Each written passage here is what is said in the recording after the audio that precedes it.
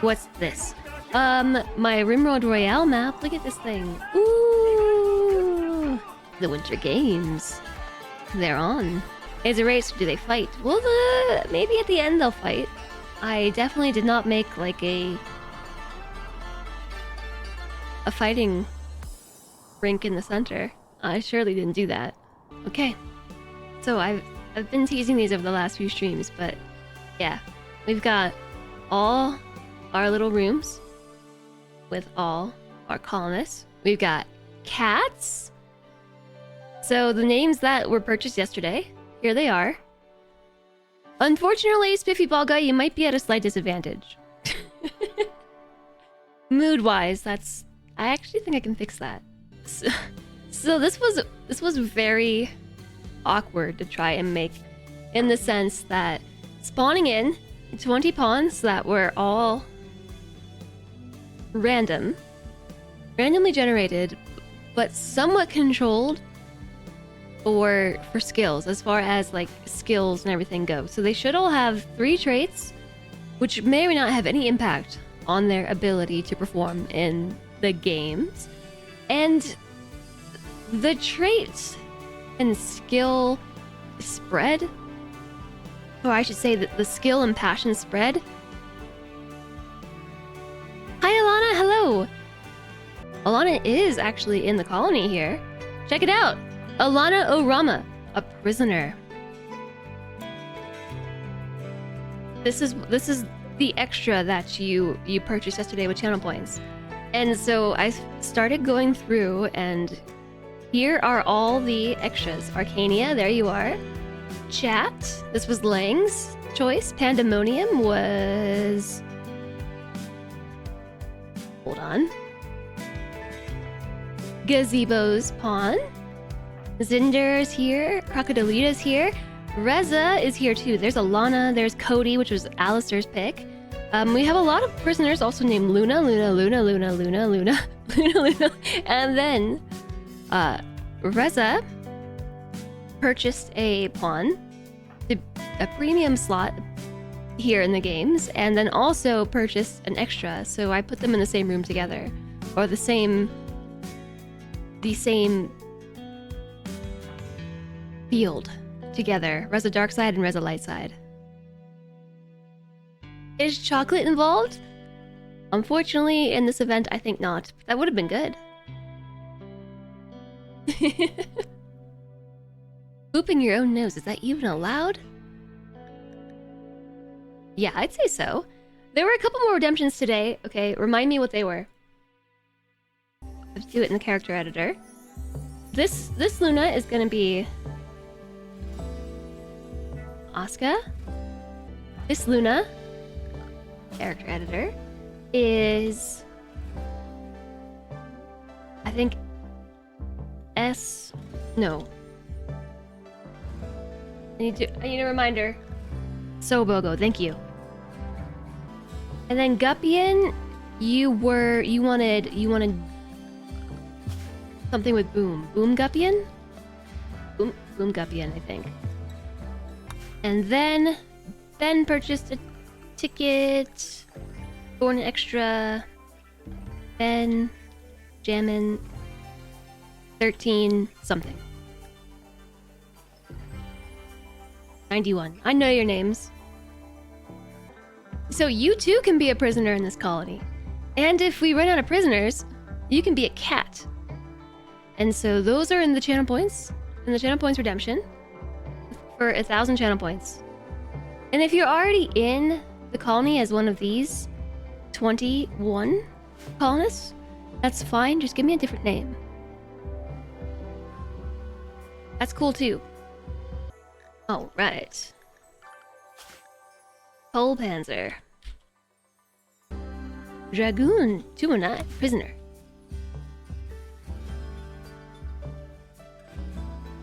As a teacher, you feel a lot of copy pasting has been done on this project.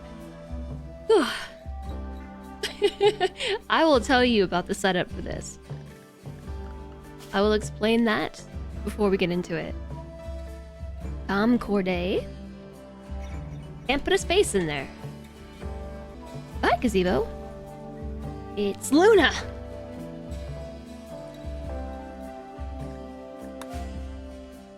Okay, let's see. We still have 1, 2, 3. We have 4 more prisoners. 5 more prisoners. You haven't missed anyone. It's a 21-way tie. Yes, last night I went through and I named everybody who purchased a premium ticket at the high price of 50,000 channel points, and then 40,000, and then 30,000, and then 20,000 as the day went on, plus Salentre. Salentre was just allowed to join because he helped me build this and devise the event. So he has this cool pink hair, pink beard thing going on. At the end of the day, chat's winning, and hopefully Jess too. This was so much more work than I thought it was going to be. It took so much more work. I don't even have an estimation of how long I've worked on this. But between me and Salentre, probably like 20 hours, 30 hours. Which seemed like it shouldn't have been this much. To be fair, Salentre did try to spend points. Yeah, but he put a lot of time into helping me with this, so I thought that he got a colonist for free. So basically, the way that this was created, while you all get your names in here if you'd like to join, we have 5 more prisoners, and then from there, we have a ton of cats. So like we can start naming kitty cats. Once they're tamed, you can see that we have orders for taming kitty cats, and I'll explain that in a minute. So what I did was I went into the character creator, the character editor, I mean, and created one colonist who I then cloned 21 times, 20 times actually. I created one colonist. It was actually Undeserved Capybara, who they were the first person who spawned in with tribal wear, and that was it. It took me far too long to figure out how to remove clothes and things from the colonists, or from the character creator menu. It doesn't make any sense to me, this mod. But so I made one person, and then started rolling traits and everything, rolled skills, and then I cloned them. So like you can go up here, you can clone, and then I just kept re-rolling until everybody had 3 traits. Like, so everyone here should have 3 traits, and they didn't have just completely bonkers broken skills. Because character creator is a little ridiculous. And it tries to make the most absurd pawns, like 10 traits. Oh, wrong button. 2D squared. And like all the skills with like mega passions and stuff. So that was the thing. That took a while. Character editor has a bit of a learning curve, but you prefer to prepare carefully. Well, so now that I've figured it out, couple passions, half the skills. Why not? I tried to keep it somewhat even so that everyone had like 2 to 4 burning passions and just a handful of minor passions, and some people have more than others, and that's because it took me like 30 rolls to even get the traits to come out correctly, and then 30 rolls to even get like the skills to come out correctly. So once they showed up, not being completely absurd, I just went with it. So everybody is like, they're all kind of broken in their own way.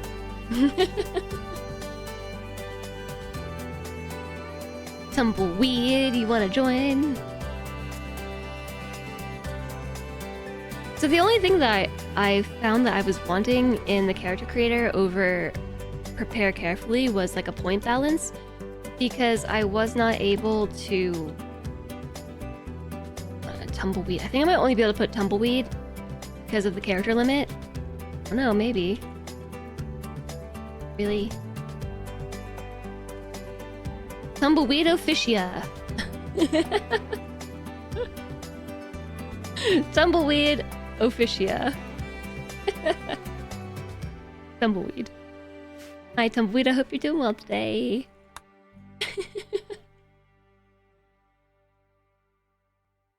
Yeah, so you can't actually like set a point limit, and it's really hard to be able to roll upon that makes sense. Like I can't say only choose 3 traits, only like 2 or 3 passions, that sort of thing. Like you just have to roll until you get what you like.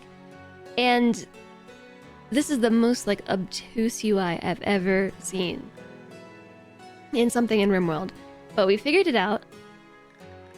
And so I just like cloned people until we got the whole group. And then by the time I was done, I figured out how to add clothing and take clothing away from people. It should be so much easier than it is. It really should be. But that's alright. So then, we've got prisoners here, you know? And I wanted everyone to be on... I wanted everything else to be controlled. So that the only difference between all of this was the colonists themselves. So for that, I did actually clone the prisoners. Like one single prisoner, Luna, if you would have guessed. Luna cloned him 21 times. Which in and of itself, getting them to become a prisoner was a bit of a hassle and a workaround, so they are all technically colonists as well, but captured colonists. And I'm not really sure how that's going to impact things. It shouldn't really make too much of a difference. But yeah, they are all captured colonists with 20 resistance, and the goal is to reduce their resistance. And then we have kitty cats. We got kitty cats, and this is all the exact same cat. Cat number 5, Wild Stray. Okay, just ignore the name difference, but they should all be strays, all available for taming, all the same health, and the same food level. And the colonists should mostly be that way too. Using Character Editor, you can set their needs and everything to being a certain level, so their moods vary slightly, between like 40 to 50%, but, well, Alistair's really happy because you're sanguine. Look at this. See, Alistair's got a bonus. When do we start? I don't know. We're just working on it. We're going through the rules. We're talking about the setup of the event right now. But technically, we've already started. And we're letting people get their names in.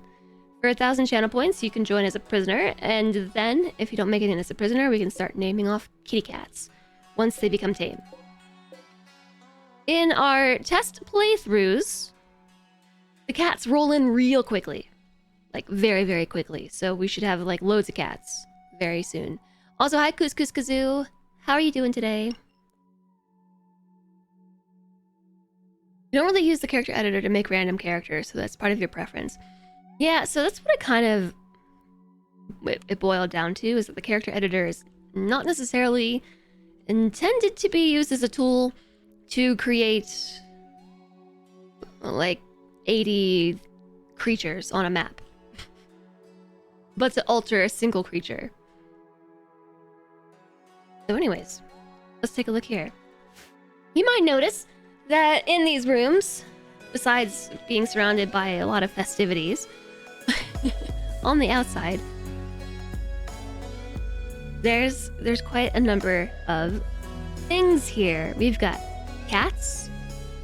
From left to right, we've got cats. We have some fully grown heal root that needs harvesting. We've got a prisoner, oddly, who are bedridden with muscle parasites and paralytic aphasia. I wonder why. We've got a stove in here with like some cooking bills and some food. We've got a slot of steel for mining and a long-range mineral scanner. We've got a mortar, oddly, some crafting materials, and some crafting spaces, along with some furniture that hasn't been built yet. Odd. I wonder what that's for. Let's see. Sanguine. It's a permanent mood effect. It's actually kind of OP for this. Like I said, I rolled traits until I got 3. There were a couple that I excluded, like Pyromaniac, Volatile, and Very Neurotic, because those were like very clearly disadvantages. Because somebody didn't put any fire foam in here. There's no fire foam. Alistair might be OP. It's... If your trait helps, it helps. I got rid of the ones that are gonna obviously hurt. And if there's some that we overlooked, we can just like character edit it real quick. You don't mind being OP.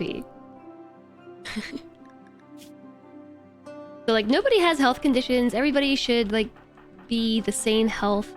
I don't think the age really matters.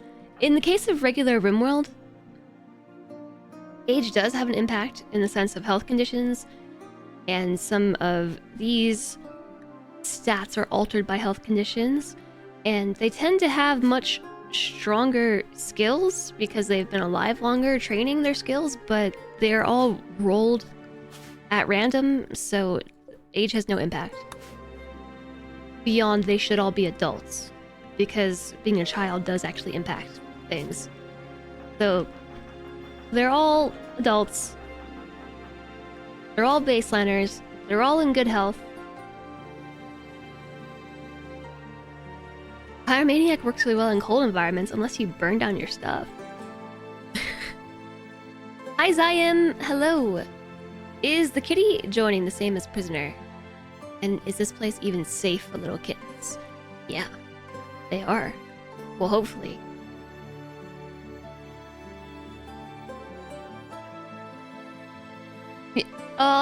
I'm glad that you like it, Undeserved Capybara. I missed your message.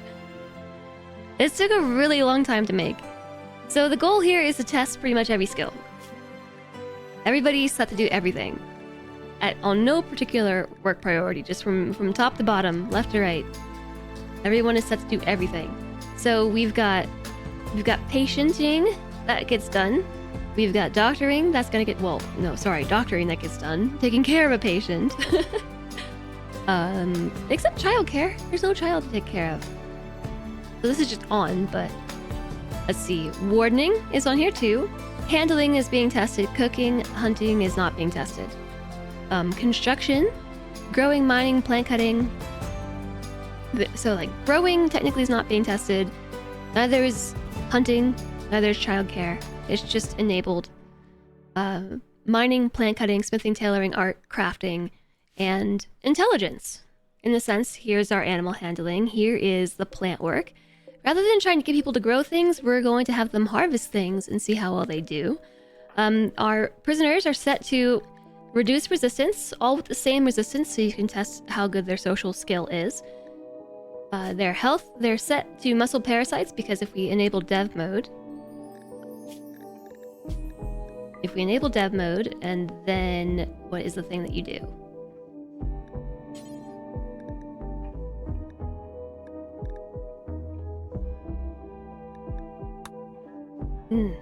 I got Slentre whispering in my ear.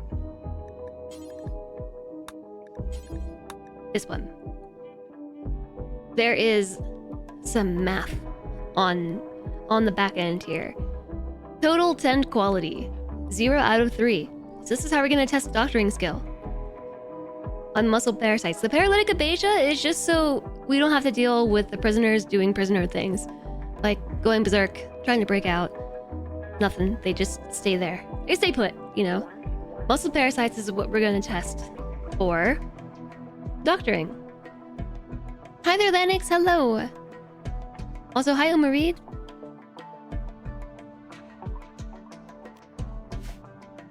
Cooking? Hold the thought on that one. I still don't know what the deal is with cooking. Cilantro is supposed to figure that out.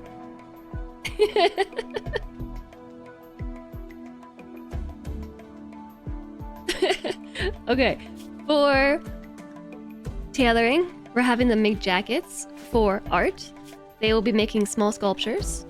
For smithing, they're gonna make knives. And this may or may not be the clothes that they are, and the weapons that they're going to make to take to their test of melee skill, which is going to be at the end. This is going to be at the end. This is just designed for aesthetics. There's nothing here that is actually intentionally supposed to help or hurt colonists when they go fight each other. We're just gonna set them all berserk and see who's like the last person standing. There's your battle royale. And so we got long-range mineral scanner, which is going to be a test of intellect based on progress to guaranteed find.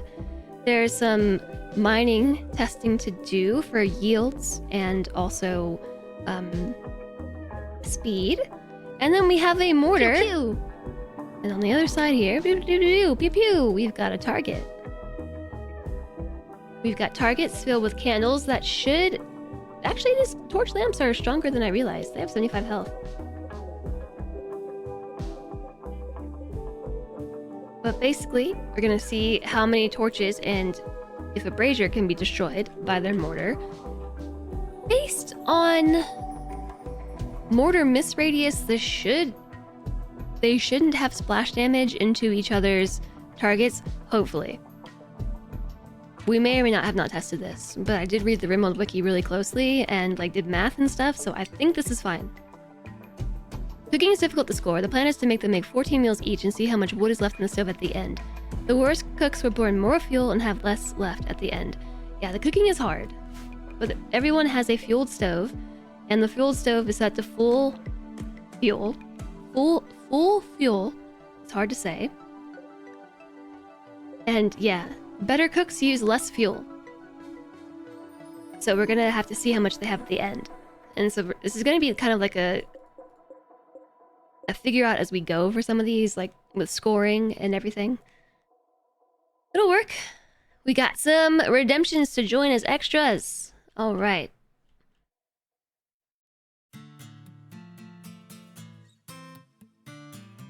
Luna. JHTDW.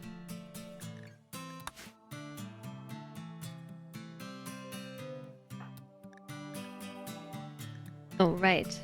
Then we've got Lanix 7. Nice to see you, Lanix, by the way. Also, I think I saw Zyam in here. Hello, Zyam. I hope you're well. Hi, Progener. Where's the Sympacam today? Is he here? There's no cat. No cat on tree. Hunger Games, but staffed by prisoners. It's a whole lot of things. I'm not really sure how to classify it. This is why I was saying it's not really a battle royale. It's not really Hunger Games. It's not really the Squid Games. It's not really the Olympics. It's just the Winter RimWorld Games. It's the Rim Royale.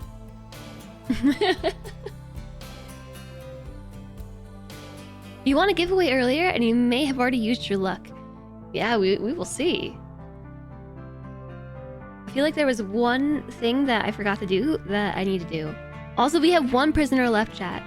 If anybody wants to redeem this last prisoner, you gotta be quick with the channel points. I thought I was creating a new battle cry for chat.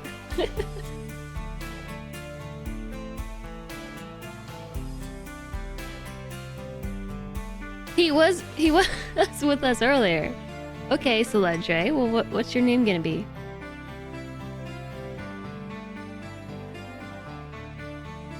But you're already in a Soledre. Oh my gosh. He wants to be in as Solentre lowercase. But did anyone ever tell Solentre that RimWorld Pawns don't have lowercase names? So we're gonna make this Solentre. Yeah, whatever. Yeah, we can't have a lowercase pawn. Pawns don't have lowercase names in RimWorld. So I just made this Solentre. Solentre, and your prisoner Solentre. Yes, he can talk to me not in chat. Okay, so here's where I'm going to put everybody else on the docket for names as redemptions come in. Lennox, thank you for the posture check. Also the wrist stretch, thank you very much. I see a redemption to pet the kitty. I did pet the kitty earlier. That counts, right? That totally counts. Not a real, not a cat or a rabbit. Not at all. Okay, so I'm a little bit nervous to hit start because I feel like everything is gonna go wrong real quick. I feel like it's gonna go wrong very fast, and that there's something I'm overlooking that I'm supposed to do. We have all the bills set. I'm really nervous. I'm nervous. Isn't that part of the fun? Yeah. It also gets really laggy. It gets really, really laggy. We can always fix it in post. Save with the updated names. I've got my manager, you know, my Battle Royale game show manager whispering in my ear. We have 3 backups. We have RimWorld Royale and RimWorld Royale Backup 2. And also RimWorld Royale Backup. So what I will tell you is since all of their work assignments are equal across the board, when we eventually unpause, they are all going to rush straight to their prisoners to take care of the tending. And it's really, really, really fun to watch. Right now, they're all drafted. They're all drafted in their rooms, and they, like, bust out of there. They just bust out of there like horses out of the gate. Did we review scoring? I mean, I talked about it. Like, did you want to show the spreadsheet? We can show it later. I think I'm ready to go. I kind of went over it. He says he wants me to show you all the spreadsheets so you can see the math behind the scoring. But I did say that like we're testing doctoring skill and stuff and things. I think we're good, right, chat?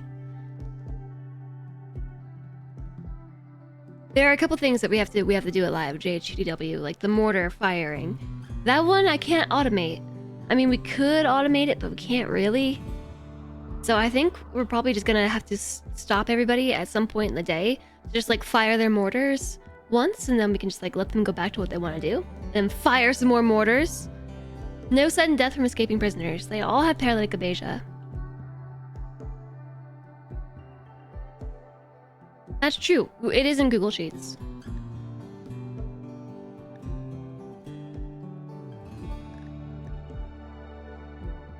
Okay.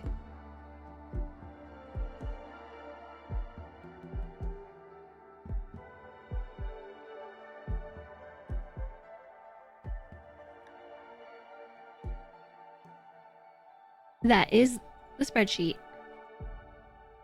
with the scoring. And welcome back, Utopian. You have no idea what's going on. Well, you're here just in time because we're just about to go. We've finished naming all the remaining prisoners, and now we just have cats that are going to need names. Lots of cats. And I was showing off our little. It's not a prison cell. It's a game field. I was showing off our game field. And the cats have a lot of kibble. Oh, I just remembered something I did forget to do.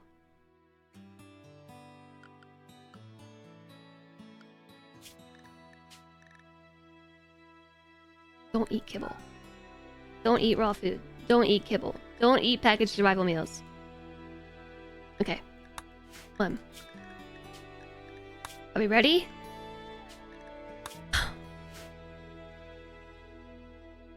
I'd be lying if I said it wasn't. If I wasn't nervous. If this iteration doesn't work, we know what to change. Prisoner volition. It's all the same prisoners, so like they should have at the very least the same volition, right? They have very good social, which may or may not help. I don't know.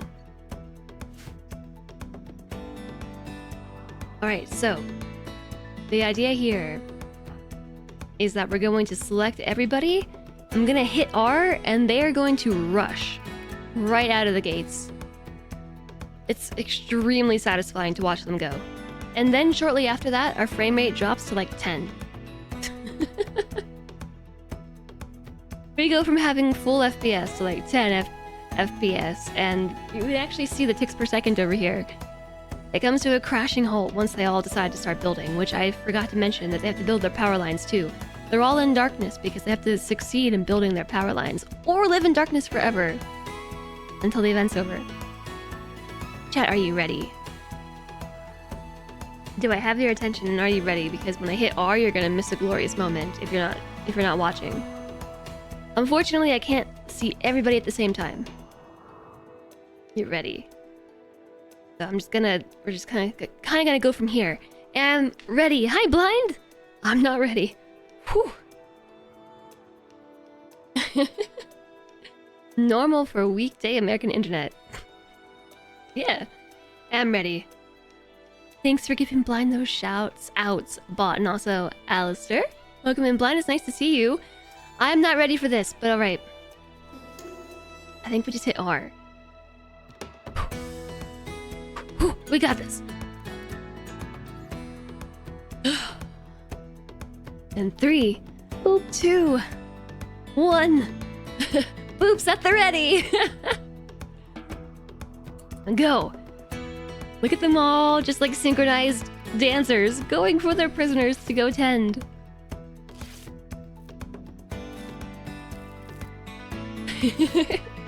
Just across the board, so this is where we're gonna see our better doctors. Our better doctors are already going to shine here. JP Ball Guy is nearly done with the tending. You're so excited! Muscle parasites tended 9.5%. And we might be doing some prisoner chatting too. Top tier.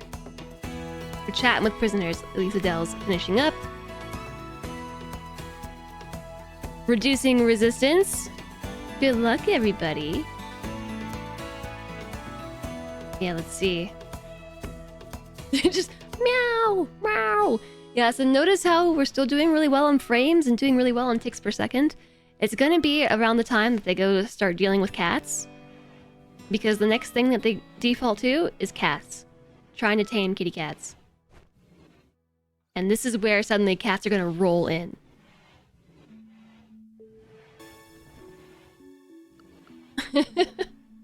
We're gonna have lots of cats. Tame failed. Kitty go-go. Alright, Alistair successfully tamed a cat. Guppian successfully tamed a cat. TX, Spiffy, Bugga, Gazebo, all successfully tamed cats. Alright.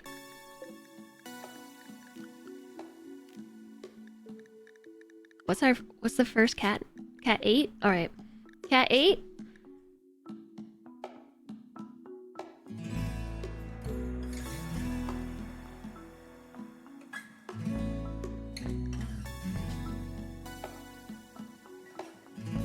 Kazoo. You're in. If you would like to be a cat...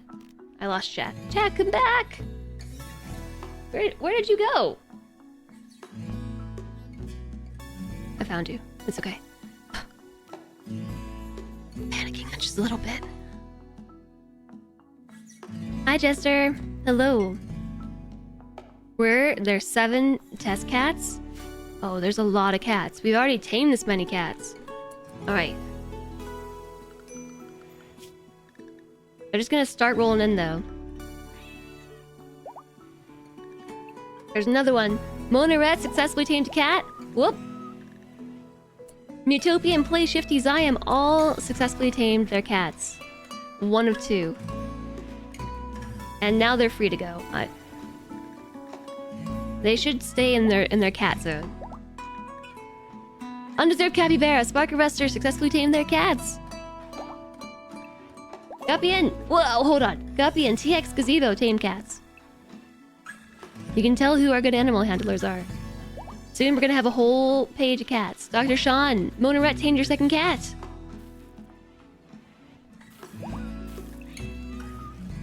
FG successfully tamed a cat. They might move from one house to the other. No, they can't. We blocked the door. We thought about this.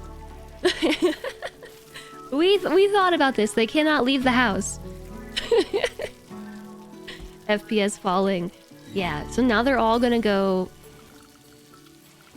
start cooking their meals in darkness.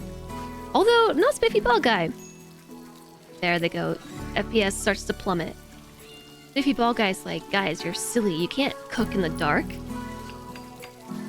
You're all gonna get food poisoning. I'm gonna finish my lights first. Identical houses? Yeah, they all have identical houses. With identical prisoners and identical cats and identical bills.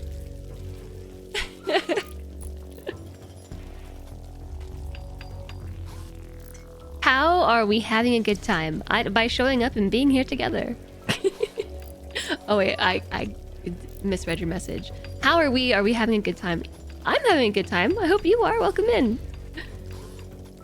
You've joined us here together having a good time. It's an interesting game, right? Is yours the messiest? Monaret, probably because you've tamed both of your cats already. Is your colonist. Yeah, here we go. 15 frames. Theoretically, this is gonna improve in a little bit once they all stop building. In our tests, it did come to a crashing halt during this phase. Here, Team Elisa Della, as you will die without help. How is your colonist doing? Building a table. Oh, George. Let's see. George has got a bed up. It's a normal quality bed. Chat, if you want to see the scoring spreadsheet, here you go. George has got a normal quality bed built. Let's see. Lang built a bed too. Normal quality. TX is working on it. Again, everyone's building beds in darkness. If there was one thing that I would change, is that I would have their initial building projects done in light.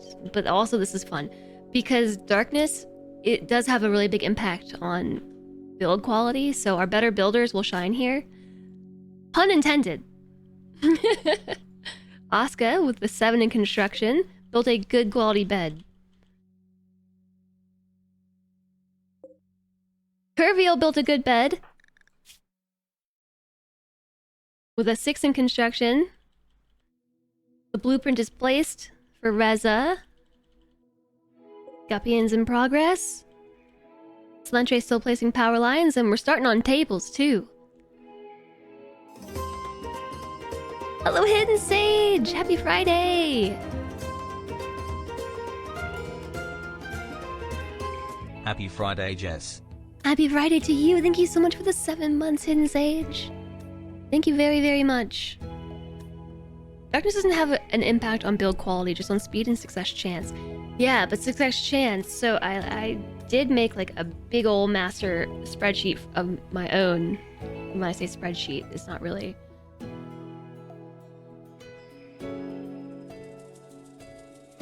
about build quality. So, let's see, base speed...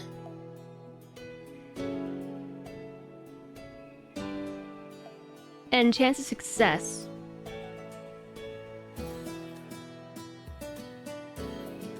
I believe are influenced by sight and also manipulation. But the thing is, there's not enough resources here for them to have a second try. If they fail at their bed, they might not have a bed. It depends on... Oh, TX botched construction. You might not have a bed. 45 wood. No table, TX? Oh no. Oh no. Rip.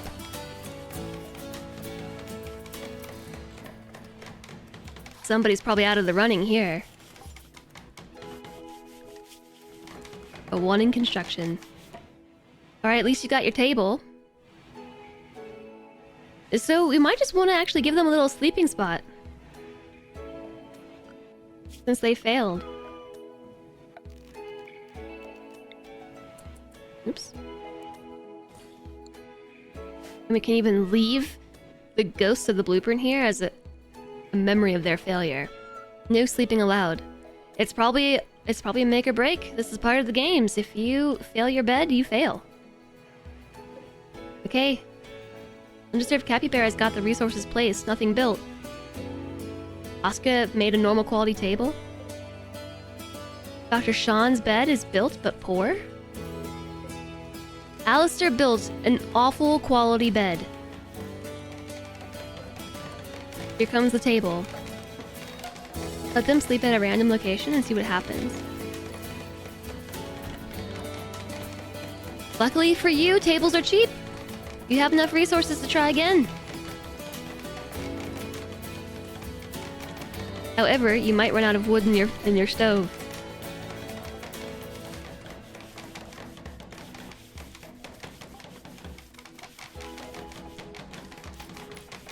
You got it. It's poor, but you got a table. No 8 without a table for you. Oh my gosh, 9 FPS. I gotta pause for a second just so I can scroll through and see what everyone's got. J-Saw, good quality bed. Normal quality table.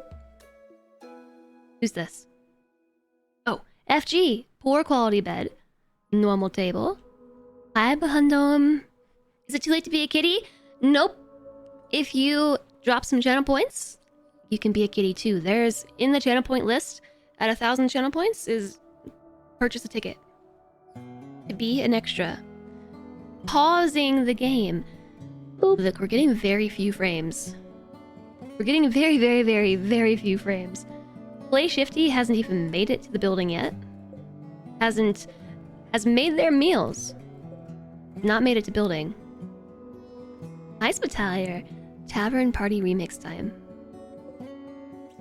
Curvial with a good bed, normal quality table. Do do do do do do do do do do do do do.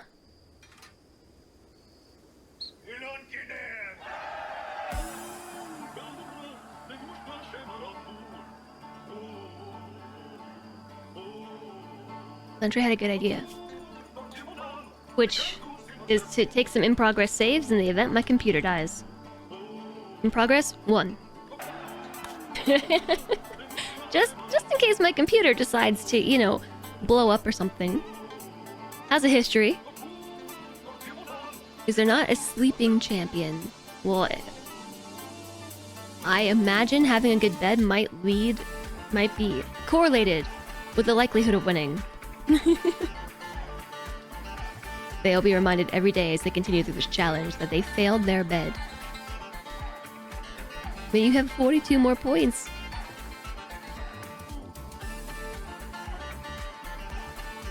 Actually, chat had a really brilliant idea yesterday, which was basically to create a gamba, have everyone who has extra points, if they wanted to donate points, like gamba on option 1, and everyone who needed points gamba'd on option 2. So we had like 1 million channel points get dispersed amongst like 11 or 12 chatters yesterday. It was pretty cool. That was brilliant. I never thought of that before.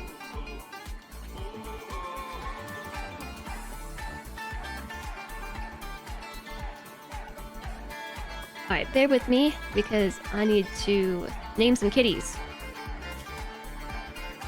Alright, cat number 1.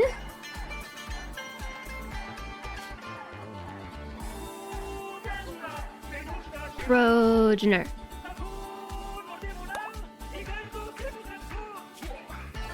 Cat number 3.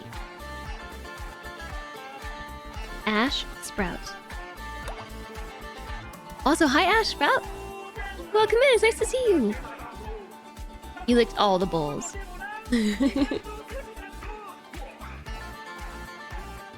So all the cats are carbon copies of themselves, so the exact same cat.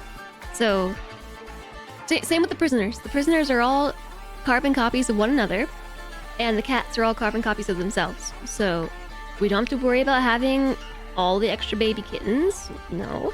We also don't have to worry about certain cats being healthier than others. Cilantro and I tried to control for as many things as we possibly could.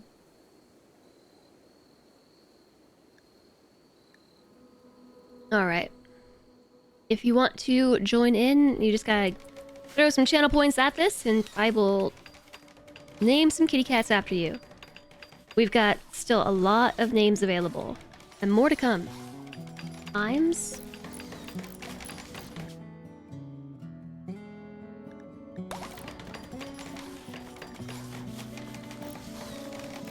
Hi, Dragon of Frost!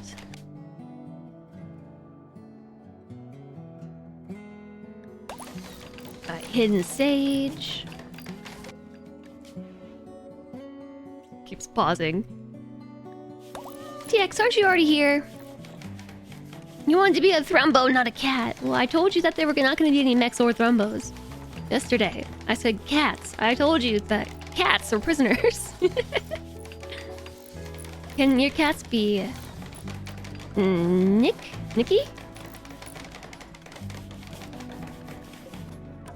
Okay, hold on. Nikki.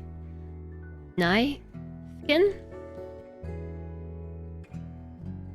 Nikki?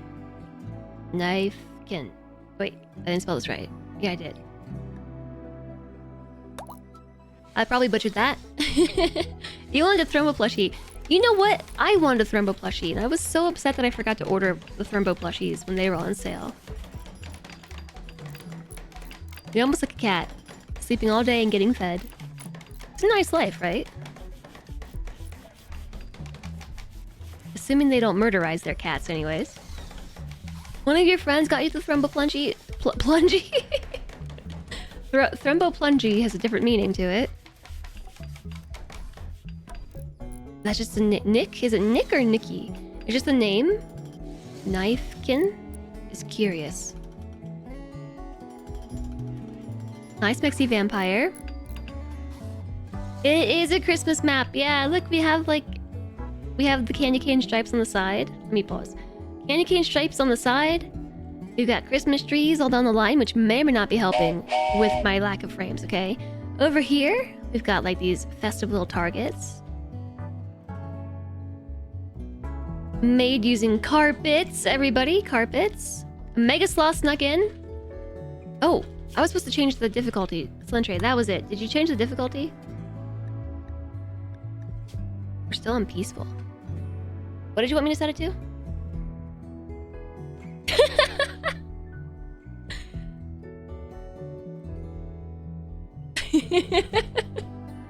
He just face-palmed and walked away. He was telling me last night while I was really tired, okay? Just set the game to strive to survive and to turn off major events.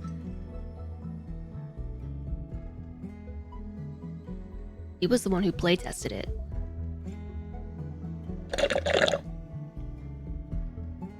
Versus Evil is being shut down by Tiny Build, and the whole staff was laid off right before the holidays. The game that they're publishing just tweeted a few hours ago about how happy they are to be working with them.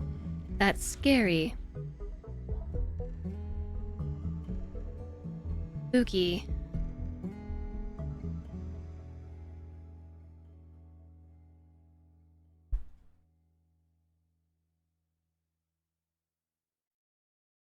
So, okay. We were supposed to change the storyteller settings to not being on peaceful because that actually affects yields. So we could leave it. Nobody's mined yet.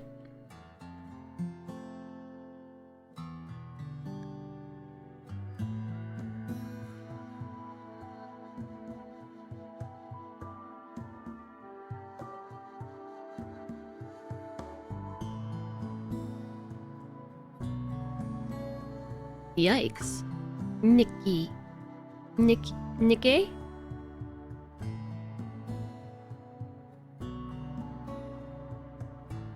That's super sad and weird.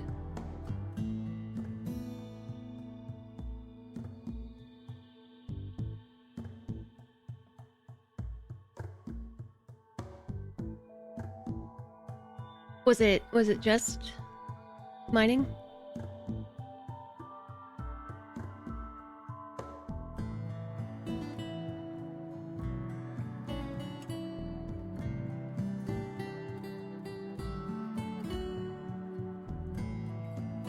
So basically what you're saying is if we change it now, it doesn't matter? So Lentray says we should be able to change this now. Just strive to survive, and it should not affect too much. But we do need to turn off major threats.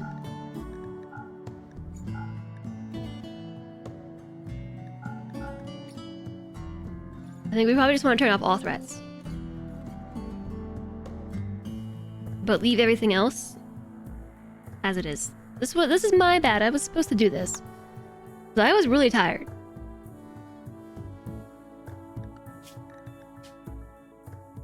We're gonna call this in progress 2. I was distracted by that. Are we caught up on names? Remember how before I started, I said that there was something I'm forgetting to do? That was it. I knew I was forgetting something. That's the only versus evil game you have. Yeah, I'm like super curious in this news, but I can only handle so much right now. Off to get your blood taken, good luck. Why didn't he tell me before I was tired? The better question is, why didn't he do it when he was playtesting? Yeah, speaking of blood testing, thanks for reminding me, schedule lab work. I still have to do that.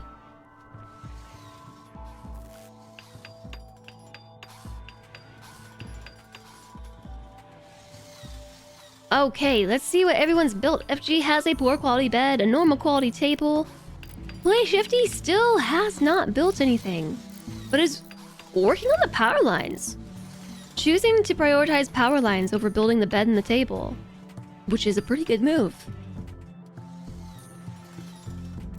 Curviel's built some power lines. So oh look, FG lost some steel. Oh sorry, that's Zyam. Zyam lost some steel outside the Christmas tree. Whoa, Curviel's lights just went on. Our first light. Our first light just went on. No! So did Zyam's light. Zyam's got bedroom light and kitchen light. Our lights are going on. FG's lights! JSOG has some lights! Oh right, look at this! Undeserved Capybara's got their lights on. Almost all of them except this little section here. Spark Arrester's lights are up. George's lights are up. You have blue hair. What about temperature control? I did not set up any temperature control. They are in a map with year-round growing though, so their temperatures, unless there's a cold snap, should be dealable. And if they're not, we can probably dev mode some temperature changes. You blue hair.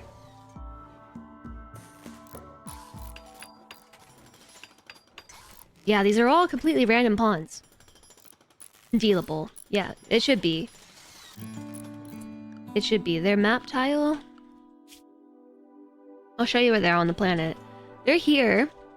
Happy Holidays is the name of our colony. It's year-round growing. The average temperature is 70 Fahrenheit to 90 Fahrenheit-ish.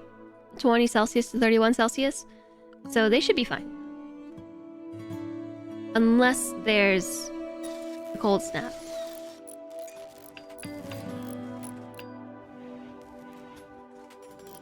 Yeah, we could already score on construction. I'm just gonna wait for everybody to finish up, though, before we start taking scores for that. Although Silentre finished everything. With your skill of 5 in construction, but a burning passion, probably led to some pretty good moods while building all of this. Pawns with burning passions feel really happy when they're working on things that utilize their passions.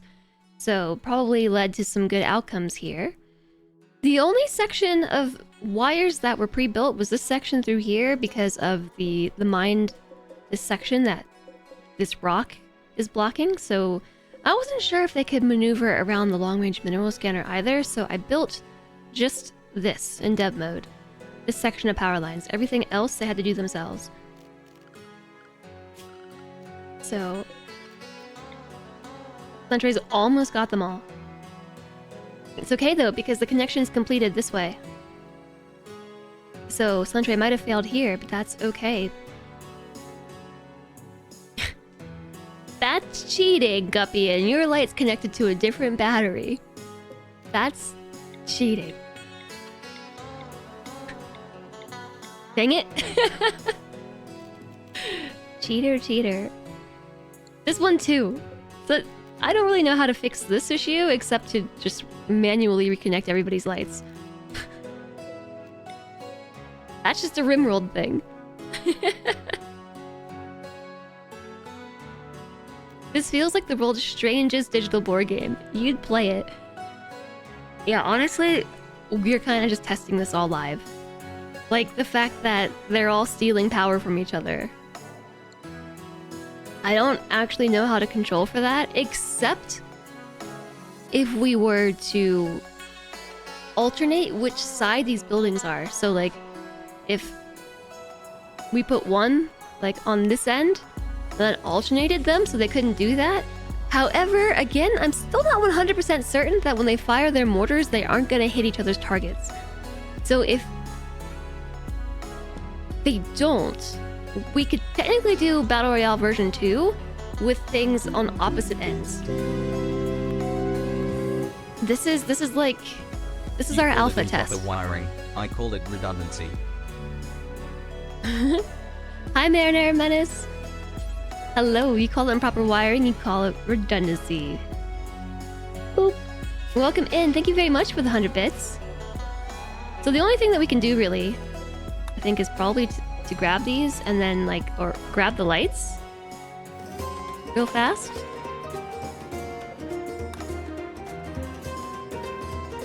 I'm trying to grab the light. Like similar. Make sure they're all connected to themselves, not each other's power. He says it's gonna get dicey. I think we can do it. I know. Anonymous, thanks for the gift sub! And Linux, thank you as well! Chenga. Choo choo. The hype train has left the station. Suddenly there's a hype train. Chat. This is how you distract me into not getting this done today. I think that actually just worked. I'm fairly certain that just worked. Choo-choo! Sparkerbuster, thank you for the 100 bits! Thank you, Metaramis, thank you, Sparkerbuster, and Anonymous, and Lennox, thank you for the gift subs. To Travis, and extra credits! Thank you! Maybe next time, drop 1 or 2 players from it and push the buildings further apart. Yeah. Maybe. I just wanted as many people as possible. It's a little dicey. I lit the sub signal. You lit the sub signal! You did! Thank you for the 100 bits, Marinara Menace. Thank you very much.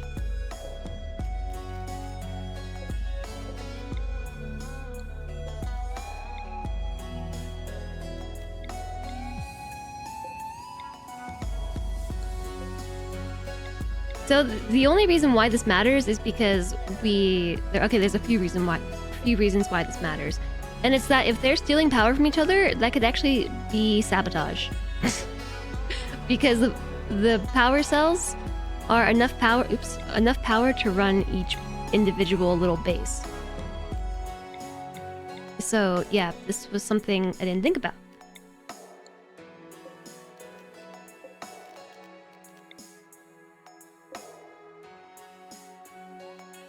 If we build one power line with a dev so I can connect to it, we can force it as we want for next. It's working, amazing work so far. Thank you.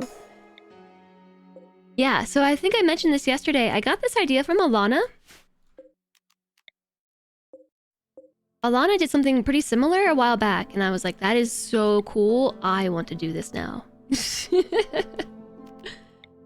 And so a lot of this is inspiration, like from Alana's event.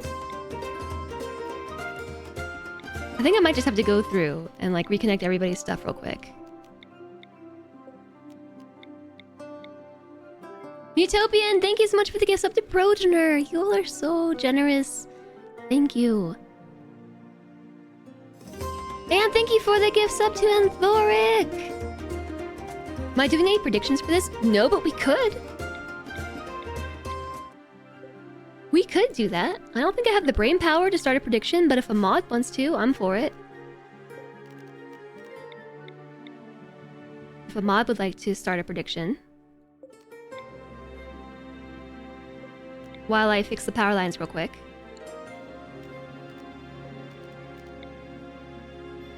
My vassal!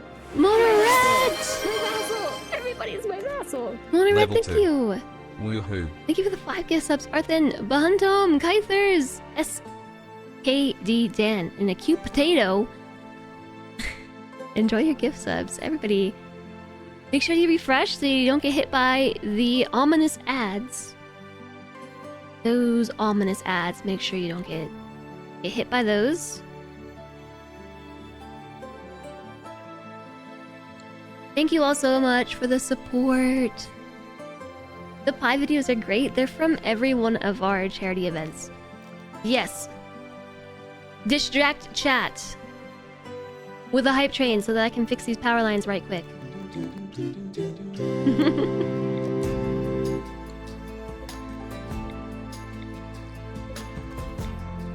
Holiday choo choo.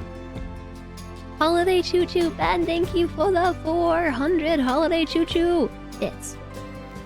Oops. You are very sweet.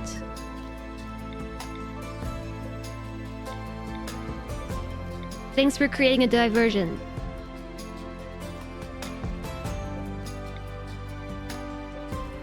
Okay. So now we fixed 5. My vassal! Everybody's my vassal! We Level fixed 3. Wowie. We fixed 5 of these. I just have to... I think... Theoretically, I could go like this and then reconnect them all. And then go like Jez shrug. that. No, and then go like... this.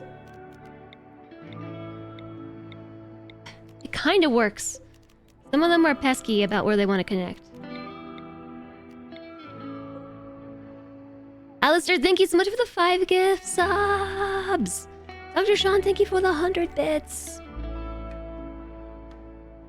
Drools and Aimless Geeks and Hibbledy Bibble Galactic. Nero Blocks, enjoy your subscriptions!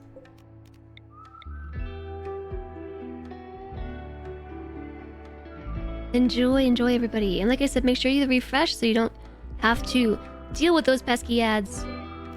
Enjoy your emotes.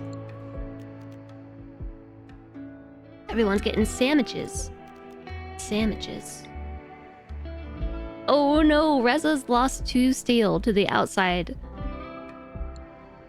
Okay, this is working. It just is time consuming. No. Okay, so these ones are trying to default connect to the other house because there's no power here. Zion is straight up sabotaging. Straight up sabotage over here.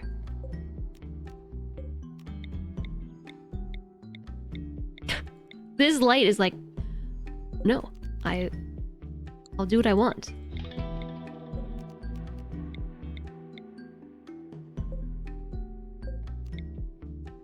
Alright, we're gonna have to go back through and fix Zayam's house in a bit. Now you're hungry. You lost track of what's going on. Me too. So basically, something that I didn't think about. There's a lot of little elements to control for with this. Something I hadn't considered is that the power lines are doing what they want. And so they're connecting to each other's power situations. And so the reason why that's not cool is because, for one, if they fail their building,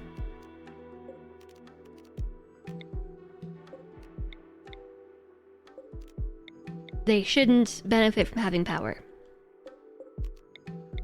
And two, there actually is not necessarily enough power for them to share. Runs to catch the train. Runs to catch the train. TX, thanks for the 100 bits! I don't... There's a prediction in the way. I can't see the hype train. Is the hype train still going? It's a level 4 hype train? So it'd be level 3? Okay, perfect. That means that I can still get my level 3 emote. I want my emotes, chat. Thank you for the 100 bits. Everybody, thank you so much for the support. And like I said, causing a diversion. Whilst I fix this oversight.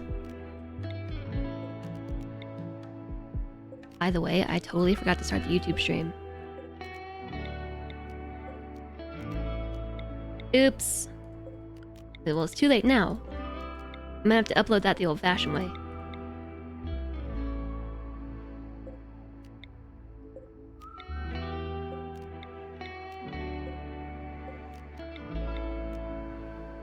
Whoops. Look, I'm being serious when I say I only have like so much bandwidth, okay? Setting this event up took so much brain power.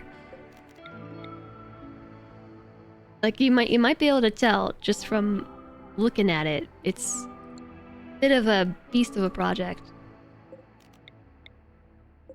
Didn't I already do this? Didn't we already go through JSOG's power lines? Why are you still all connected? This one.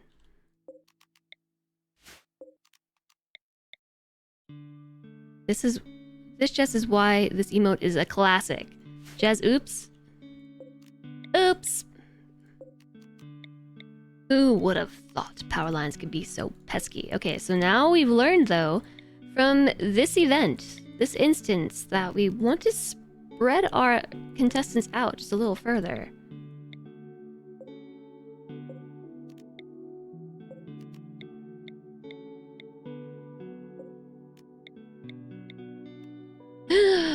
A level 3 hype train emote. I finally got one! Yay, chat. Thank you so much for the support.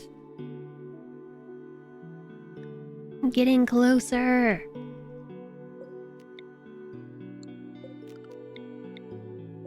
Thank you for all the subs, the resubs, oopsies, the gift subs. You're also amazing.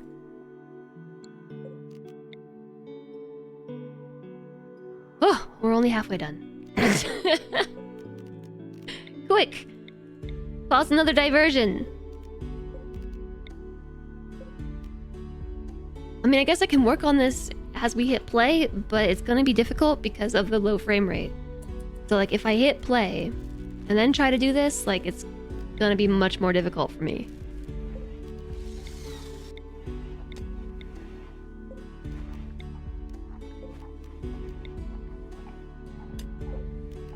And I also can't shoutcast what's happening. So, yeah, I'm just gonna pause.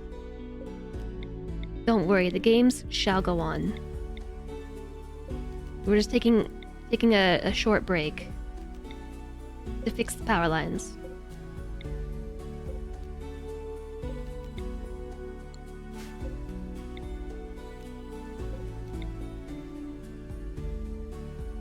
So there's still some concerns over a handful of rooms.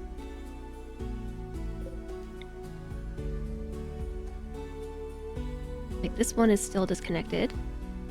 Or we could put one long power conduit just behind the lights, otherwise the lights would connect to conduits on either side of the house. But the scoring has been devised so that we score based on what they managed to build.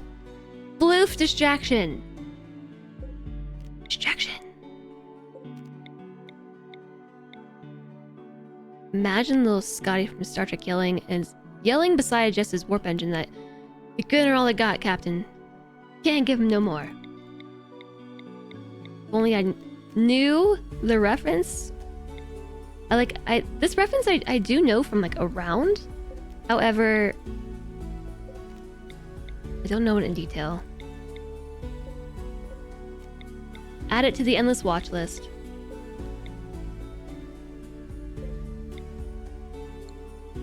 Always this one. This one is the one I forget. Let's start with that one. I actually think if I grab the walleye and select similar on like the stuff in the center, I think I can get those to reconnect properly in bulk. It's the ones on the edges that want to grab the other side.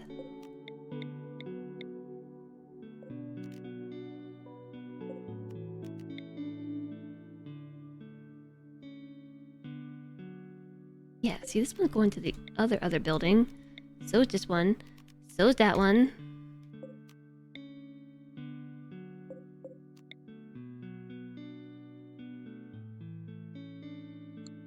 Mutopian. You sneaky sneak.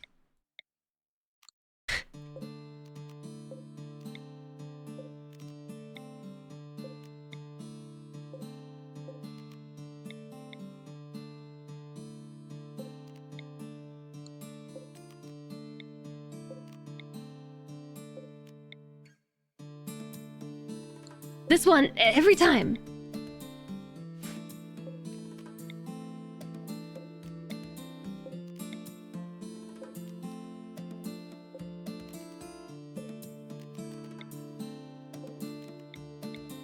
Monorette's house is actually being pretty polite and not defaulting to somebody else's. I don't know if this is random. Oops, is there a certain setting that we have to keep in mind when it comes to the light connections? Or is it just grabbing random areas, random lines?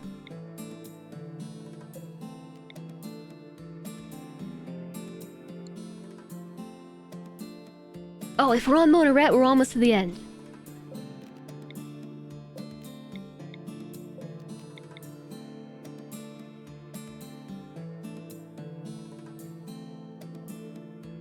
You chose the wrong team. Whoa, Spark Arrester's mining! Look at this, Spark Arrester's already on their mining task.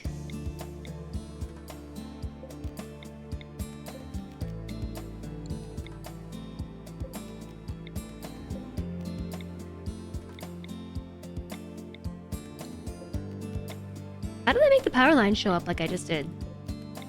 That was useful.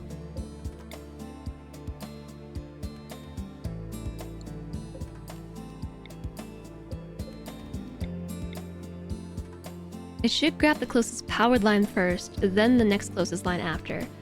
Yeah, okay, so what I vote for, assuming that the mortar thing works as intended and they don't shoot each other's targets, which may or may not be a thing that happens. According to the RimWorld wiki, like the mortar miss radius should max out around 11 tiles.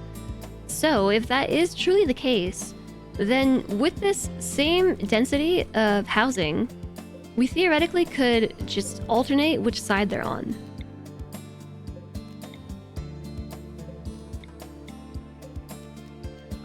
Oops, and have it not blow up anybody's house.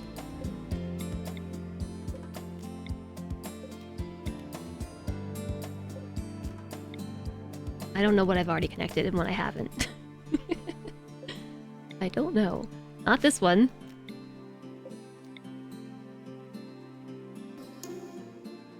Thanks very much for the follows today. Welcome, welcome. Sorry I missed a few earlier. I appreciate it. I hope you're having a great Friday. I hope you are enjoying your holidays. Finding some rest and relaxation, doing what you love. Maybe that's RimWorld. Wow, George, your house is at the top. I don't have to worry about your power lines. Up top, anyway.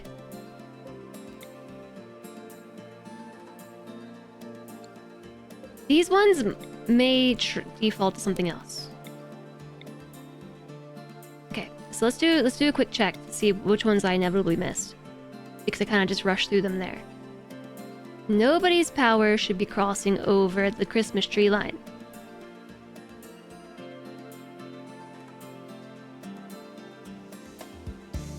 Can't say the same thing about steel. If they fail their build, the steel falls out. Oh.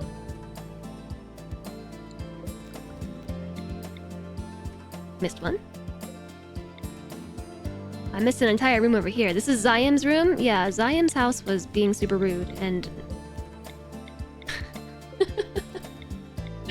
it won't connect to anything but Reza's house.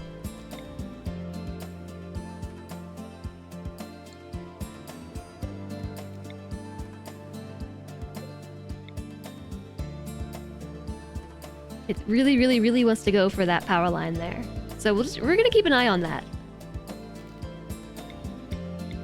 Yeah, it's...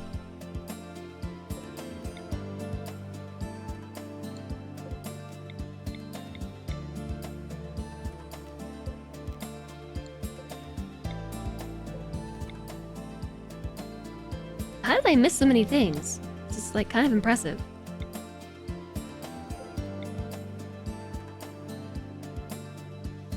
What day are we on? I have no idea. Day 1?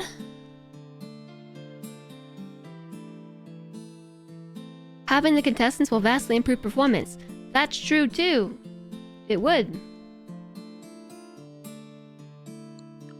Okay, we're gonna save this as in progress -3. In progress -3. Save. And just because... Again, streamer distracted. You wanted as a prop that blocks power lines. Could use that under the tree. The 3rd of April May is when we began. At 1500 hours. That's that. 3rd of April May, 1500 hours. Luckily, I got my game show manager here with me. Which team wins, red or green? Based on the carpet? I just saw your predictions. Which team is gonna win? Alright. So we're roughly halfway through the first day. Alright, here we go. We're on again. I gotta keep an eye on Zayam, because Zayam's trying to steal power. Maniacal Zayam trying to steal power. Is based on the carpet. Now you get it. Yeah, the carpet. Red carpet, green carpet. The power went out as soon as I fixed it. No lights for you.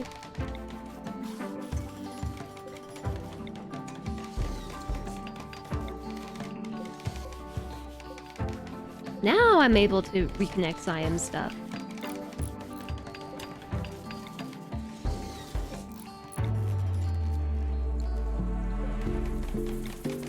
Oh, we lost lights. But now there shouldn't be much crossover. There might still be a few things that default to connecting to other power lines as they get built, but we can fix that. But the bulk of the issue is handled. I hear mining. Curveal's mining! We could actually score construction now, because they've made it to their mining tasks. Although they're still working on it. We've got our first major break risk. That's play shifty.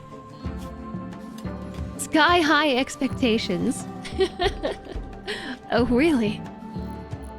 8 without a table. Uncomfortable. Darkness. Greedy for an impressive bedroom. Greedy. Greedy, greedy. Coming to get us.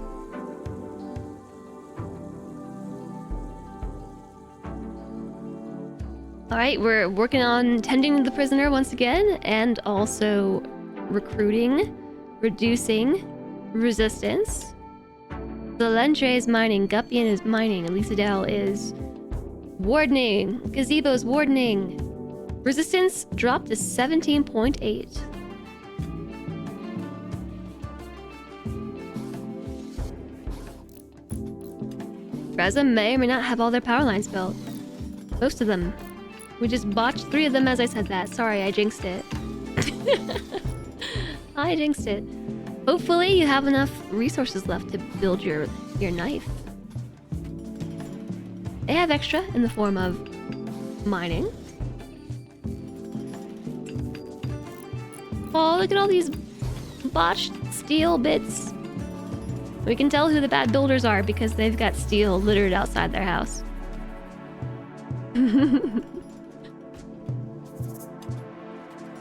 Play shifty might be our first mental break.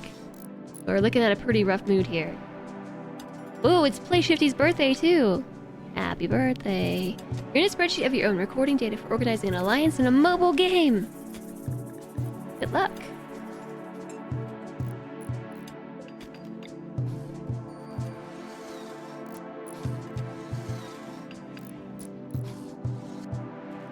Play Shifties just about got the whole power line built, and when they do, their whole house should light up.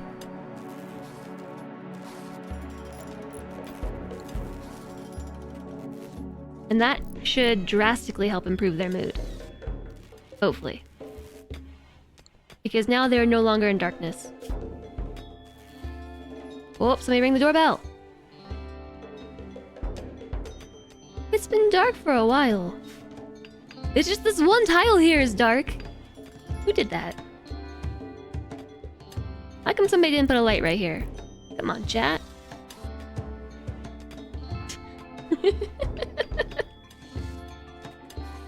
It is starting to get pretty dirty. Hold on a second. So Bogo has sporadically healed their own paralytic abasia and is walking again. There is like a really small chance that paralytic abasia can be healed. Wow!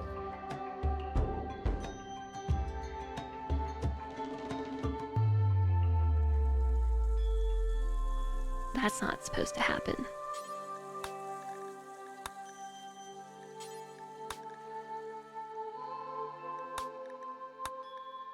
Alright, fixed.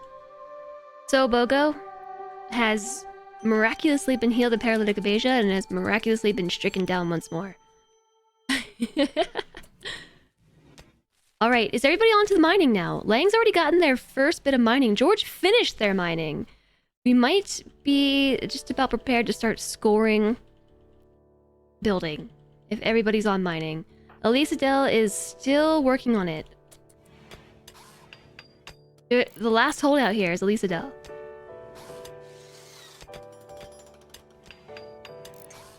Construction botched. She's trying. It's also her birthday today.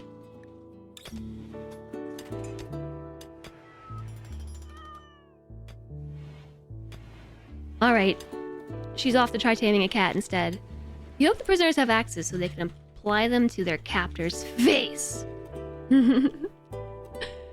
Okay, so Solantre are in charge of the scoring.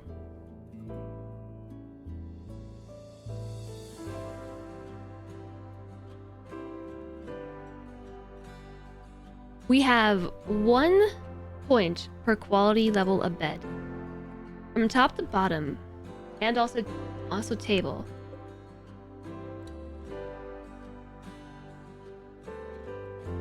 Add them up? Where's the...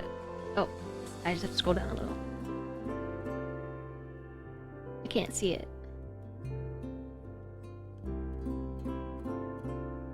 That's too small.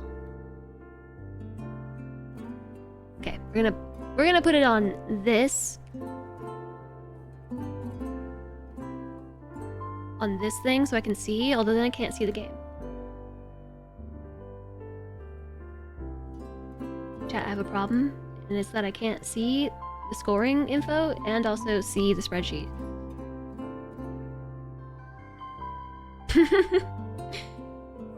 Good. Bad games, good times. Not enough screens.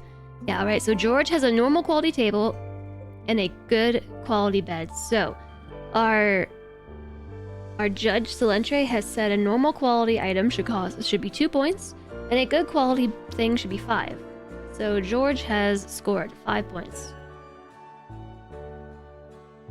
Yeah, that's what I just said.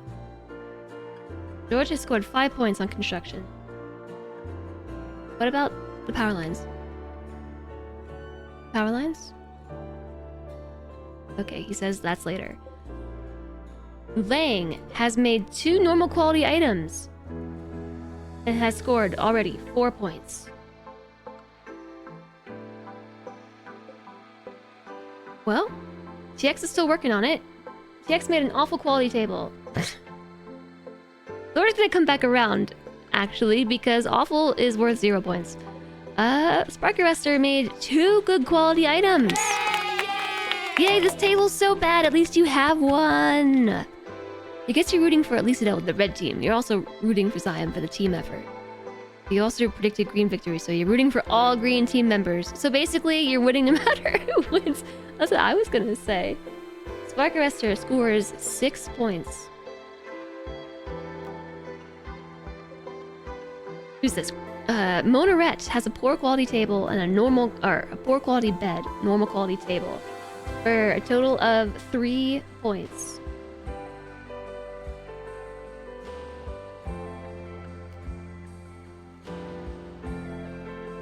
Utopian over here with normal table, normal bed, poor table.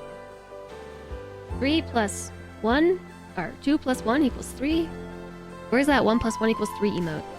Undeserved capybara. Normal bed. Excellent table. Whoa! 6 points.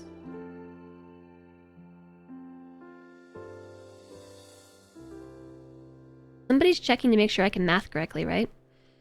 Oscar. Good quality bed. Normal table. 5 points. Dr. Sean. Poor bed, poor table. 2 points for you. Carpentry skills in shambles. Wish you had a tree to chop. Oh yeah, wait. That's TX. That's right, you're never gonna have a bed. You don't have enough resources. You don't have enough resources, so you get a 0 for that. And a 0 for... Sorry, TX, you get 0 points. You have 0 points. Sorry. No bed. I feel like we should award you negative points for failing, but... It's fine. Okay, so we're on JSOG. JSOG has a good quality bed and a normal quality table. 5 points.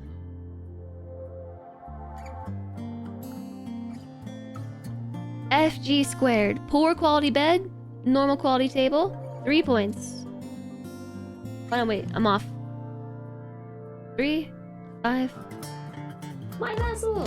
More my vassal! I skipped Alistair. Vassal! Everybody's my vassal! Everybody's my vassal! Hi, Commander Rudd! Oh my goodness, thank you for the 10 gift subs. All the vassals. Sub points. Sub goal met. Sub goal met. BG3 counter is now at 9 out of 15. I'm pretty excited. I'm like super hyped to play BG3 again.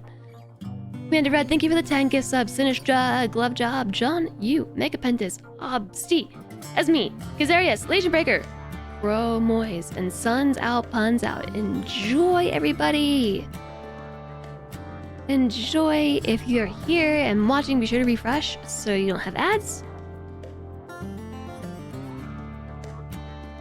Merry Christmas! Thank you! You too! You too! Happy holidays. I think I skipped Alistair in this. We score Dr. Sean with the poor and the poor tables for 2 points. Awful Alistair is 0. You get 1 point, Alistair. And then JSOG with 5. Good plus normal. FG, poor plus normal for 3.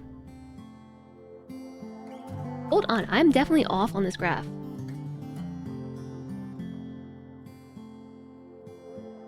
I'm having a hard time reading it.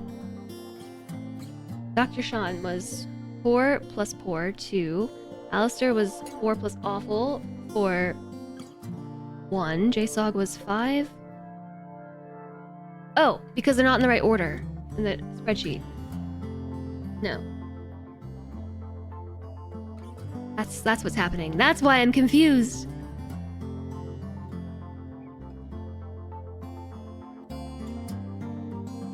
You got that?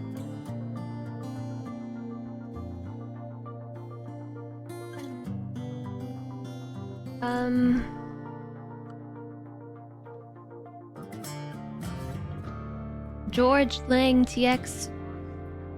They're all in the correct order up until Alistair. Or JSOG, or FG. JSOG, after JSOG should be FG. So Guppian just needs to go all the way to the bottom, between at least Adele and Solentre.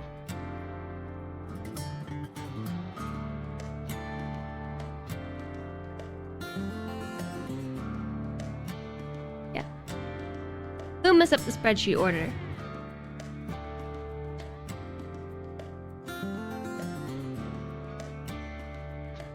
Yeah.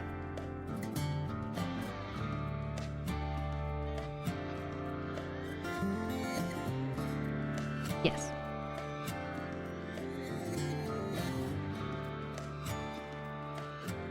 Okay, now are you in the right order? This is why we're confused. Okay. It never works right the first time. That's okay. Luckily, I have help. So, just to confirm, JSOG has 5 points. And then we're on to FG, who should have 3 points. And then Play Shifty. This is why we were confused. Awful plus awful is 0 points. Rip Play Shifty. Now, Curvial. We have good plus normal. 5 points. And we've got Zion with good and normal, also 5 points. And then we have Reza with normal and poor, which is 3 points.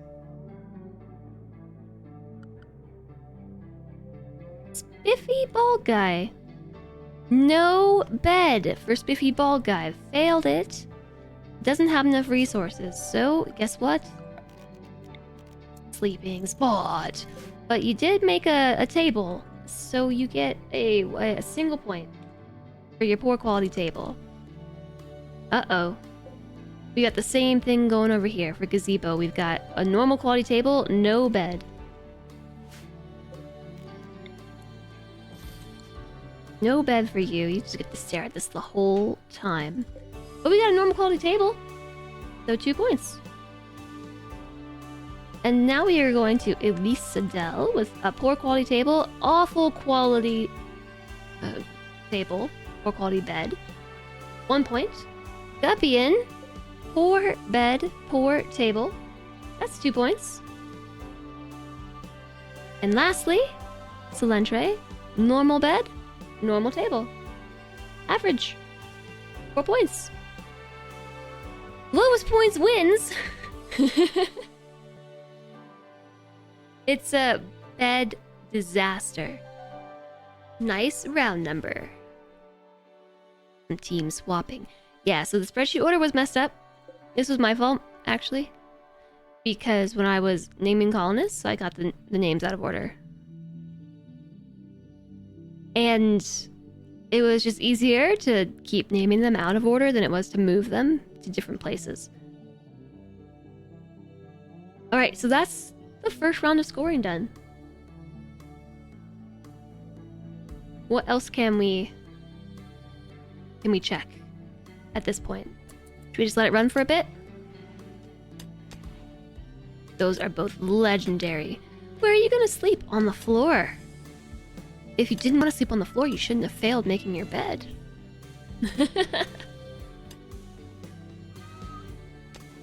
Are you predicting the correct team all this time?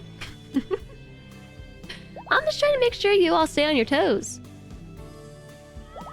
Alright, so for mining, the only thing that is being made out of steel is going to be the knife. And there's one single order here. Make knife. On the tailoring bench, there's make a jacket, and we're gonna make those out of rhino leather. On the plasteel art bench, there's make a small sculpture.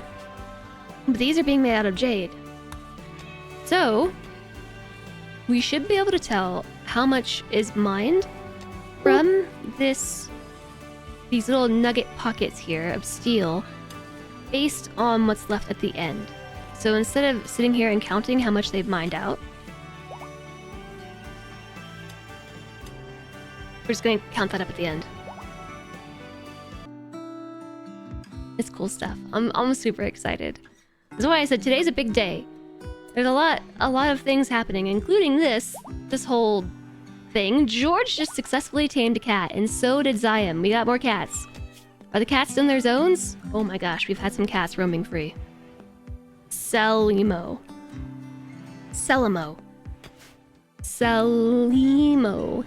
You gotta, I think, make that O a 0, and then we've got it right. Selimo. Selimo on Streamos.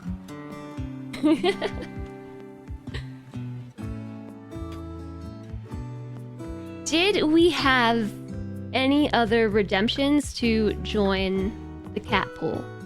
To join the cats? There was a Pet the Kitty redemption a while back. I didn't do it.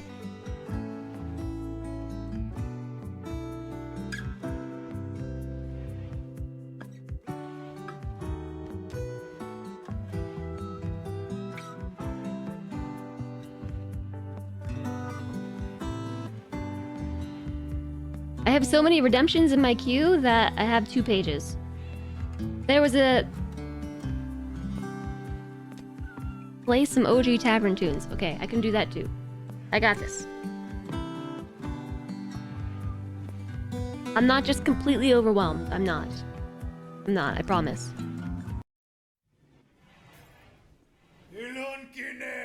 I am in no way overstimulated. Cute kitties MIA. Meow! Chat, we still have cats available for naming. We have kitty cats available for naming. If you want to hop into the event, you can spend 1,000 channel points, get your name in. We have a load of kitty cats without names. Dr. Sean is letting poor Sobogo lay on the ground. I know, we're gonna have to rescue them.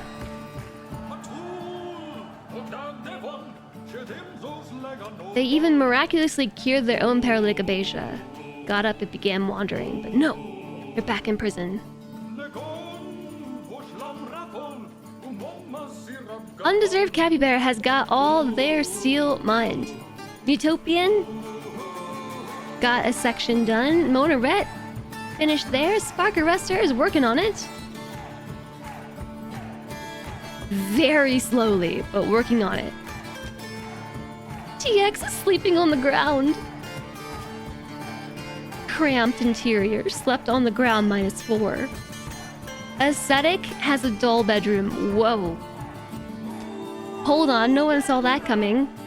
TX might have failed the bed, but it's cancelled out by them being an aesthetic. It's literally cancelled out. Nobody saw that coming. What luck. Laying over here, finished their mining. TX finished the mining. Spark Arrestor, one day will finish. This may be the day.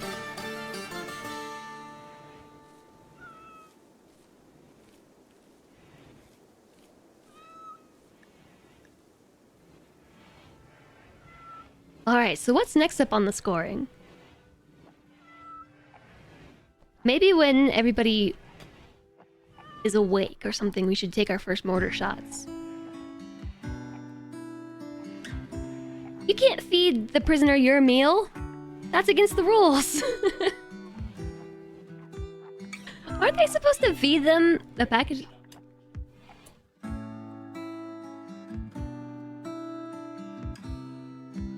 We probably could tell them to only feed them PSMs, but someone's probably already fed them meals. It's too late. It's too late. They were supposed to feed them the packaged survival meals.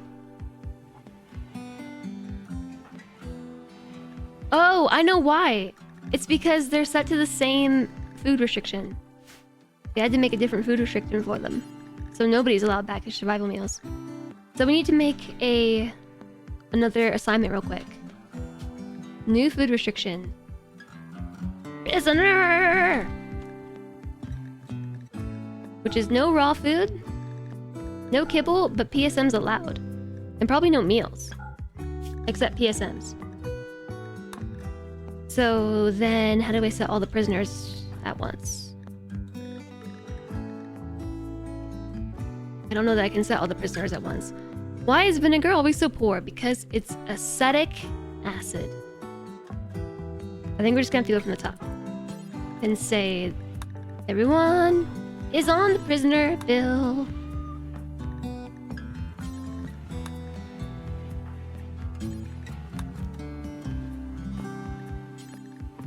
I think no matter how much preparation we do,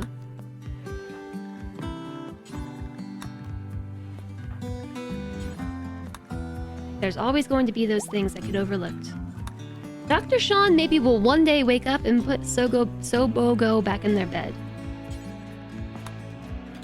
Maybe soon.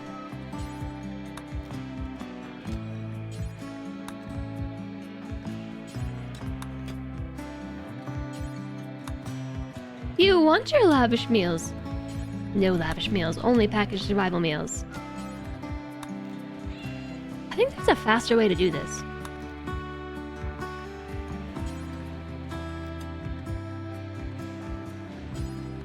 So, you wanna know what else is funny? I think I might have said that I got this idea for this event specifically from Alana. So it's funny. Oh, TX this is our first mental break. TX is tantruming. The final straw. Ravenously hungry.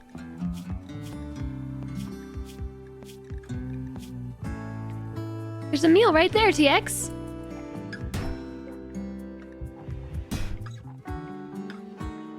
Tantrums could go poorly.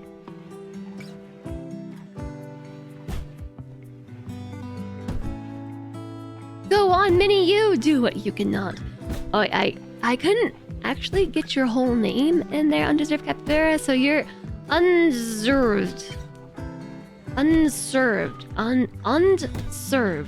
capybara. Rip this event. Yeah, you're not having the best luck. Do they should rebuild power lines, yeah. They should.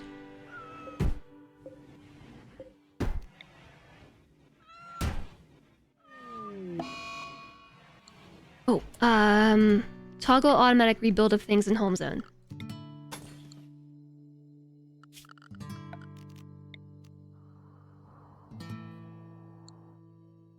Just had to set that button. My bad. Look, we're learning about all the things that we need to change for the future events, right? Because this was a lot of fun, and we have laid the foundation for this. So, these small things that might have been overlooked, we now know how to adjust, right? You have no idea what a RimWorld Royale is, but you have some ideas, and they're all very funny. It's the winter games. Reza's just wasting time. Could be worse. Spark Arrester's about to have a mental break. Spark Arrester's under extreme break risk, but went to sleep, fortunately. Unsightly interior, cramped, hungry. New cat. Is this gonna be a yearly thing or more often? I don't know. I'd be willing. Oh, I thought TX destroyed the bed. They just destroyed their extra wood. Oh, don't do it, TX. TX lost even more wood.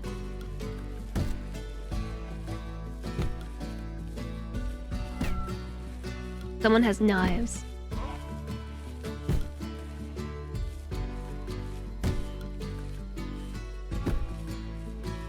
Rabbits has got knives. And in fact, knives are queued up to be built in the smithy.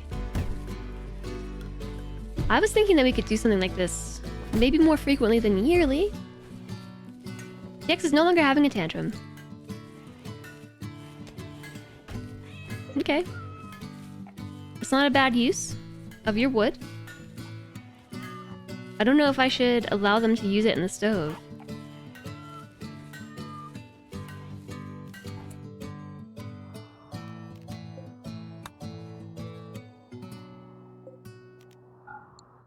Yeah, there's automatic refuel off. Now TX eats. Eating package survival meal to pandemonium. Build complete. Make a knife. Lang has made their first item, an awful quality knife. But there it is. There's a guinea pig out here. There's a few guinea pigs out here. Build complete. Make a knife. Monaret made a normal quality knife. Monaret is making their leather jacket too.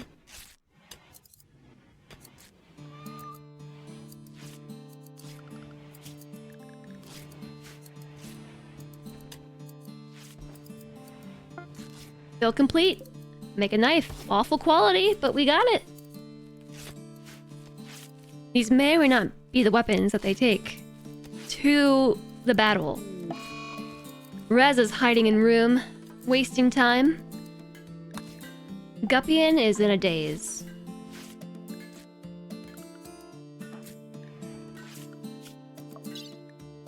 The final straw, unsightly environment. Final straw for Reza, in darkness. Much fashion. Oh, spiffy ball guy. Making a knife. Spark arrestor in a daze because cramped interior. Build complete. Make jacket. Awful and awful.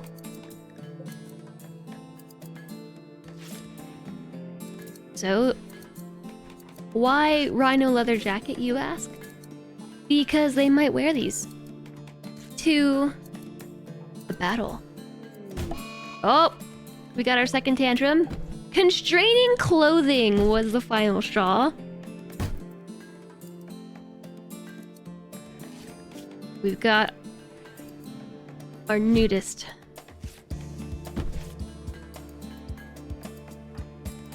Which, by the way, something I didn't stop to think about when I was setting up traits. Oh, don't destroy it. Don't do it, Elisa Dell.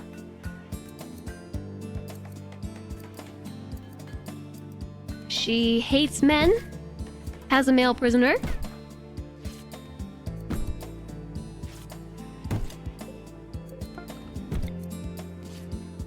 So far, so good. Everything's still in one piece. Build complete. Make a jacket. Normal quality. Undeserved capybara with a normal quality knife and a normal quality jacket. This is what happens when you don't get your lavish meals. We're making a jade sculpture. It's happening. So the Lentrays in a daze. Confined interior. Build complete. Make jacket. Normal quality. Good job. Striving for mediocrity. Hopefully they'll clean up soon.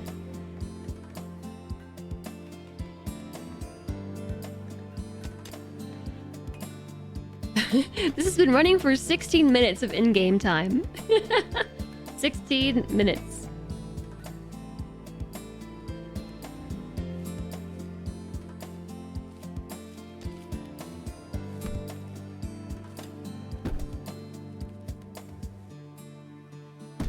Alright, how's Elisa Dell's room looking? So far, it's okay. Nothing's been destroyed.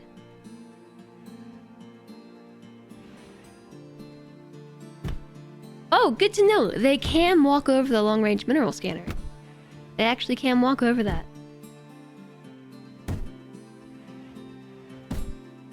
So in the corner here, I pre-built all the power lines, and they had to build all their own power lines, and it was 50 tiles worth of conduits. Hi, Lepora! Merry Christmas. Smile ho ho ho. LOL. Another tantrum. Lepora, thank you so much for the 17 months. Welcome back. Merry Christmas to you. Happy holidays. I have my Happy Frequencies shirt on. Happy Frequencies! Which is, when I say shirt, it's a sweater. But this is actually the holiday sweater that House and Frequency had. That we had made for charity. Like in 2020 or 2021. Back when you could still buy merch for charity. Because you can't really do that anymore. Like, no platform offers that any longer. But this is the perfect day to wear this because we just announced that Alana Orama joined our stream team. Well, she announced it. I just restreamed it. I just restreamed it. You got one of those? We got a small one. It's a bit tight. This is a small one too, and it shrank a lot. Like, I was showing off earlier that like the arms shrank. It's tight for me too. And the inside, this thing, it was a victim of my old washer and dryer. The ones that destroyed all my clothing. It was a victim of that dryer and washer, and so it's like really uncomfortable on the inside. It's like super itchy. Hi there, Lacrids! Welcome in! Hi, Kerbiel, did you miss the Royale? Nope, it's happening right now. Also, chat, if you would like to be in this colony as a cat, we've named all the contestants, we've named all the prisoners, but if you would like to be in the colony as a cat, there's a channel point redemption down in the channel point section below chat. 1,000 channel points. If you redeem it, I will make you a cat. You got home in time. Just in time to start your tantrum. Because recreation unfulfilled. Just in time. This is not our first tantrum. Nor is it our second tantrum. I'm just checking everybody's power lines. Build complete, make jackets.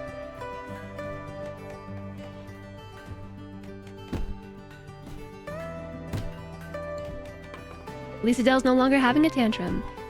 Beefy Bald Guy made a poor quality jacket. Yes, that is the correct one. Lepora, would you like to be cat number 1?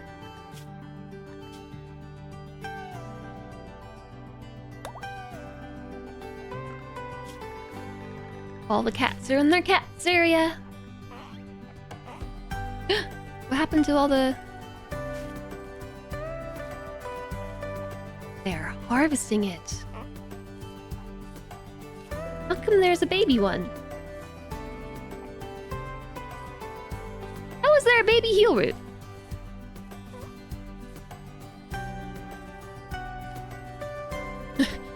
If I was a RimWorld pawn, there'd be a question mark above my head. How is there a baby heel root right here? There's 9 heel root that was harvested, which, by the way, Lang, are you good with plants? Sorta, kinda. The cat ate it. No, but like, how did we get a baby one? This is not a grow zone. Did it just randomly spawn here? Was that a random event that a heel root started growing in that location? It's like 30% grown though. I'm so confused. Where was that? What?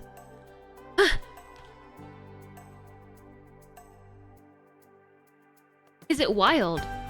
It's just this heal root. Do they just spawn at 30% growth?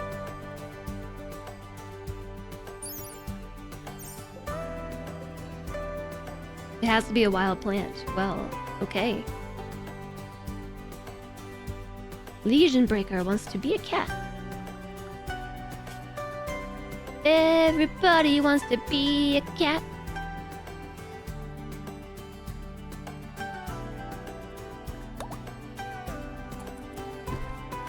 Native plants do randomly generate on soil and appropriate biomes. That's gotta be it. Asuka's starting their heal root harvest task as well.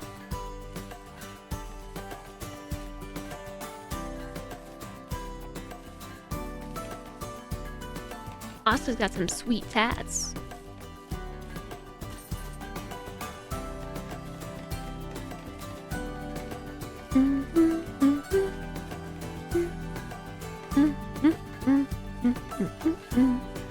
So something I didn't consider is the fact that everyone's very upset by the lack of recreation because of the wealth of the colony. This is considered to be a very high wealth colony, so everyone has sky high expectations and therefore demand more recreation types. So we've got this now. We're missing recreation. Asuka has an Asuka clone as a prisoner. Asuka succeeded in harvesting their heal root. Oh, we're equipping our jackets. Playing with the awful jacket. I guess we should start scoring items too. Feel complete, make knife. Next time, provide drugs.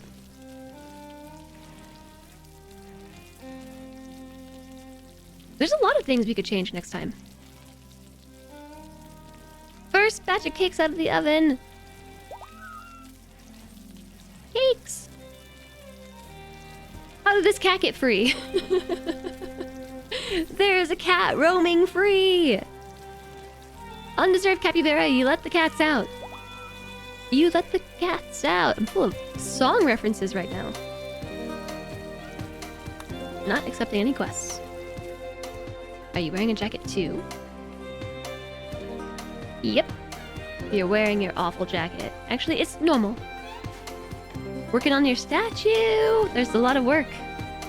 It's a big task, this statue.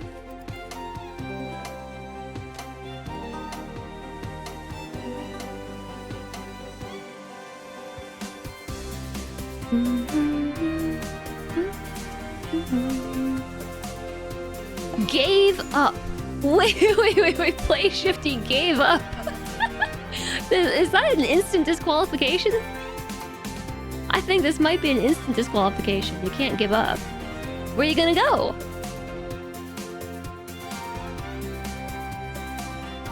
You can't just give up. You're literally locked in here.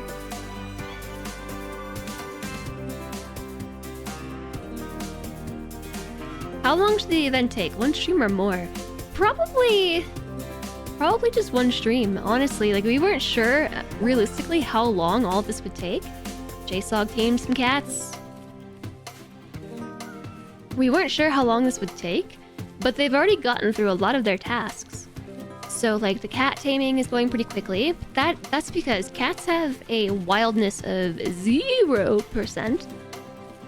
And if that is the case, the chance of taming a wild cat is doubled. So there's some, like, cat math that goes into this, but cats are very easy to tame. Basically, they just want to be house cats. So that's going faster than anticipated. They're already... Look! We got another random heal root. Another one.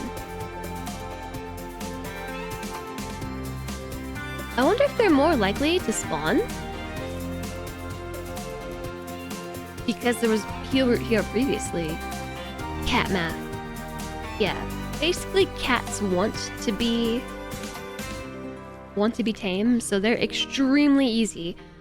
You need a handling skill of 0 to tame them, and because their wildness is 0% as well, like if you go into the stats, it takes a skill of 0 to tame them, and their wildness is 0. So what that means is the chance of success is doubled. The expected 7 in-game days might be a bit shorter. Yeah. So this is our first stab at this, and I really like this, so we're probably gonna do this again. More likely to spawn because it's the only place they can. I did actually leave some dirt behind their houses, just so we could remember that this is actually a real map. This is how we remember. Like, here's a Goronlin pod. This is here, so that we can remember our roots and everything, and that this actually is a true RimWorld map. And not just some extremely festive thing with targets over here. This is very fun to watch and learn RimWorld mechanics. I have learned a bunch of RimWorld mechanics. I was like all over the wiki last night taking screenshots of charts and things. That way I could explain these things to you better and talk about things as we discuss scoring. And if anybody asks questions, I actually know the answer. I might have to consult my notes, but some of the math is really complicated. So the reason why, for instance, we didn't decide to score butchering is because butchering is like almost entirely dependent on skill, in addition to difficulty. If you control for things like manipulation and sight, which is almost entirely what butchering is based on, outside of difficulty, outside of manipulation, and outside of sight, like, yields are proportional across the board to skill. And it's actually this kind of true with mining as well. But mining does have some small variation, which is why I think we have 27 and 24.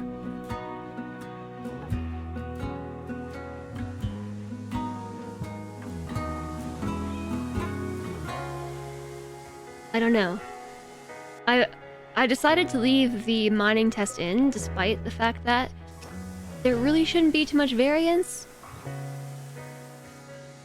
So like 34 and 34, it's based on skill level and sight, manipulation. They're doing it in darkness though, so that does make a difference. But like in this case, we did get some different yields. And that's either we got different yields or they used them on power conduits. But we're not so much scoring how much they mined out. What we're doing is scoring how much is remaining at the end.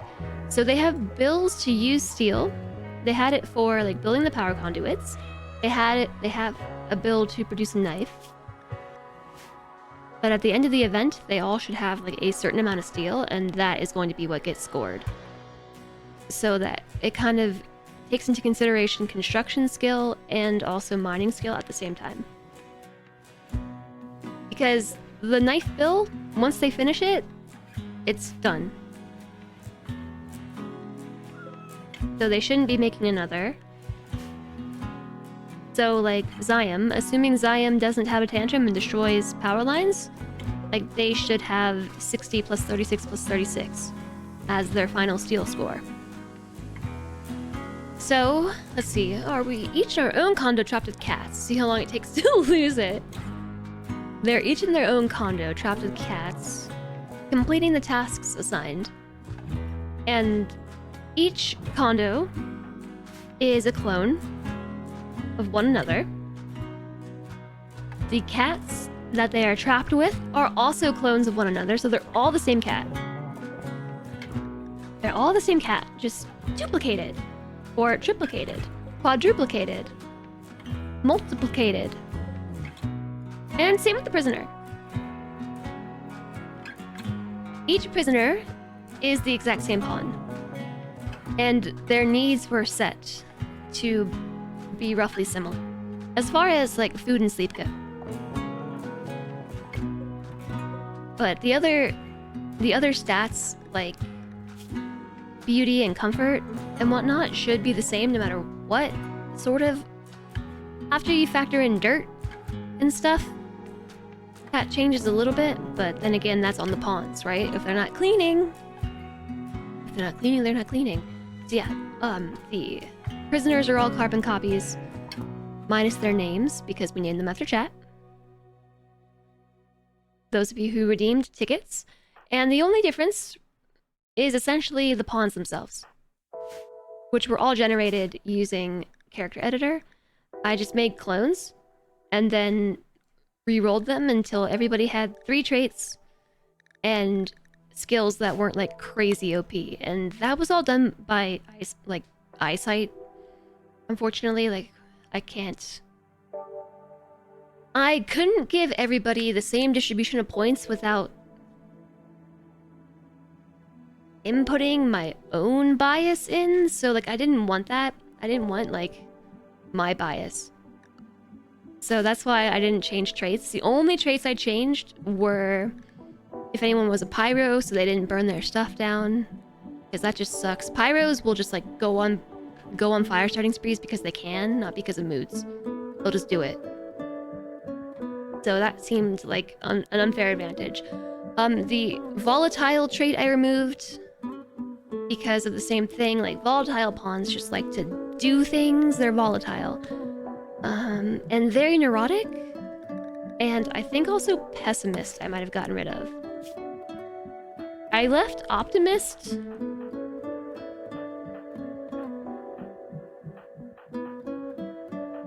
And like maybe we should have gotten rid of greedy too. Sanguine I left as well. Because if anything, those tipped like more towards success rather than like a hindrance. Which felt okay.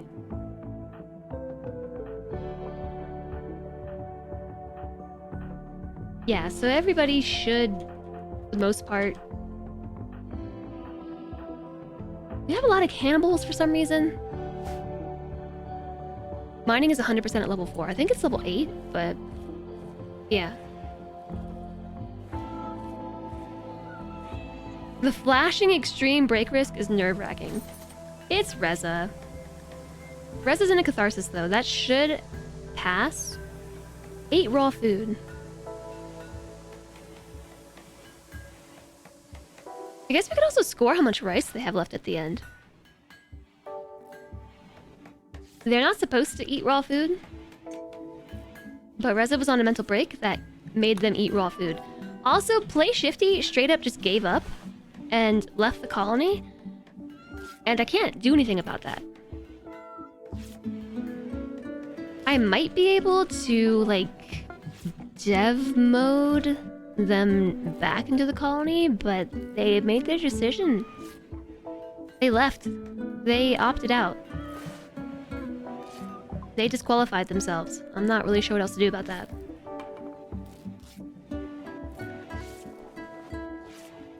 How's Dragoon doing? They're gonna start starving. That's what I'm saying. Is that a disqualification? I think it might be. If they end up killing their prisoner...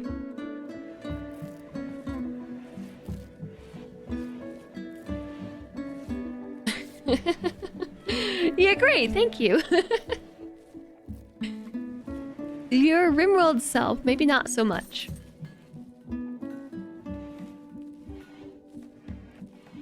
Not necessarily disqualification. I mean, they get points for what they've done, but they're not going to get any points for anything else. And they're also probably going to kill their prisoner to starvation. Unless Dragoon manages to miraculously cure their paralytic abasia.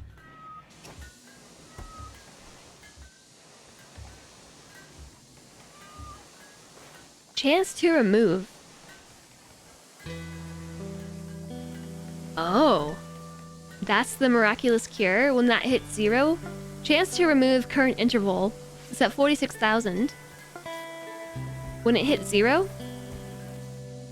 is that when it may happen to cure itself? Alright, like, oh, look at that! JSOG made a good quality knife? You don't know if there's a mod for creating different but equal pawns, but character creator has a point system. That is Prepare Carefully, which has the point system. So we kind of investigated that last night. Like, we thought about making pawns in Prepare Carefully and then using character creator to save them. Because that does work. Technically, you can create a character in Prepare Carefully, load into a game, and then use character editor to then save them as a preset and alter them from there. The issue with Prepare Carefully is it bases its point system off of the scenario. So like if you use the crash landed scenario, it issues a point system based on like the market value of the general starting items in that scenario, plus like the market value of pawns and also their skills and stuff. So all of that gets factored into a market value, like the side of RimWorld that I don't like to talk about much. But based on their effectiveness as a pawn in the game, so their skills all have a value, and their traits have a value, their health can improve their value, whether they have like bionics or specialized limbs or a lack of limbs or health conditions, all get factored into a market value, which gets equated into points essentially. So to make a scenario in Prepare Carefully, you can only make a maximum of 10 pawns. Like, that's the max amount of pawns you can start with in a game, which I did not know until yesterday. I was trying to make a custom scenario, and it was capped at 10.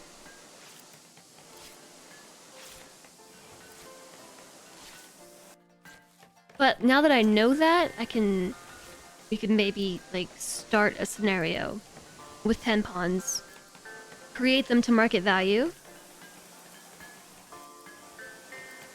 so that they're roughly equal at market value, right? And then start that run, save them all, and then do it again. Make 10 pawns at a market value, and then have 20 pawns, all within some variation of each other. The chances for it to go away are pretty low. Yeah, Sobogo won the lottery. Are they still laying on the floor? They should have been rescued. That's part of... Yeah, no, they rescued them. That's part of being a warden. Dr. Sean just has, like, a cat roaming free. So does Cody. Or, not Cody. Undeserved Capybara. Whoa, somebody started their long-range mineral scanning. So, long-range mineral scanner, based on intellect, you can... Wow! The progress to a guaranteed find of minerals will increase. So... Boop. Yep. This is how we're gonna score that. Progress to a guaranteed find, 0.78. You might be the only one who's started.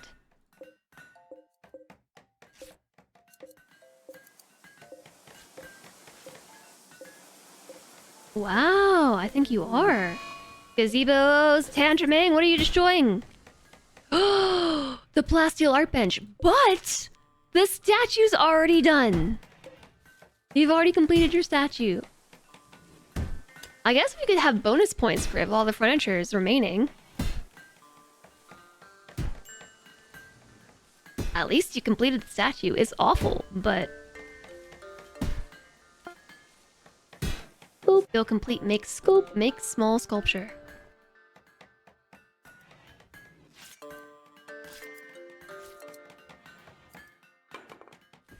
Make statue, then smash it for a mood buff. Yeah, it's gonna take a while because I made them out of plasteel. And the reason why I made this stuff out of plasteel where I could was so that way if they smash it, it doesn't skew the count at the end. Because if anything is, if there are plasteel pieces around, we know that it was destroyed by a colonist because nothing else here is plasteel. Play Shifty has had a change of heart and came back to the colony. I had no idea they could do that. I don't think I've ever seen a change of heart. It's because they couldn't leave. Once you're here, you can never leave. Boop. It's rare. Play Shifty's back in the game. Boop. Yeah, they couldn't leave. Got an idea for a thing like this, except it's the last pawn standing? Oh, you mean like in a battle arena? With lots of festive Christmas trees and double strand sandbags because, you know, holidays. Also, we're gonna start testing shooting soon. But I was kind of letting them finish all their tasks first. Boop. He lost a serious amount of time. Yeah, we need to pick an end day.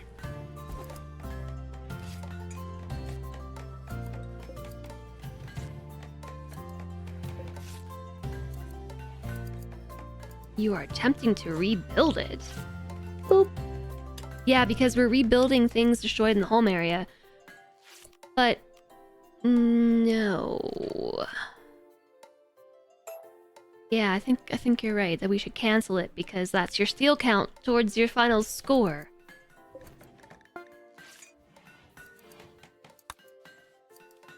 Every day, the disease has a 1% chance of resolving on its own. The beauty on this thing is negative. Negative beauty. Should we install it? The idea was to then install their statue, but if it's negative beauty, it's just gonna make everything worse.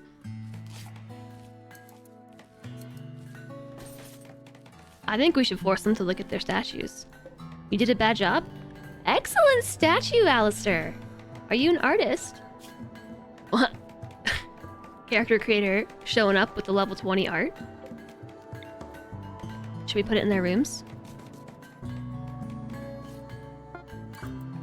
A good quality statue.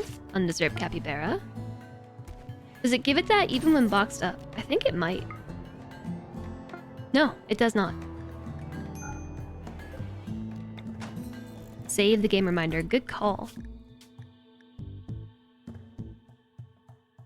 In progress 5. Wow. You got a poor quality statue. Beauty 68. Why is this 68 beauty?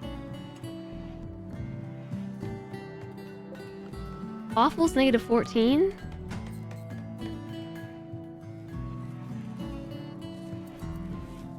They already install it. 405. Okay, I guess that's just based on the scale. Normal quality is 135. So then actually the penalty of negative 14 is not that bad. I'm gonna put it there. Yeah. It's your fault that you messed up your bed. Deal with it.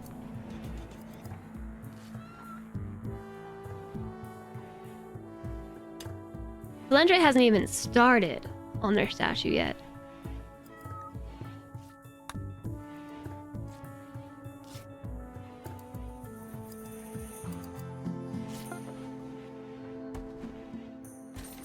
Most are back to a normalish state. Yeah, I think we're gonna have a fresh new round of mental breaks.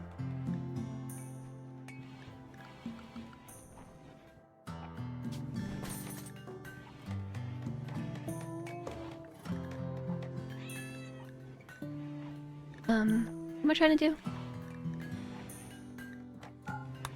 Turn this off so we don't have to look at that anymore. Starvation.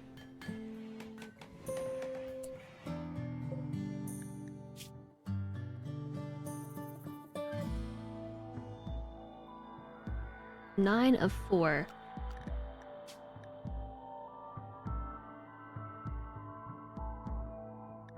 You currently have 9 of 4 meals, even though you don't, because it's counting what?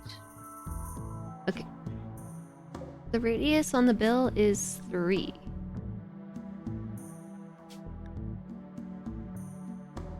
Okay, so here's something that I didn't expect.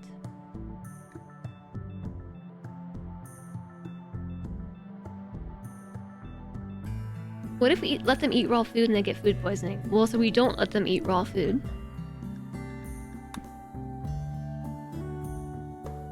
Look everywhere. Oh! Where's that? Look everywhere. I can only have it look everywhere. Oh, shoot.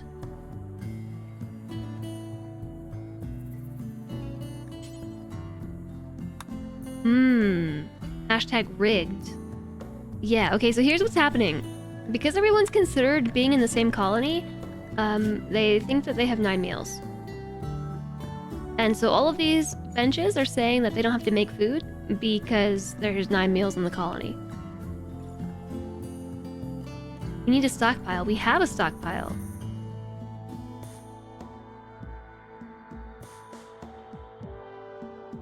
Must be named storage to look for.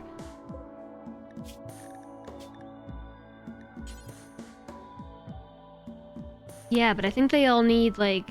I'm surprised the shelves don't count here. Okay, so I think we can fix this by giving them, like, a little stockpile here. Let me start at the top, so that way they're in numerical order. So, alright. I'm glad we noticed this now. Clear all. Meals.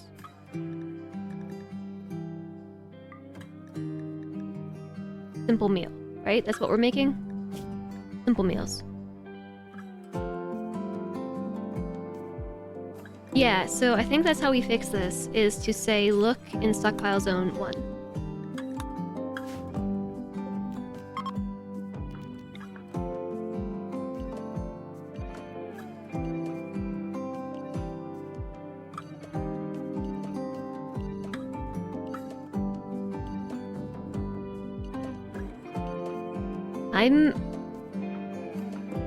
I actually didn't realize, like, mechanically, shelves don't count.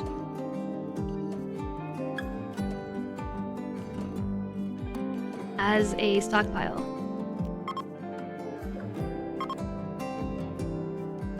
J? I don't think I've ever used J as paste before.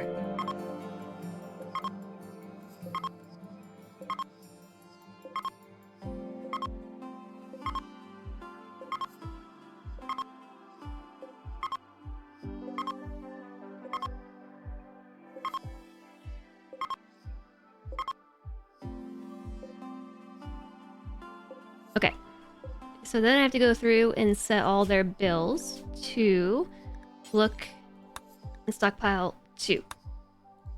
Here. Look in stockpile 3. The stockpile 4. So look in stockpile 4. Stockpile 5. Stockpile 6.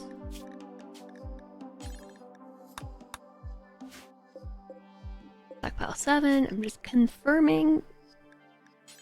Even though it should be numerical, you never know. Stockpile 8. Stockpile 9. This is number 10.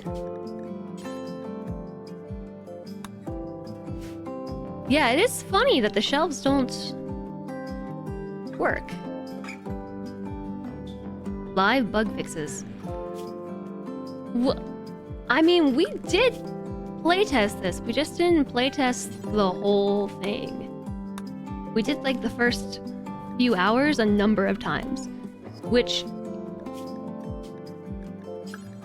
I'll be honest and tell you that like we found a number of hiccups. Like, we probably did the first few hours like 10 times, and every time found something new. Okay, I gotta stop talking. I can't talk and do this.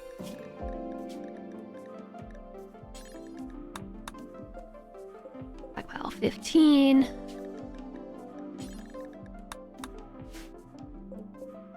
Stockpile 16. Sorry, everybody. Stockpile 17.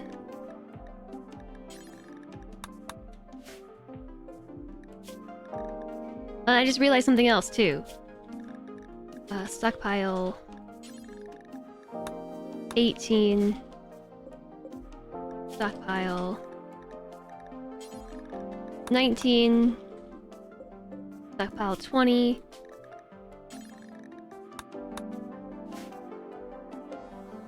Stockpile 21. So the other thing I just realized is these shelves allow for storing meals too, so I have to tell this thing to store them in the same stockpile. So like take the stock, look in 20, store in 20. 20, 19 and 19. 18 and 18. 17 and 17.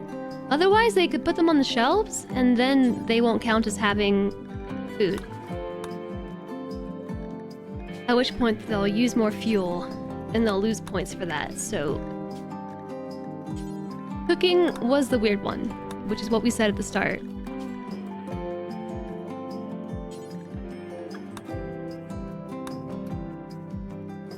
Learning new mechanics, yeah. I had no idea that shelves were going to cause a hiccup with this. This is Rim Survivor. 12 and 12. 11 and 11. 10 and 10. 9 and 9. Boy. 8 and 8. 7. 7. 6 and 6. 5 and 5. 4 and 4.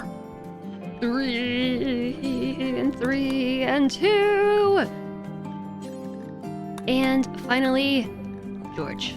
1 and 1. Oh, right, you all made sure I did that correctly, right?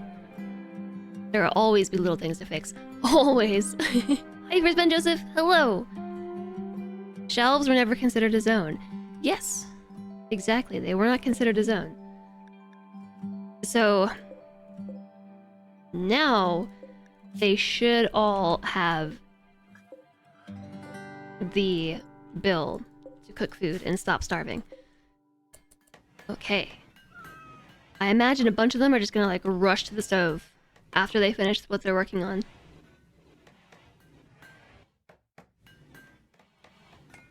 Kind of expected a more drastic stove rush than this, but...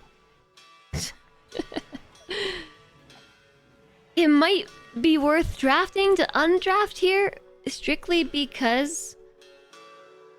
Lots of pawns are sleeping. That, well yes, they're sleeping too, but also... Many of them are suffering from starvation, which is impacting their moods considerably. So it might be worth it to... Oops. Intervene slightly. I do everything correctly always. I never make mistakes. I definitely do. I admit it. I made a mistake with this one. But then again, I've learned a new mechanic. I've learned a bunch of new mechanics from this. Like a load. They don't know that cooking means unstarving. The thing is, if I draft them real quick, I did save, so if this doesn't work how I think it should... Why is there kibble in this room? Anyways. I think we're gonna find that... Okay, no, they went back to what they were doing. Boop.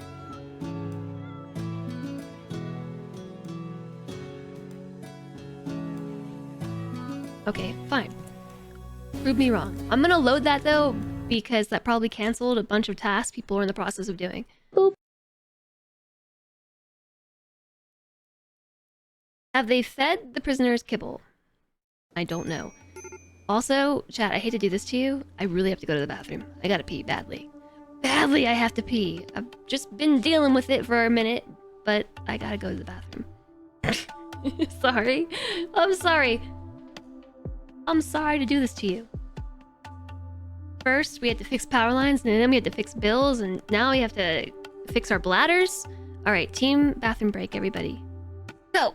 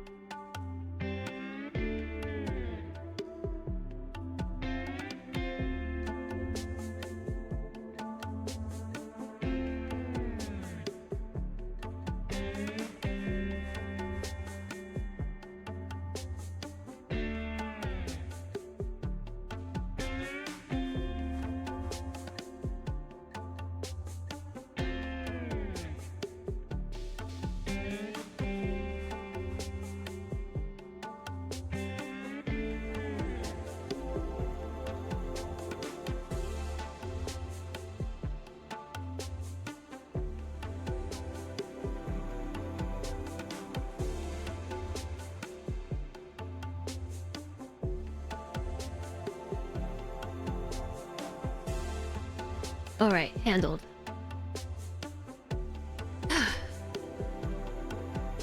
A lot of people want to do business on this last day before your holiday. Oh, J-Sug!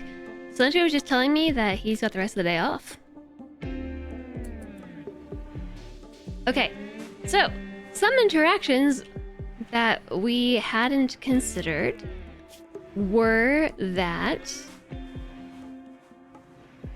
Oh, apparently it's hot in here. Prisoners sleeping in heat. Are you sure? It's like 70 degrees Fahrenheit. That's actually really comfortable. Can't we have air conditioning? You are the bathroom. Everybody's the bathroom. I don't really want to be your bathroom. If that's what, like... I'm not gonna judge how you live your life, but I don't want to be your bathroom. Officially, this is business as usual. Unofficially, they don't let you go in about 70 minutes. It'll be the first time in 15 years. So you're decently confident.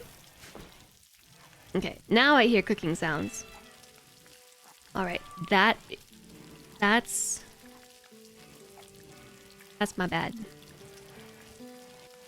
There we go. The list grows shorter. Also, something else we didn't take into consideration is the recreation thing, because the wealth on this map is so high. It went from doop to there. The wealth is so high that everyone has sky-high expectations. So... I'm not really sure how to address that.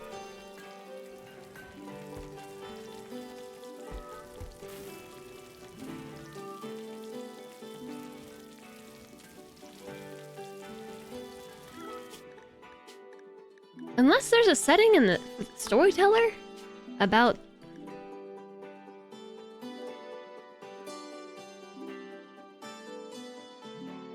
about something? Economy? Wellness, mood, food, poison chance. Friendly fire. Add unwavering prisoners. Oh, I bet this is how we disable the unwavering prisoner thing.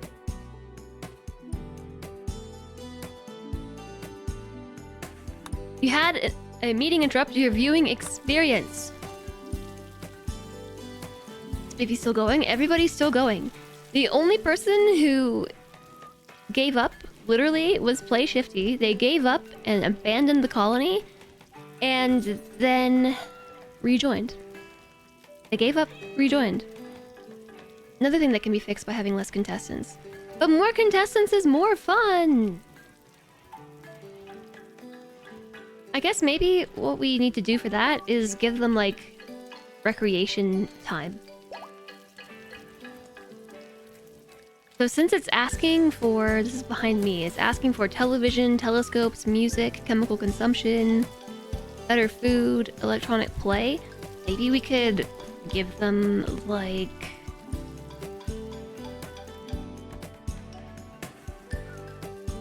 another room. Like one that would be back here. And that could be like the recreation room, and we could turn off access during certain times. So like you can only do recreation right now. It doesn't completely make sense because everyone's sort of operating based on their personalities and their skills. My other thought was that we would do the shooting test, like we would do that incrementally. Uh-oh.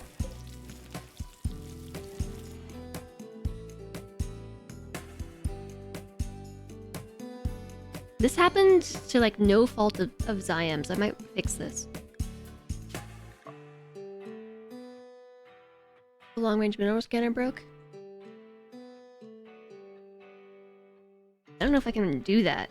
Fix? Repair? Component?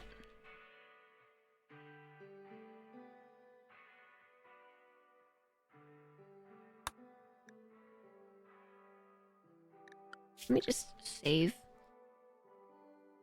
Game, stop doing stuff that completely throws off the plan, please. Stop it. Kill. Snow. That's not...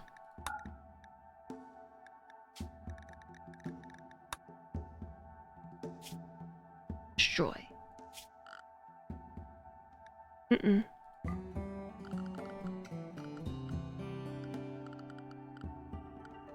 Oh, if you just hear me mumbling words, I'm mumbling to Solentre. You can't hear him. He's off cam running some stuff on the background for this. What am I trying to do? Misk.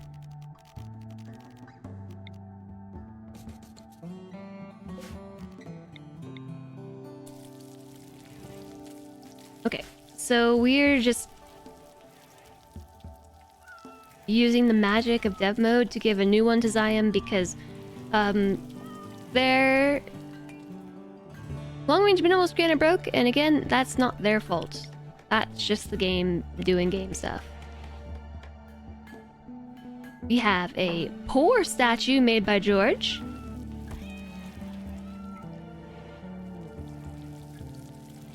There's a normal quality statue made by Zyam, who still hasn't placed it.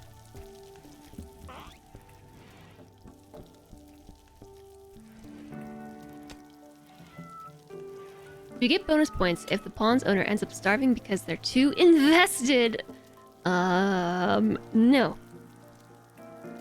Have hundreds of colonists, but only play 10 at a time. Ring games, TM. That would be very confusing.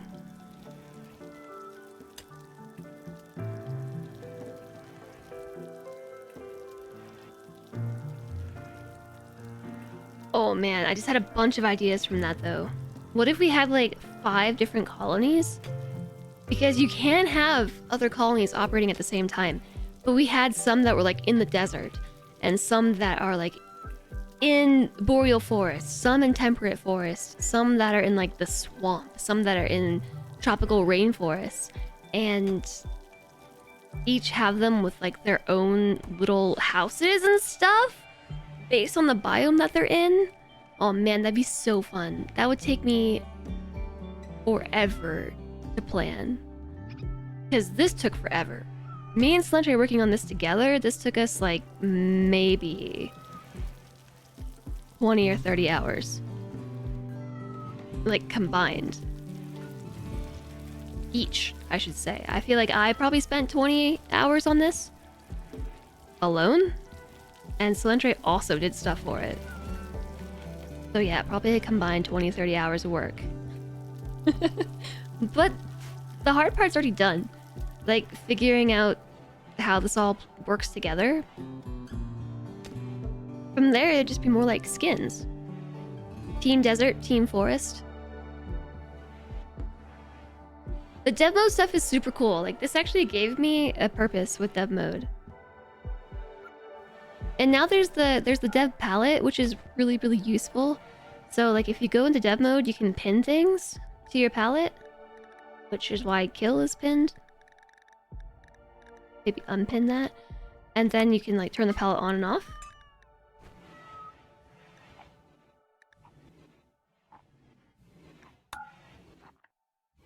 RimWorld Royale. Each streamer selects a few pawns through qualification games, and at the end, you make them go against each other. I don't know. Alana is on Halcyon now. Just saying. Alana's a part of Team Halcyon, so... theoretically, since we tend to stream at normal times, we could, like, organize RimWorld events together. We've definitely already talked about it. We've definitely already been like, yeah, we could totally, like, work together on RimWorld stuff and do cool events. Especially soon. Stream Together already exists, which you might have seen, like, people show up in your follow list as, like, streaming alongside other people.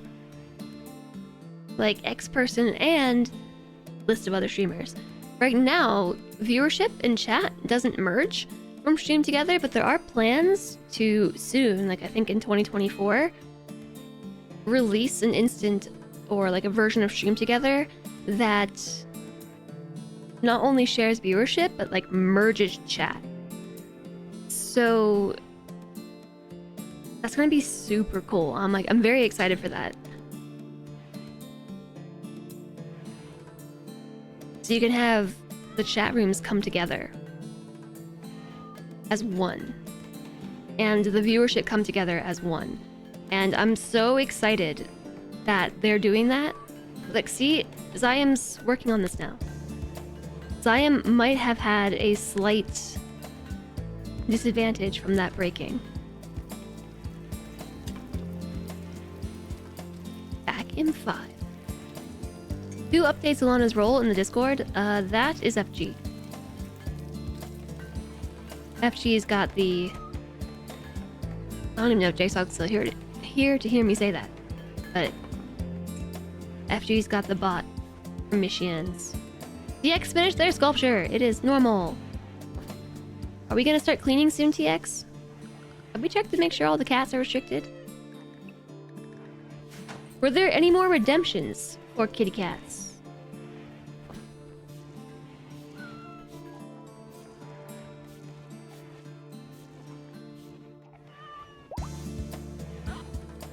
Nope. They're doing this a lot for podcasts, not your cup of tea, but that's besides the point. I think it'd be really cool. Is it illegal to be a kitty also? No. No, I totally encourage you all to, if you want to be in this again, just... you can enter again, just give me a different name. That way we don't have duplicates. Enjoy the lurk, George. And Guppy, thanks for the hydration. Squirting water everywhere. Alistair's condo is very, very clean. Exceptionally clean. I feel like we should take a score at the end too for cleanliness. It is like baseline clean in here. This entire place is spotless. There's... I think even though this says it's slightly dirty, negative 0.16 slightly dirty, all the rooms were saying that, like, when I had just dev moded them together. Yeah, see, this room is perfectly clean too, and it's still slightly dirty. So I think it might be from, like, the horseshoe pin. I don't know why that is.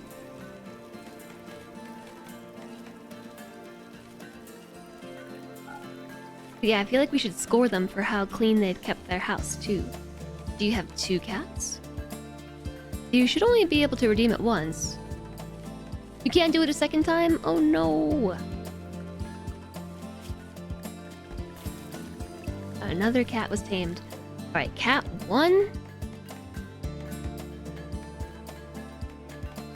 You have got a pawn in here, Curvio? Do you have a name? You're about to do that and name both of your cats? Harry, okay. Sorry, I did not see you. Harry the cat.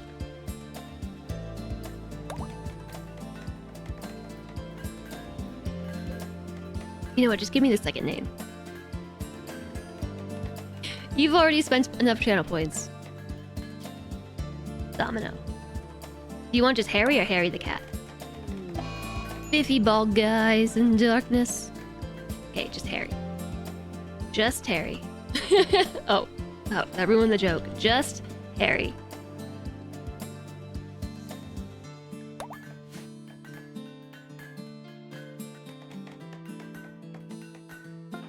Curviel has a hairy cat.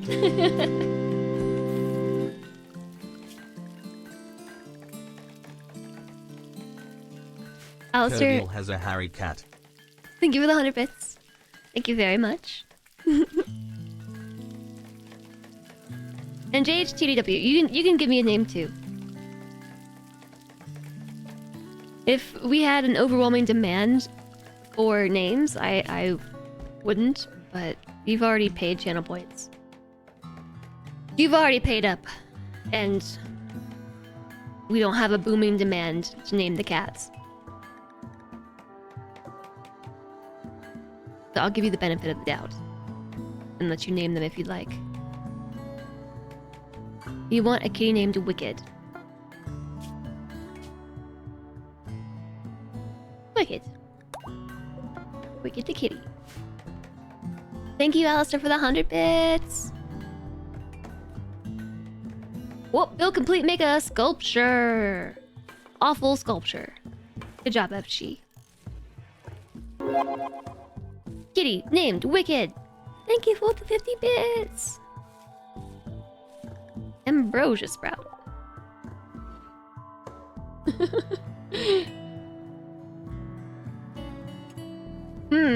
Lucky it didn't spawn inside their little houses. Go pay with bits instead. Well, not necessary. Certainly not. But thank you for the 50 bits.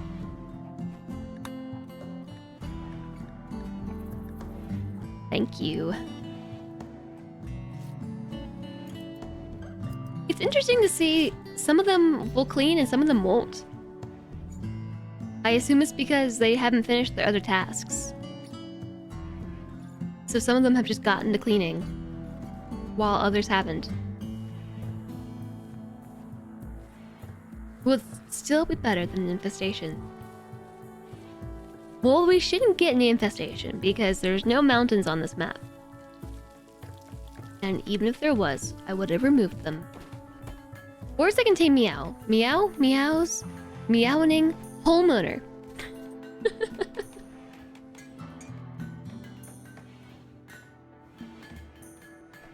Bugs find a way. Oh, JSOG, you're in your last 10 work on your statue.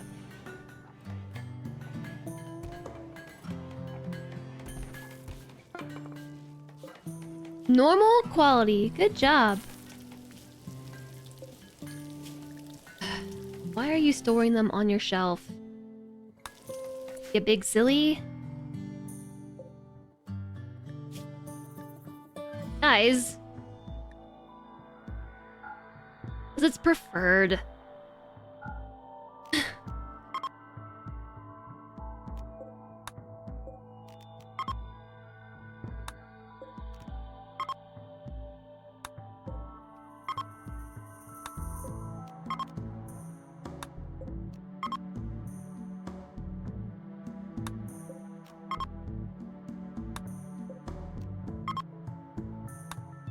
I thought that because the stove was set to store these in that particular stockpile, that would overwrite a shelf priority. Like, see how it here? Who is this? Solentre is the best. Solentre the best. Solentre is the only one besides Guppian. And also, Elisadel. And also Reza. And also Curviel. And also Play Shifty. And Dr. Sean. And Utopian. And Sparker-Raster. They stored their meals in the proper stockpile. But now everyone should actually put their meals in the correct stockpile. So this is some error that we have not accounted for. Because now they're cooking extra, and this is affecting their fuel usage! Fuel usage! If they put the food in the right pile, they're not using as much fuel as the people who are putting it on the shelves.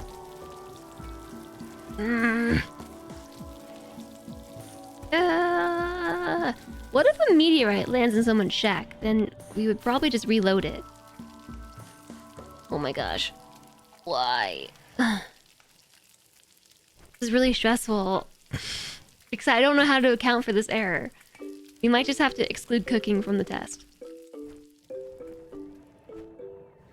Because there have been too many hiccups due to stockpiles. Unless there's something else we can score instead. We might be able to take into account like how much rice they have left compared to how much food they have left. There might be some like correlation in that.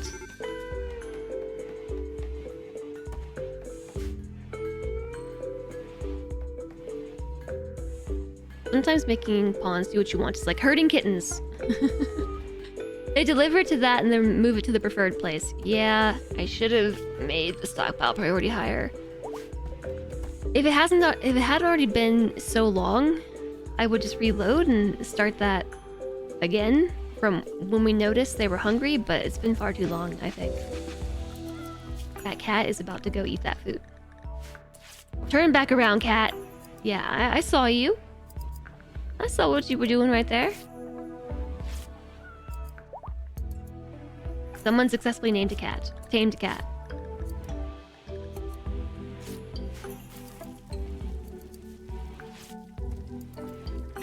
Kibble.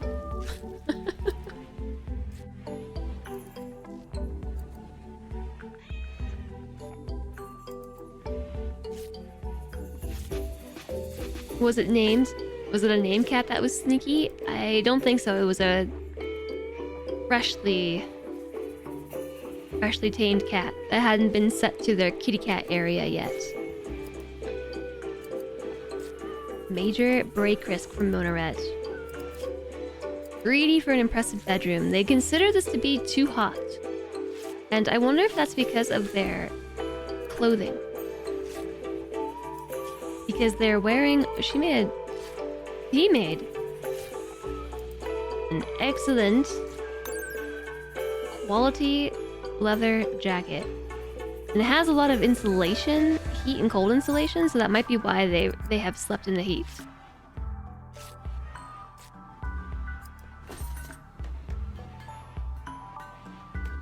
It's really not our biggest problem. The real problem is the food.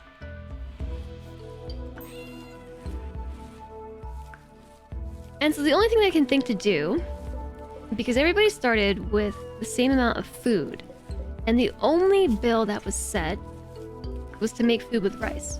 So, although they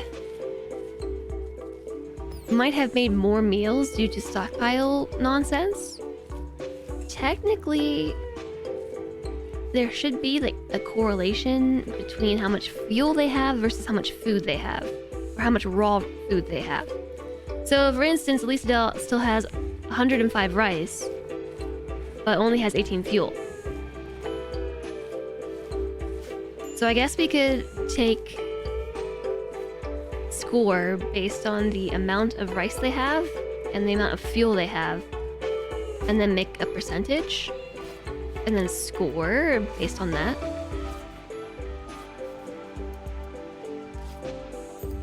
bit obscure.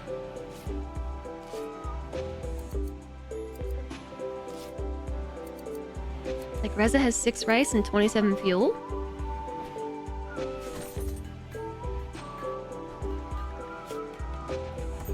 Cooking level 7.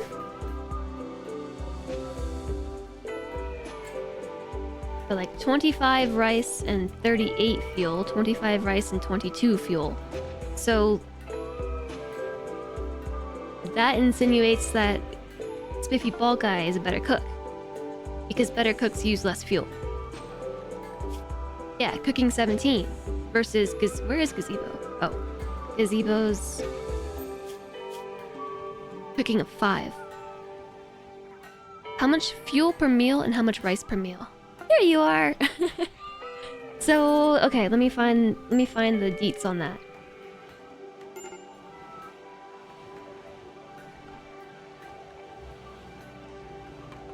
Let me make sure all the cats are contained. They are. Wonder if it's still in a really bad mood. Cooking. So, cooking speed calculation is complicated, is what I said to myself.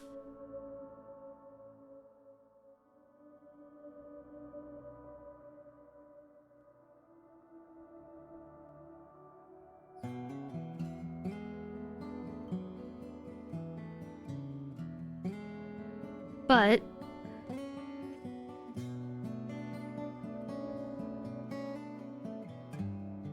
I'm just gonna send you guys over to my Obsidian real quick via full screen. So cooking speed calculation is complicated. You can go check the RimWorld wiki if you want, but I did take a screenshot. So there's a graph of cooking speed, which has to do with their skill level, plus their manipulation, plus their sight, and then if we're taking DLCs into account, some Astro Analyzer stuff. But basically, there's your cooking speed post-process curve. So what that means, 1 wood is consumed for every 375 ticks or 6.25 seconds of work. So 1 wood equals 1 simple meal at 100% cooking speed. At level 10 is when you expect to have 100% cooking speed without any other bonuses. So yeah, that's basically what this is saying right here. That equates to level 10. So that's the calculation. No, it's not linear, which is why I was saying we would have to take like a ratio and attempt to score the ratio. Biotech arms have a huge jump? I bet they do. Yeah, there's a lot of stuff in here about like melee, for instance, or maybe plant yield is probably a better consideration. So like at level 8 you have 100%. Yeah, at level 8 you expect to get 100% plant harvest yield. Then that is very different based on manipulation. So yeah, this is what I was saying, how I have a bunch of screenshots about mechanics, because there was just no explaining this easily to myself or to anybody else. Fuel divided by number of meals would work. So I was thinking we could do fuel by amount of raw resources, because the meals have been consumed.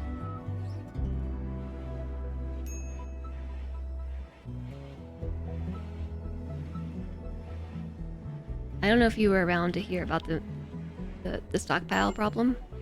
Stockpile shenanigans.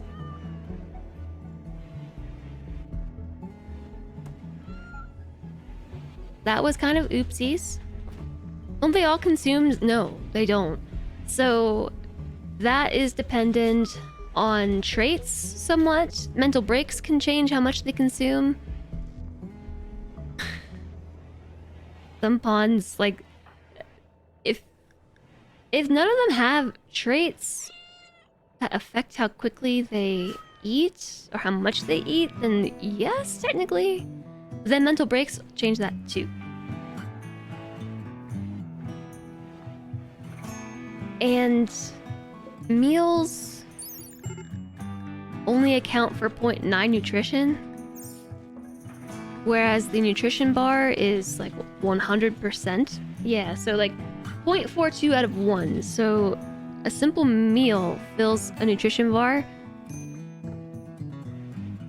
that's at 0.1 all the way to 1. But if you were to eat at 40% food, you lose the nutrition. So depending on when they eat, they'll consume more or less food too. So like the meal is always consumed, but some of it is wasted. So I think if they wait until they are hungrier to eat, the meal is more efficient, but they consume less ultimately. So we can't go by meals consumed. I think it would just have to be raw resources, meals not created, basically.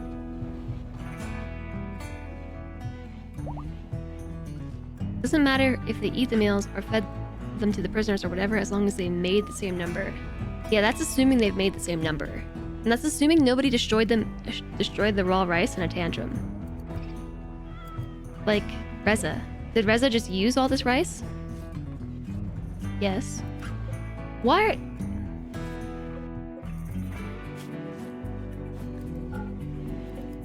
Oh, Reza. Okay, I know that I went through this and set the shelves to only store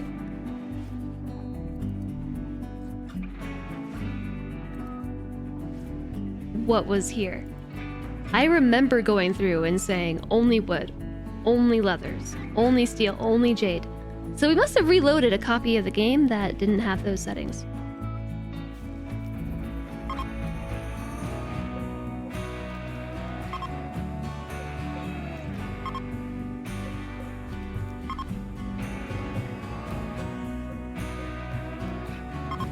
Who would have thought that in the end, the thing that was tricky about this is actually going to be stockpiles. So first off, I'm going to tell them not to store meals here, and then I'm going to go back through and set their floor stockpile to be even higher priority, which I probably should have done in the first place.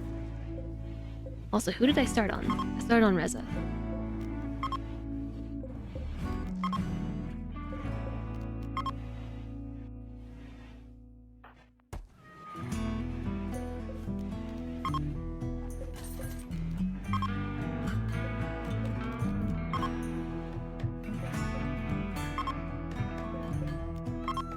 Okay, yeah, so this stockpile here,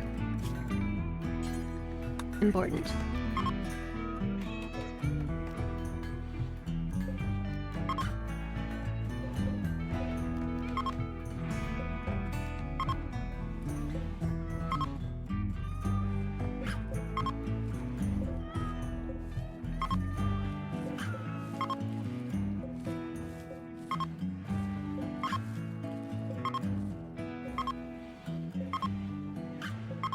At least if they're empty, this is easy.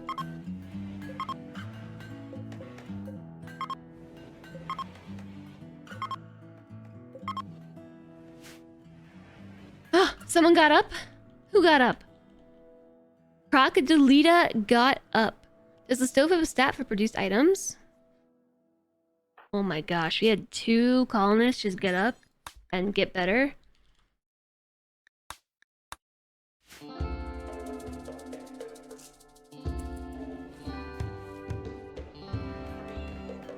Everybody else is still down.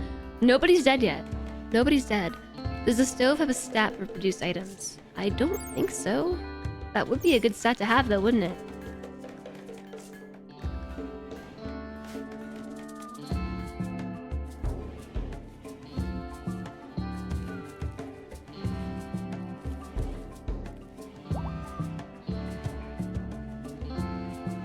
The bill says how many times it was completed. I don't think so.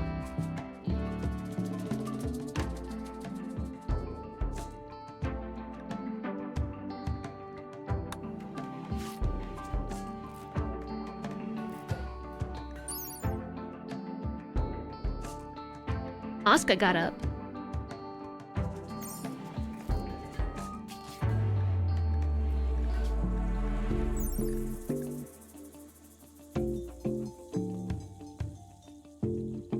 It does not.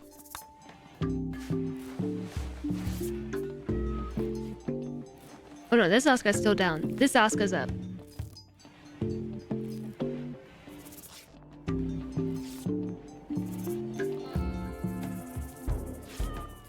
There was one other thing I was just thinking of. Somebody is still storing meals here. What? What? How did this go back to storing meals? Didn't I say not to do this? I'm like fairly certain I said not to do that.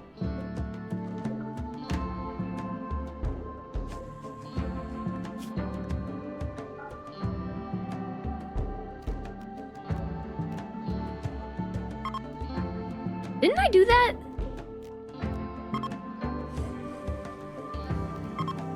I feel like I've been through here, like pasting bills about not storing meals. These stockpiles, we should just destroy all shelves. Destroy all shelves. Don't use shelves. No, the shelves are helpful. In this case, don't think I did. I only set the priority. Oh my goodness.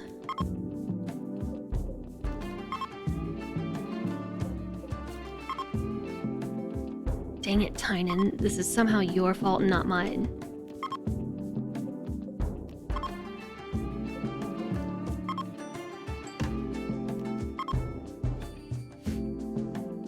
IKEA's in shambles. Oh my god, can you imagine going to IKEA right now? I did increase the priority on the stockpile. I did. That's what I eventually was just like, I probably should have from the start just created a higher priority there. But I didn't think to do so. But now everybody should move their stupid meals into the stockpile and stop cooking.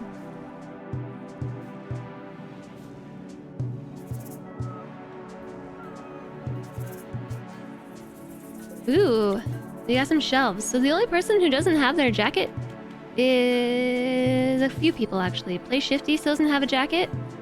You haven't even started your jacket yet. Gazebo is actually wearing it. It's just under your glorious handlebar mustache. Elisa Dell is working on it. The gold pile. Using your long-range mineral scanner, Reza Darkside has found a lump of gold ore nearby. Reza. Reza. That was a guaranteed find. Wow.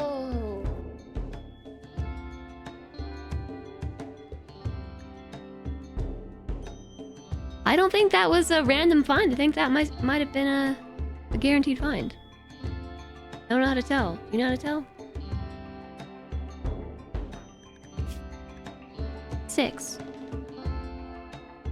No way that was a regular find. If it was random, would it say this was a random find?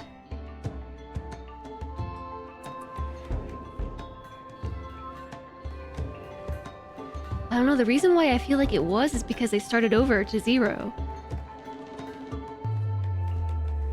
I don't know, that's super slow. There's no way.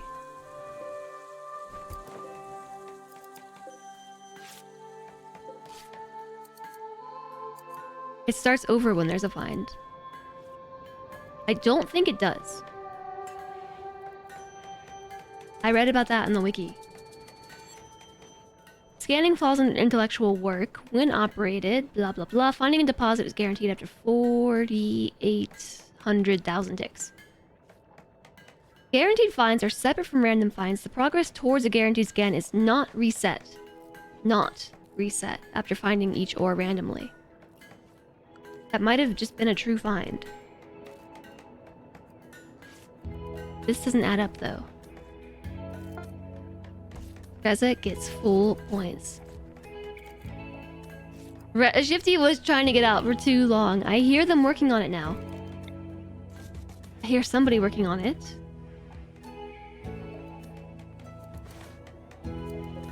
So progress to guaranteed find does not reset. If you get a random find with a long-range minimal scanner. However, it is tuned to the gold pile, so it might have actually just been a true find. But I don't know how to tell. Yeah, Zion has progress.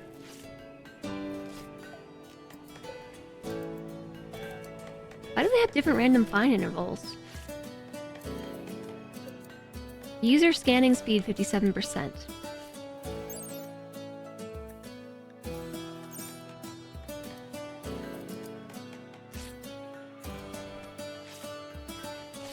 Okay, I thought FG was going to put those on the shelf and I was going to be very upset with her.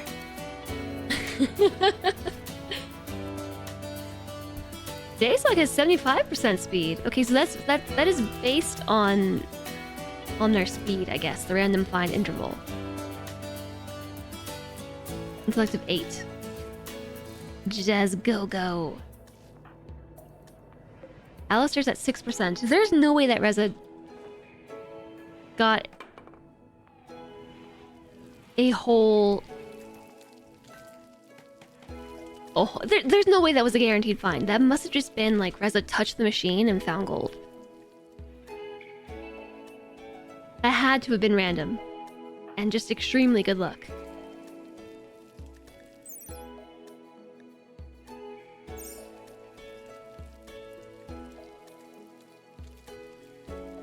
That's mega lucky. It's mega lucky, but I think that's what it has to have been.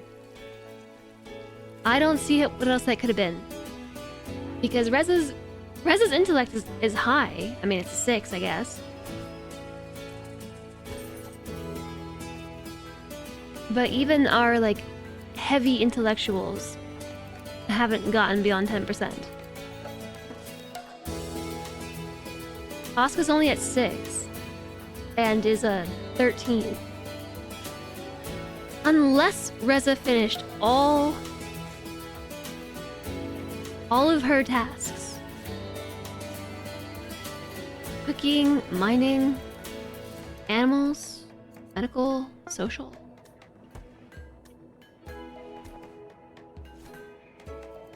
I don't know. I don't see how it's possible. ITG Ducket, it must just be RNGesus, yeah. You could have used that luck a few minutes ago. You sadly managed to break a GPU fan on the old GPU. Oh no.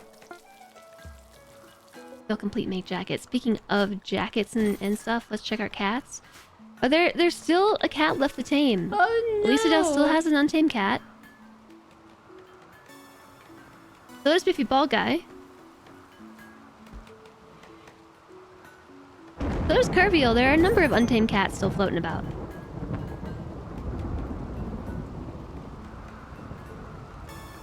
We have to wait a month for replacements. Boo, that stinks.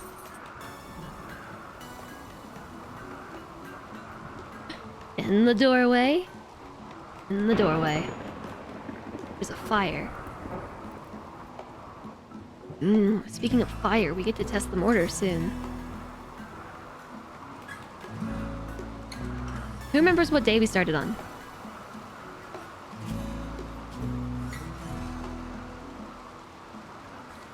In progress -9.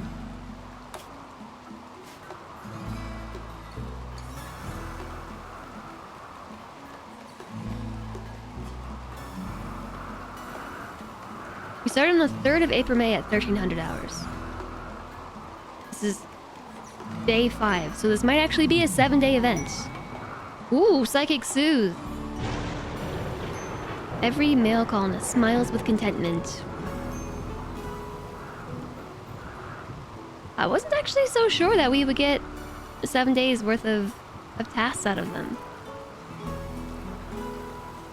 But it's been nearly 5 days.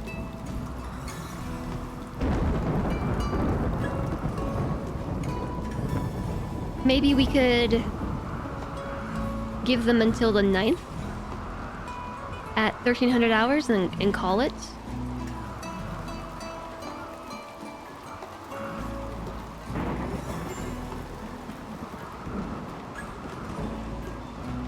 To check if it was a random find, we could reload earlier in the save and see if Reza was at 0 or not. Yeah, I think that's the only way to check it. Solentre is trying to tame a kitty cat. You haven't tamed either cat, Solentre. Both cats are still rogue.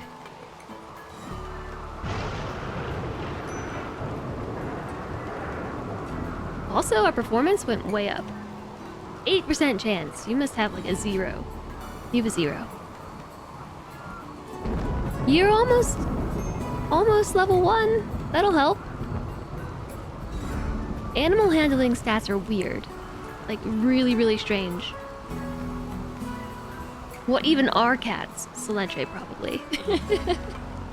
What even are cats? Also, clean your room. Gosh.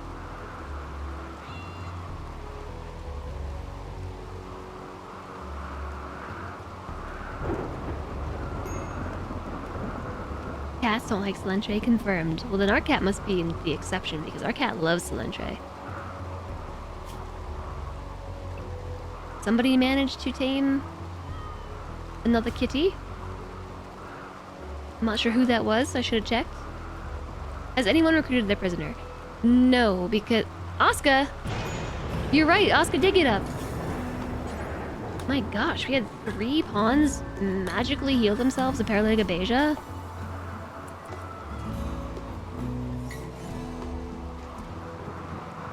None of them should be recruiting. What we're actually looking at is how much resistance they have. So, like, Arcania is down to 15.2, Chat's down to 16.8, Pandemonium's at 10.5. TX is doing good work here with recruiting.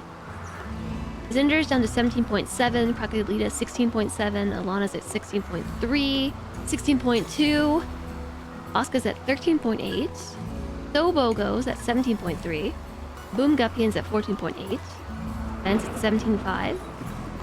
15.8 for Toll Panzer. Dragoon. Let's see what Play Shifty accomplishes here.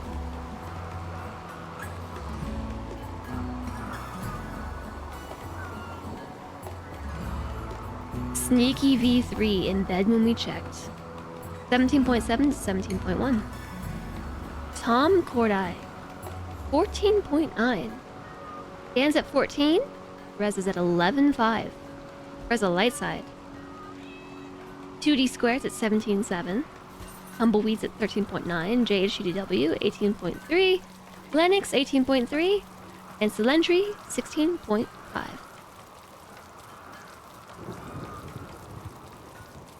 Cats should be nearly impossible to tame with a really high chance to self-tame. No, cats are like one of the easiest things to tame. Also, hi Diadakos. They are exceptionally easy to tame. They have a minimum handling skill of 0 and a wildness of 0%. And hold on, let me show you the obsidian file once again. Let me find the bit on animals. So animals are weird too. I had no idea that animal taming was so unusual. Maybe I should like close this stream behind me here. Okay, I don't know why this is so small. Eep. It's so teeny. Okay, never mind.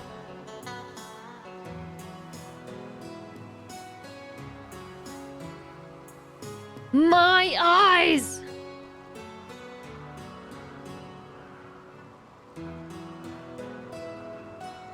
Okay.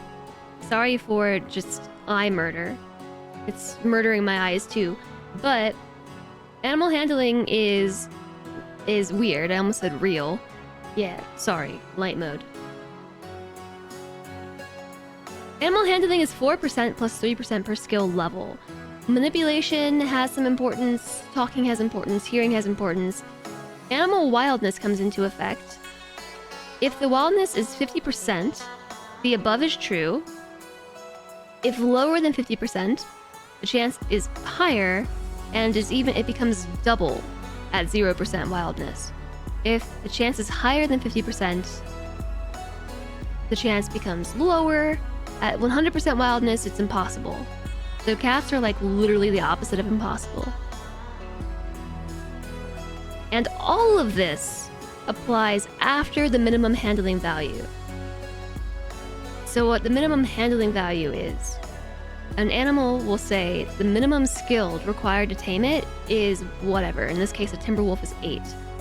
If you have a skill of 13, you take all of this into account after you apply the minimum handling skill and take the difference between the two, which is 5. So in this case, only 5 levels of skill actually apply. Which I had no idea it was this complicated. So in Selentre's case, like, yeah, it makes sense he's having trouble with the cats, but the chance to tame at 0% wildness is double.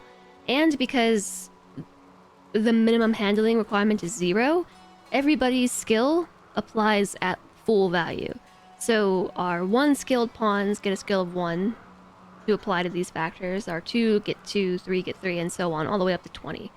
Because there's no difference between tame level and tame skill. For RimWorld, yeah, it's doing a lot of math. I will now turn off iMurder mode. Sorry. You're awake! You just confirmed random does reset the percent. Okay, then the RimWorld wiki lied to us, at which point that totally messes up the test. So I guess in that case, we would take the random find plus whatever they get and count that as their score. And the reflection in my glasses, it's very bright, I know. So, you know, it's not chugging that badly anymore, I think because they're not building anything. We're actually getting our target, TPS. What was TPS again? Ticks per second. We're getting our target ticks. Why does it matter to tame such an easy animal? Because not everyone's gonna succeed. It's not looking good for Selentre.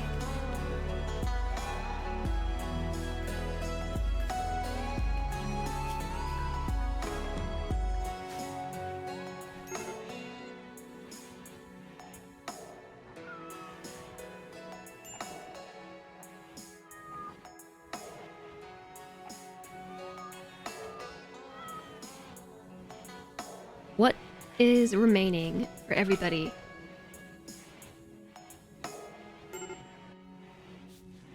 If we've all finished our tasks, aside from taming, that I guess we shouldn't do it based on when we finish our tasks. We should do it by time.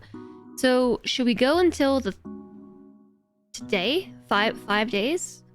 At 1300 hours? You said 1300? 1500 hours. So if we go for 5 more hours and then call the event done, maybe? Or call stage 1 done.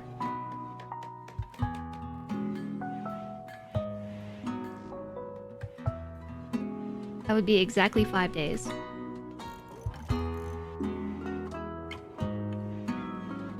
And the bulk of the tasks are actually completed.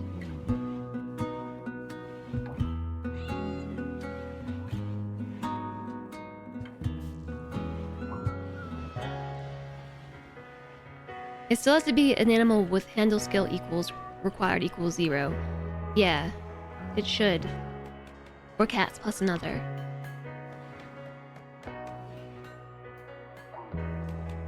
I think a cat is fair. Cats are fun too because they have a random chance of nuzzle. Which I know is why Selentre wanted to go with cat. Is because they do have a chance to nuzzle. Which gives a small little mood bonus if it happens. Looks like nobody's got it. At least right now. Somebody might have at some point.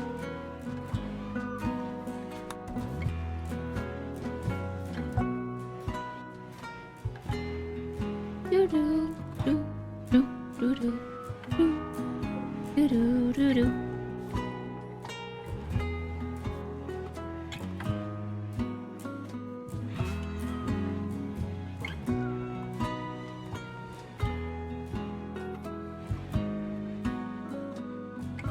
Oh, it's 1500 hours right now. I was just listening to the music and jamming. Play Shifty did not finish their statue, so the question is, do we want to go for 6 days? Or do we want to call it 5? Because most tasks are completed. We were expecting 7 days to complete all this stuff. But even accounting for mental breaks, it's taken about 5. So would it make sense to call it here? I feel like yes. How's your cat? Well fed? Which one's yours again?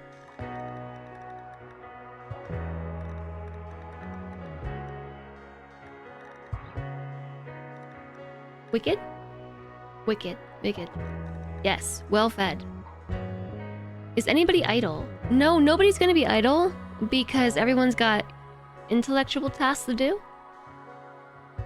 And long-range minimal scanners are like endless tasks. So nobody will be idle.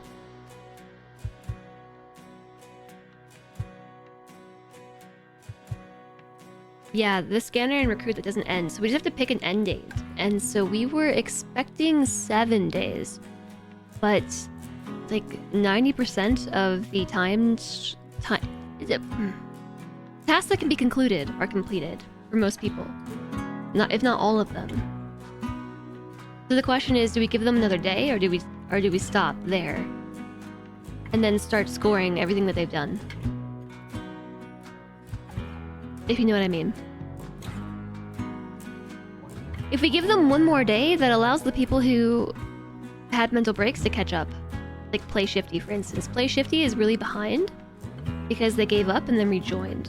But that's a matter of if we think we should give them the time to catch up or if we should penalize them. Do you want all the completable tasks to get completed? Yeah, that's kind of what I'm discussing.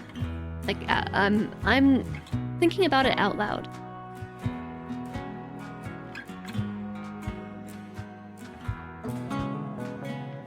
I think it makes sense to set like a deadline. It's just, I don't know if we should have that deadline be right now because at this point in time it's been exactly 5 days. On the 3rd of April, May at 1500 hours is when we started. So it has been exactly 5. And so we could give them another 12 hours, we could give them another 24. Exactly 5 days might be good. It also just feels like a good number. Exactly 5. Here, let's do this. 5-day deadline. Now we have an instance saved at a 5-day deadline. So why don't we go through and do some scoring?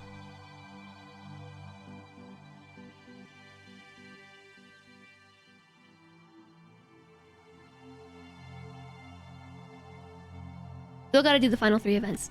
This is true. 5 days is a work week. Yes. And if we decide we want to do 6, we can go for a 6th day. But I think it's probably a good time to take stock and everything. So like we can go through George's condo and see what we're working with. We might come back to food in a few. We'll think about this one a little bit. 5 days of work, 2 days of blowing things up. Sounds like a life. So, if we're going by this, let's take a look at muscle parasites.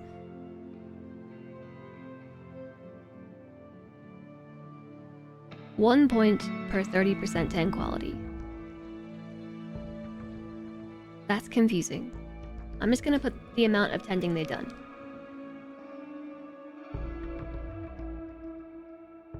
I'm just gonna put the amount of percentage. Oh, wait, yeah, let's just go down the line. Muscle parasites, 0.65.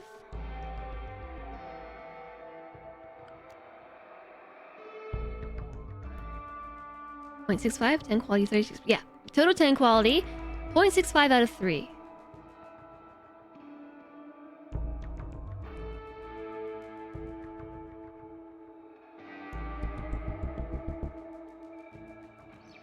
That's why you enter the raw numbers of the sheet and have it calculate points for you. Look, I don't know how to make spreadsheets.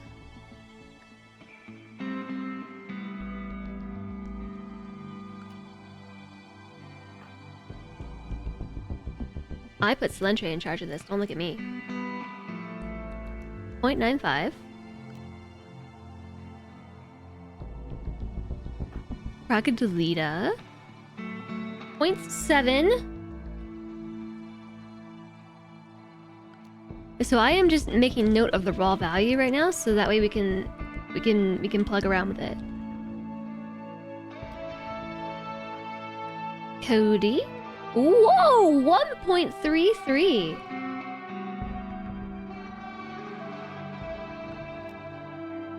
GG, undeserved capybara. Best doctoring we've seen yet. 0.46. This doesn't look good for Team Green.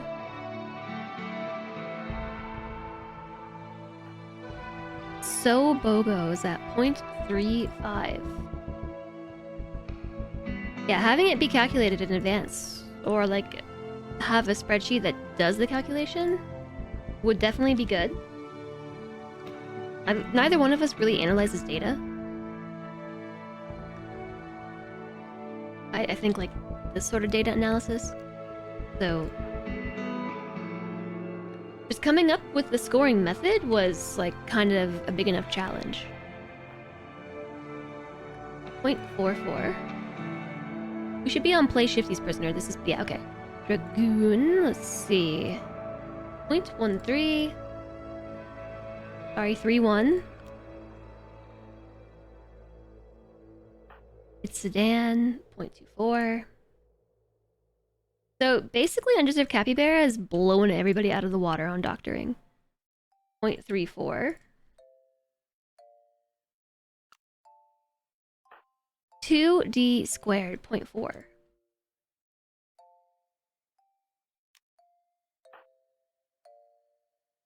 0.63 on Gazebo's prisoner.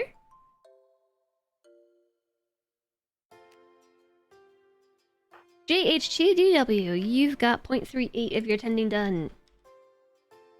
So this is not 38%. This is actually taken out of a point value of 3.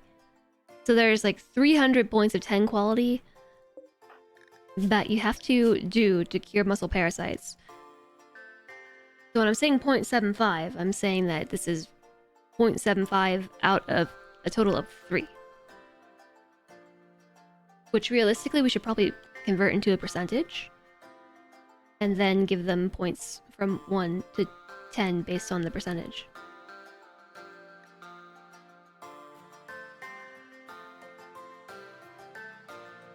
Celentre says, keep entering, he'll convert. What? Celentre! Surprising us with the 1.63. Whoa. Medical is 16. The best doctor. Let's see, an undeserved capybara with medical skill of 13. This checks out. Oh, right, so we probably should have checked resistance at the exact same time. So I'll start with Celentre's prisoner since we're here. We're at 16.5. Resistance. Lanix, 17.9. Oops. I need a different keyboard. JHTDW is at 18.3. Actually, can you enter this as I read it?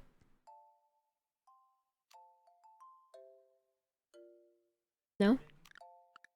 Okay, I got it. Tumbleweed, 13.9. I just have to keep tabbing out of the game and then tapping back in and then tapping back out. 17.3.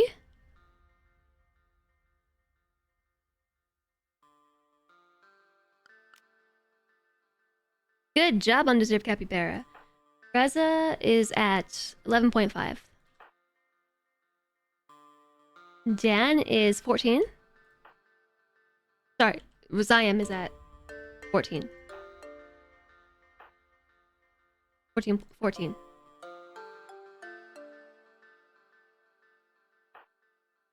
Curviel's at 14.9.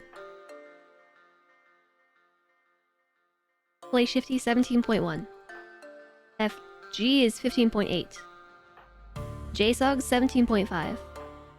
Alistair is 14.8. Dr. Sean 17.3. Asuka is 12.6. Undeserved Capybara is 15.5. Mutopian is 16.3. Monoret 16.1.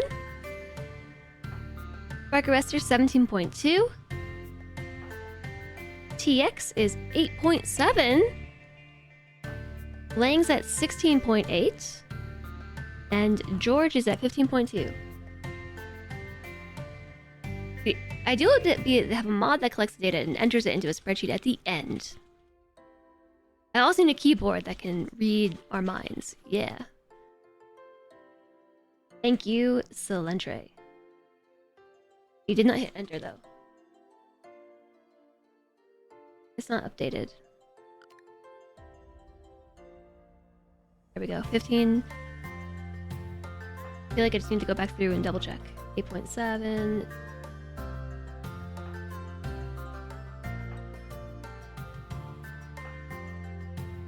Yeah, because I'm worried that we're gonna make mistakes. It would be ideal to have a mod that double checks this for sure, or that just enters it. I lost my spot. 15.8, 17.1, 14.9.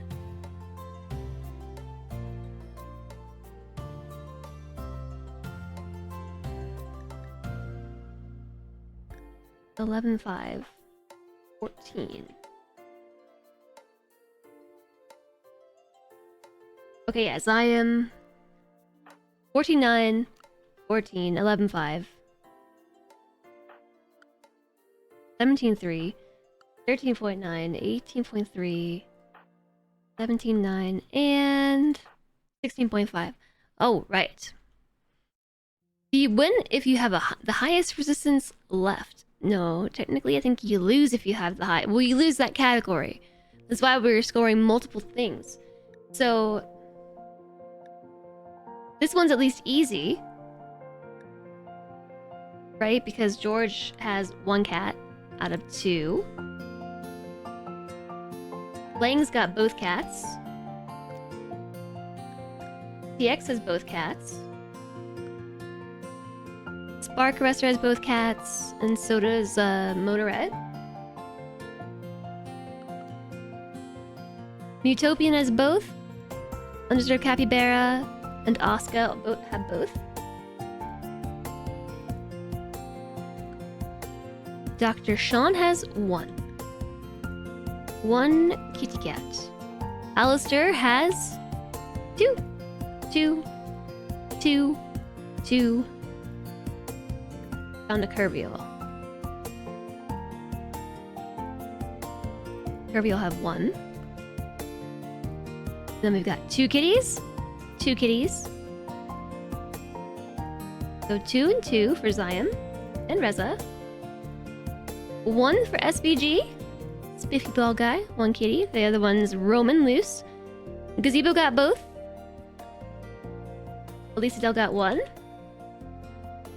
Guppian got both kitties. Slentroy got no kitties. Oh no. Slentroy's the only one who did not manage to tame a cat.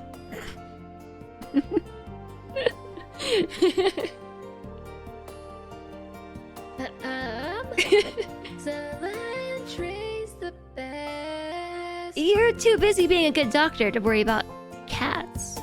Hey, Cody. Hello.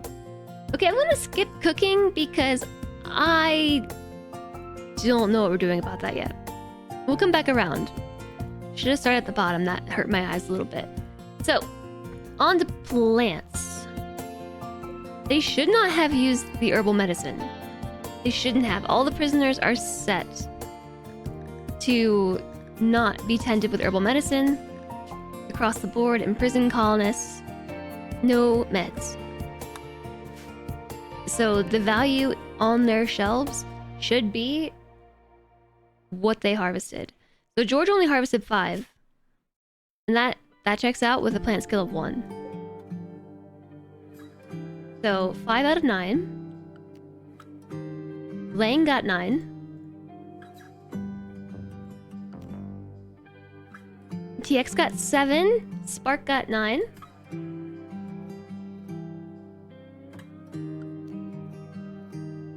Monoret with 9 herbal medicine. Utopian with 7.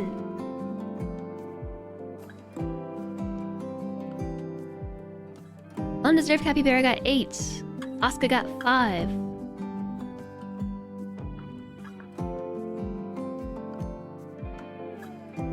Dr. Sean got 7. Alistair got 7. Jason got 9.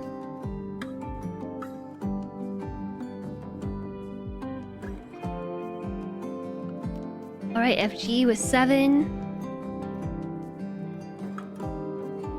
Play Shifty couldn't even bother picking up the medicine that they collected and left it on the floor.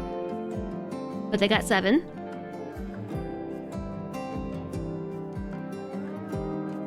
Curvial 6. Ziam 5. This is actually a bigger variance in medicine collection than I expected. Reza got 9. Maybe Ball Guy got 6.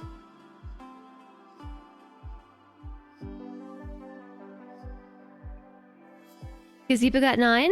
Lisa Dell only got 3.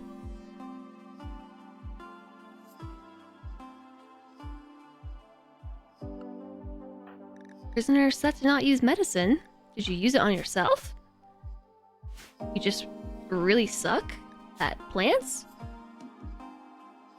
I guess so. Guppian with 6 and Slentre with 9. Look, Slentre got full marks there too. You'll have to watch this stream at a later date. Good Newts, Architect. Good Newts, sleep well. Slentre wins the taming. Yeah, clearly having 0 is better.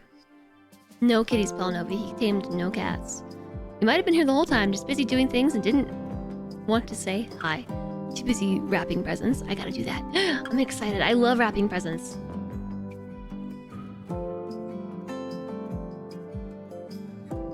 I love wrapping presents.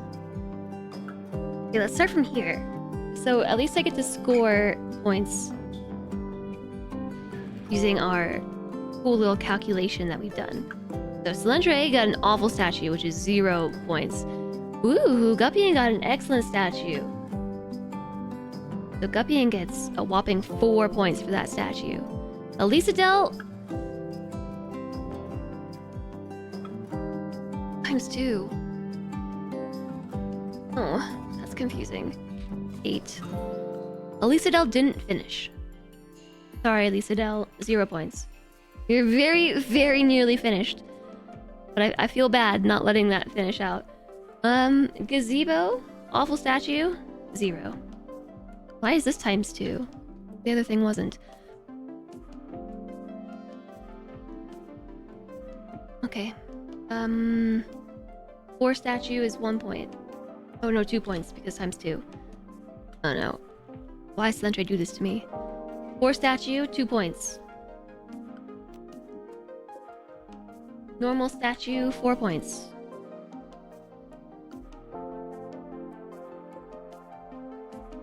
Curvial made a poor statue, which is how many points again?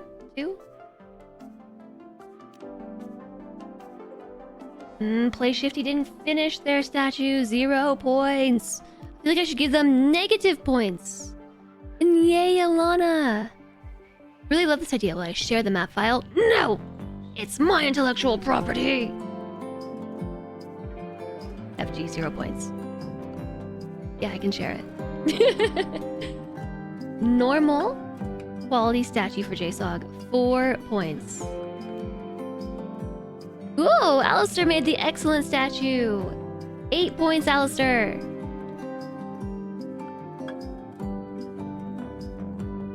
You were just asking. Yeah, and I was just answering.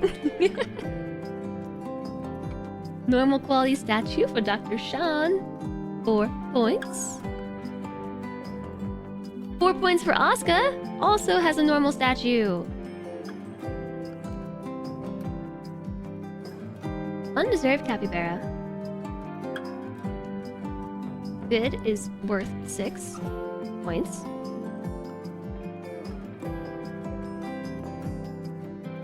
Sandre said something. I'm just hearing things now. Well, we got an awful statue from Utopian. We've got an awful statue from Monoret. We've got an awful statue for Spark Arrestor. Oh wow, just a stretch of awful. 0, 0, and 0. Utopian, Monoret. Yeah? Okay, that looks right. Up to TX, who has a normal quality statue, which was how much again? 4? Lang has a poor quality statue, which was 2 points. And last but not least, George, poor quality statue, 2 points. Alright. Oops.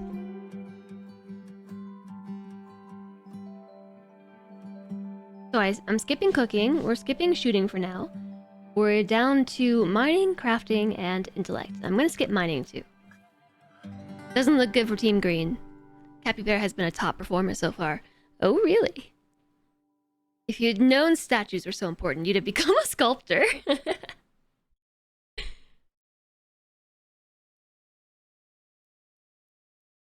Okay, now it's gonna get a little bit tough. Because they're wearing their gear.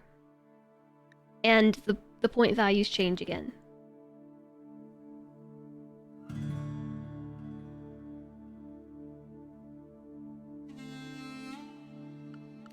Alright, so George has a poor quality knife, which is worth 1 point. And the gear is normal. Or I should say their jacket is normal quality. So we add 1 point for poor, 2 points for normal, and you get a total of 3 points.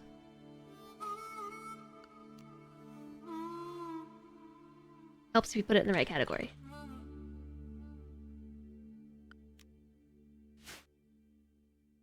So, Lang over here is wearing also an awful... That was normal, right? Yeah, normal. Awful quality jacket.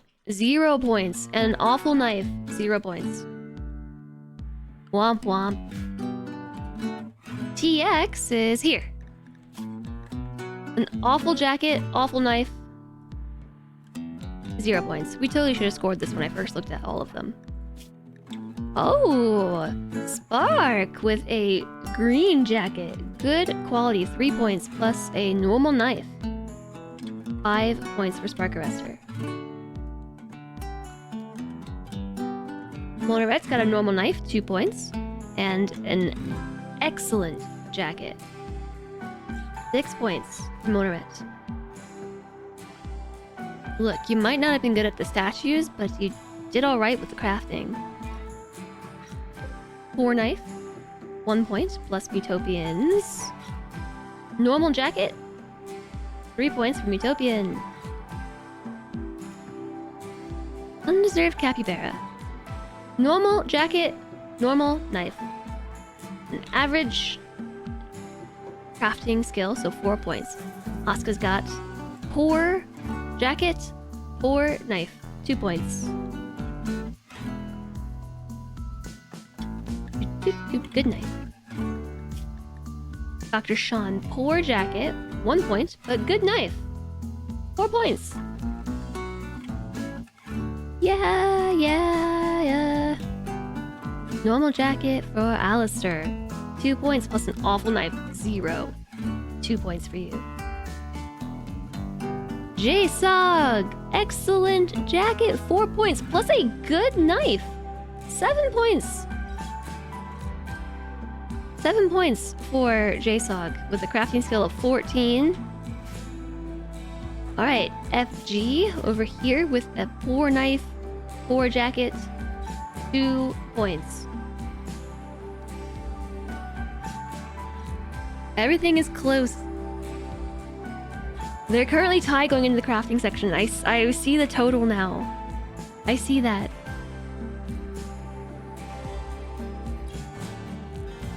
We're on Play Shifty. Play Shifty. Normal plus awful. 2 points for Play Shifty. Reveal.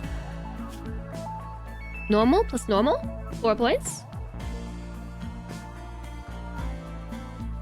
Where's I am? There you are. Normal jacket. 4 knife. 3 points. Reza! Normal jacket. Normal knife. 4 points, Reza. SVG. 4 quality, awful knife. 1 point for SVG. 1 single point. Gazebo's sleeping on the ground. Where's your stuff? There it is. Awful and awful. Oh no. Gazebo has 0 points. Alisa Dell's room is a mess. I feel like we should also calculate points based on dirt. Awful jacket. 4 knife. 1 point for Elisa Dell. Guppy never even made their jacket. They haven't even touched it yet. They get 2 points for a knife. They haven't even crafted yet. Solentre made a good knife, or a good jacket. 3 points. Awful knife.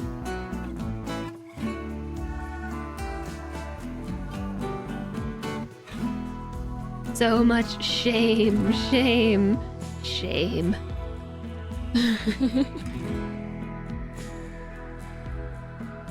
Your captor is not doing well, but you're concentrating on who's good in your color.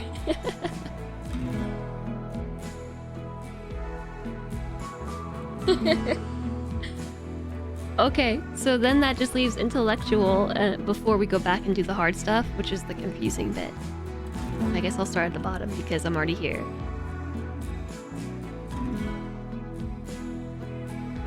So, Solentre apparently didn't even touch this thing. Progress 0. Can I just enter the progress and don't make me math it, please? Guppian's at 0.26%. 0.26% towards a guaranteed find. Elisa Dell, 0. Didn't even touch it. Solentre and Elisa Dell did not even touch their machines. Gazebo's at 3.1.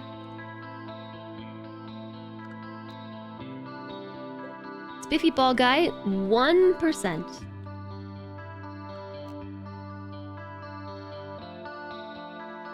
I think there's actually meant... Oh, okay, wait. You think Curville's right, you didn't check the character.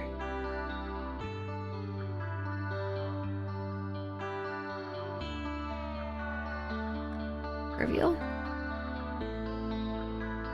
Oh, check Elisa Dell's jacket.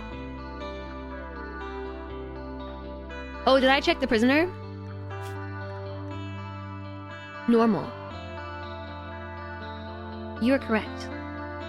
So it was 3 points instead of 1. My bad, I checked the prisoner. Thanks for keeping me honest. So Rezus is weird.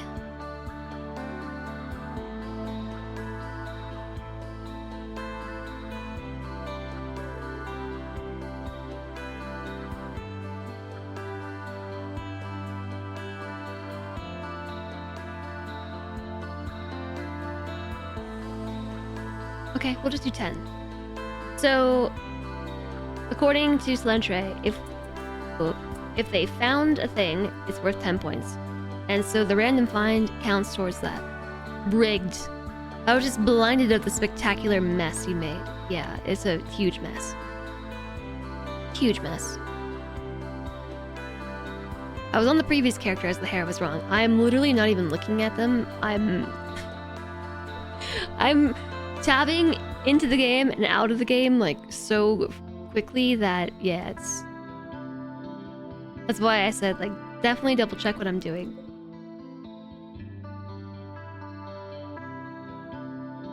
Yeah, sure. Read them out for him or enter them. 2.2 for Zion. Curvial is 0. 0. Play Shifty, 0. FG's 3. 4.7 for JSOG. 9.6 for Alistair. 5.3 for Dr. Sean. 7.3 for Asuka. 10% for Undeserved Capybara. 3.2 for Utopian. 1.2 for Monoret. 0.05 for Spark. 6.3 for TX. 1.3 for Lang. And then 12% for George. No, that was only 12% towards finding.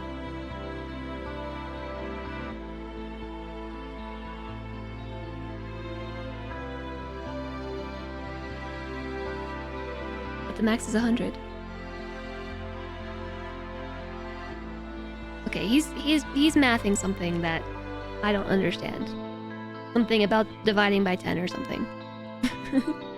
Is there a place you can check your points? Yeah, there is.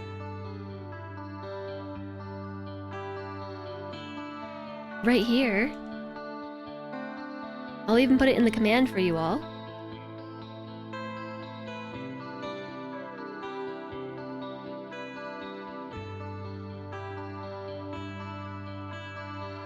There you go.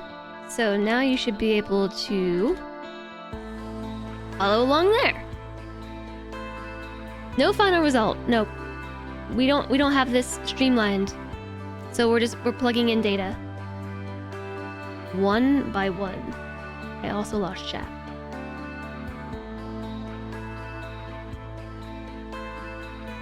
Okay. So, here's where I think we should maybe think about how we're gonna do this. So, I think I'm just gonna tell you, excuse me, tell you how much. Stop the count. JSOG's winning. I think I'm just gonna enter how much steel is left, and we'll figure that out. So like 142 steel for George. No. Yes. It's like similar. 142. 141 for Lang. I don't know. I was just counting to myself, but you can do it. That'd be helpful. 141 for Lang. Dang it. I have to reselect it each time. 121 for TX. 126 for Spark. 141 for Monoret. 121 for Mutopian. 138 for Undeserved Capybara. 118 for Asuka. 127 for Dr. Sean. I hope I'm grabbing all the steel. I'm doing a quick cursory look. 135 for Alistair.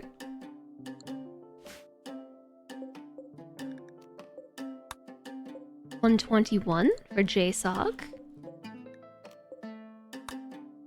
118 for FG. Sorry. 107 for Play Shifty. Oh, because it's all outside. Oh, look at all these little steel nuggets that got pooped out from failed construction. 117 for Curvial. 132 for Zion. 138 for Reza. 148 for Spiffy Bald Guy. That's pretty good. 147 for Gazebo. 104 for Elisa Dell. That's your tantrum right there to fix all the walls. 116 for Guppian. 116 for Celentre. So the only thing is, I really hope I didn't accidentally select any of the steel that got pooped out of the walls. I don't think I did.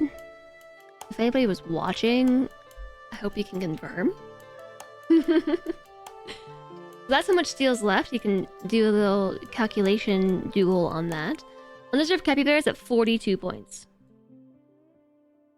So at the end, we should see how their skills look and see if things are skewed one way or the other. So what is left besides melee and shooting is just cooking. Yeah, so cooking is weird. Because I think what we should do is see how much raw food they have versus how much fuel. Was there a craft for a knife in the jacket? Yes, that is under crafting in the spreadsheet. If you go to that spreadsheet, that's right there. It is the summary of their crafting. But realistically, we probably should have broken it down into 2 little sub-columns.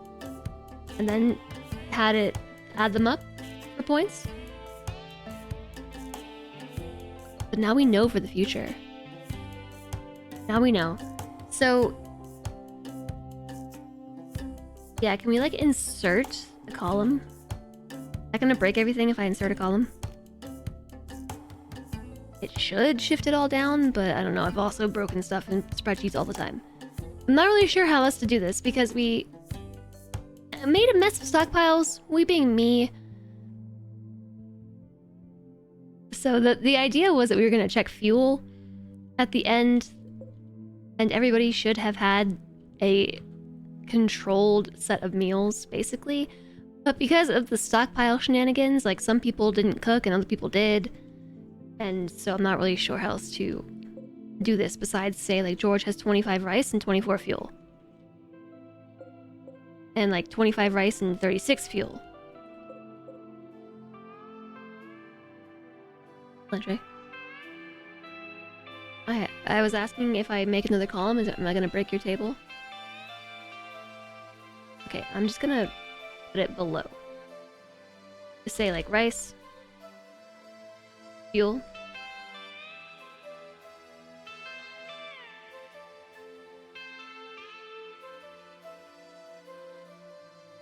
and take note this way. You have exceeded the possibilities. We have changed the calculation a little bit. So like George is 25 and 24. Not 35. 25 and 24. And then Lang is 25 and 36.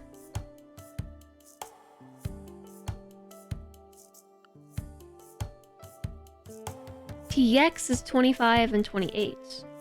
Okay, this is producing interesting results. I don't really know how to interpret them.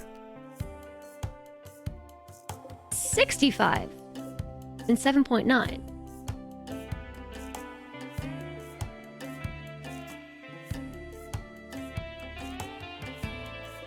$25 to 0. Oh no, 65 to 0. Monoret used all the fuel.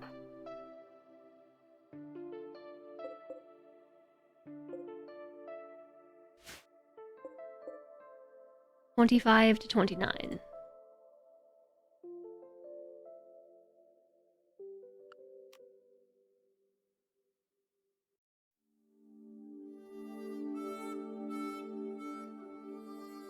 Yeah, intellectual still raw numbers. I pretty much took a look at the spreadsheet or like the ideas that Celentre had for scoring and was just like, I have literally no idea how to even begin with this, so you're in charge of the spreadsheet. So I'm just gonna let him think about it. 25 to 29. And he actually did have a really good idea for scoring cooking. 25 to 21.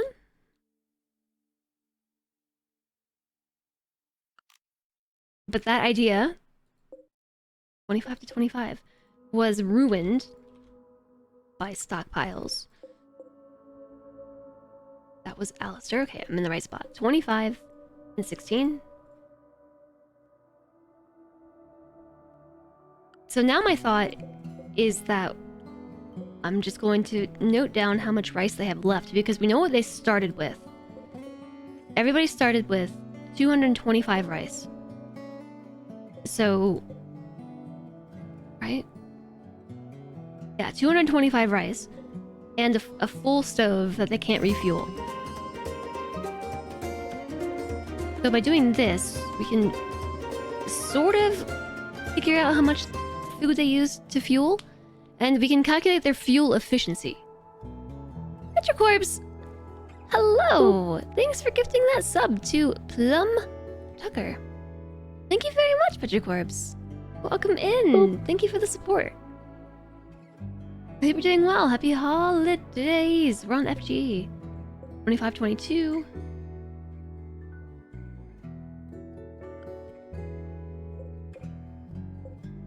$25.32.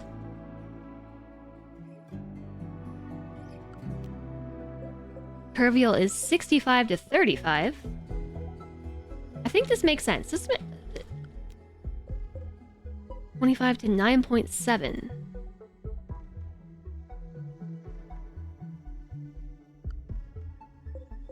Six is weird.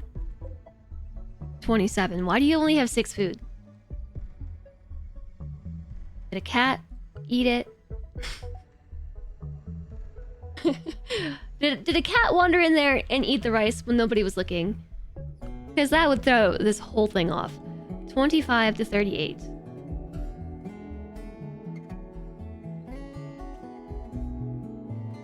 Or maybe Reza ate some while on a mental break. That's more likely. 25 to 22. 65 to 10. Gappian has also 65 to 25. And finally, Celentre, 65 to 20.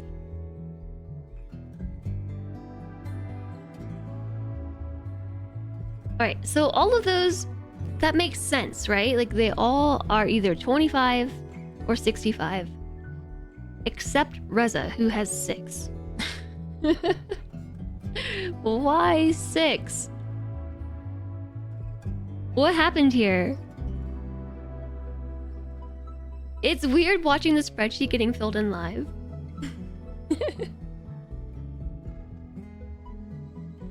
You're glad to be able to catch the end of the stream. We are doing our RimWorld Royale, the winter games, trying to figure out RimWorld math. It's like a ghost or something. A ghost fills in the spreadsheet. Reza ate all the rice. So I see 2 possibilities here. One is that Reza ate all the rice while on a mental break. And I do think Reza did... Yeah, hide in room. Reza did that on day 2 of the event. So while Reza was hiding in room, no, cooking can't be botched. That always completes. It just is a matter of how quickly they cook and how efficiently, which is why we use fuel stoves, because at 100% cooking speed, you can pretty much expect 1 wood to be used per 1 meal at 100% cooking speed. And you reach 100% cooking speed at... there was math. I think it was level 10? Ooh, my eyeballs. RimWorld, so bright. Yeah, it was level 10.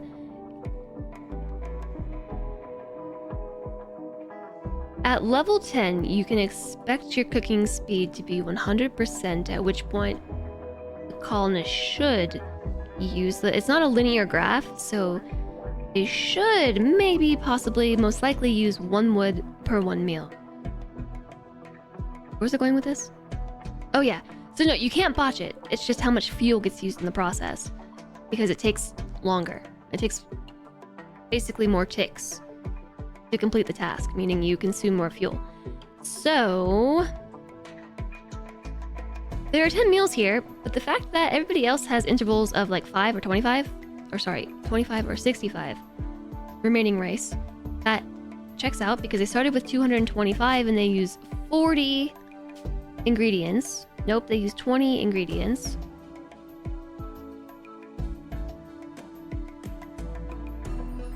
No, they use like, they use 40. No, they use 20. It's 0.5 nutrition to make a simple meal. So basically,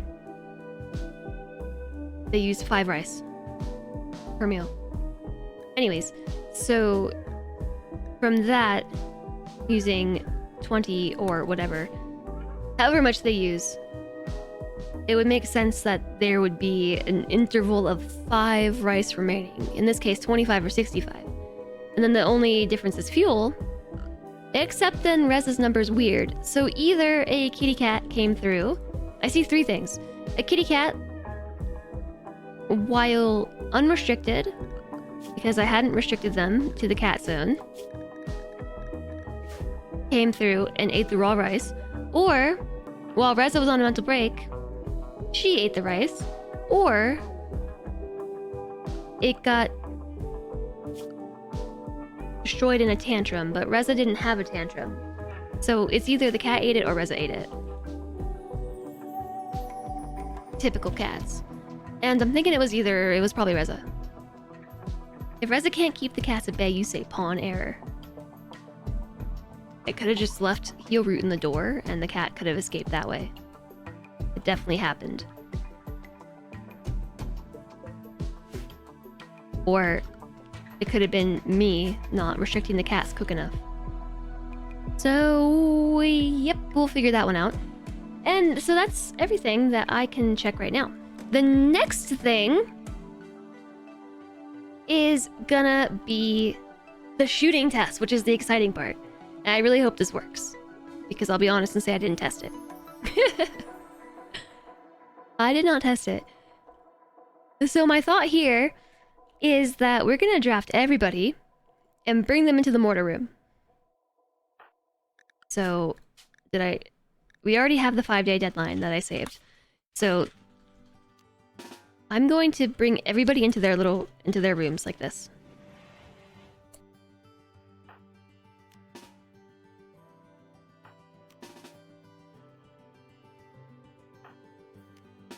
Bark arrester's cleaning.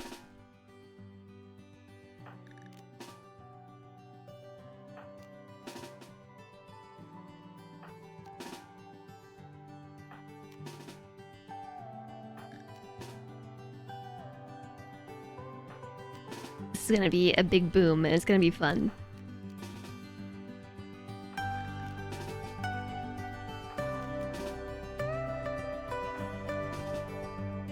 I guess I could just draft everybody and then do this, but no, I guess because of how I have to put them specifically in the mortar room.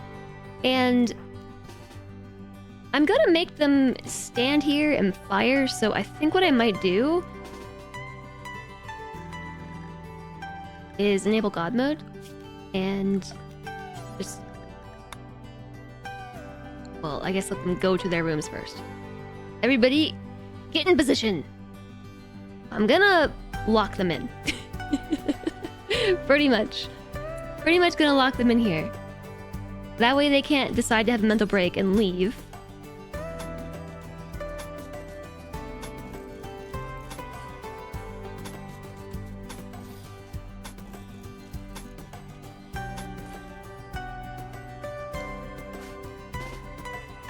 skip somebody.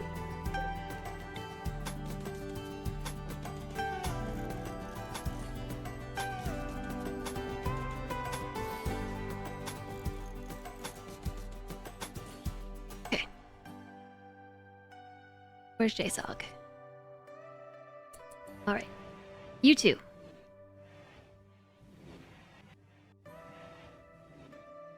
Oh, something else I could do as well is adjust their needs so that everybody's at least fed and sleeped. Because we can do that here. We could leave everything else, but we can make sure that they are fed. That way nobody decides to have mental break while doing this. It's happening.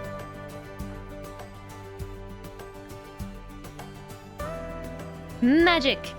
Food and sleep for everybody!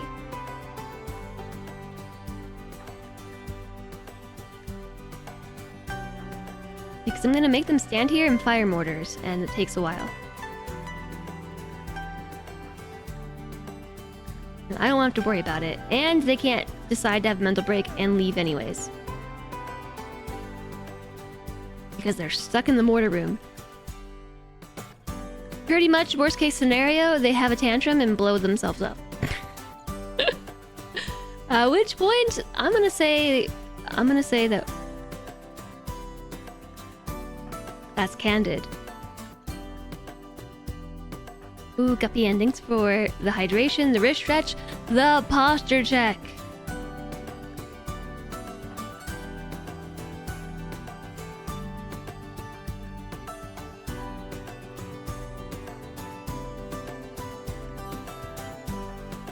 Are we done yet? Okay, yes, we are. So, now everybody is fed and sleeped. Can I check Rez's percent towards guaranteed find? 2.3?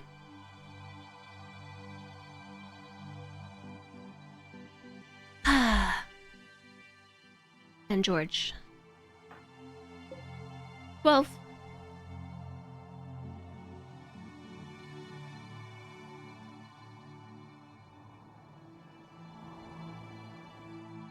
Alright. Turn off God mode. Now we're gonna tell them all to man their plasteel mortars, which I don't think affects mortar accuracy. It just so happens that's what I demoted into the game. Plasteel mortars for everyone, and then I have to set their targets.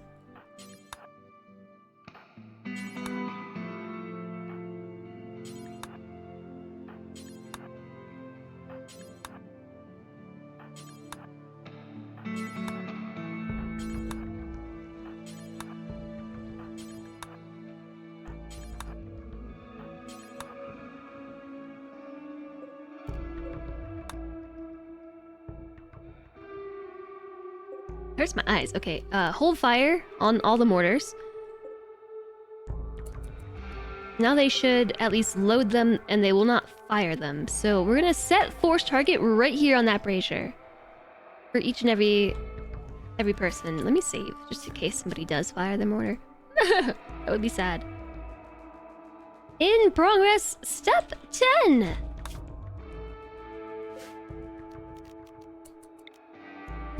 They will at least start running the clock down. TX, we're gonna set force target right there. Oh, wait, did somebody...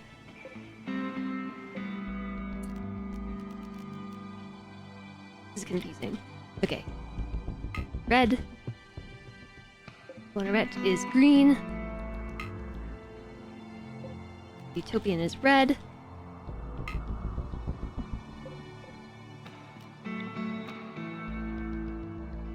Green. Red.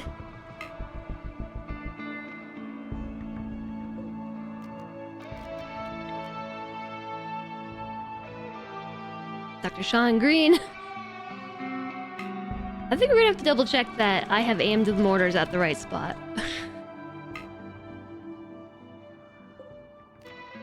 Set force target.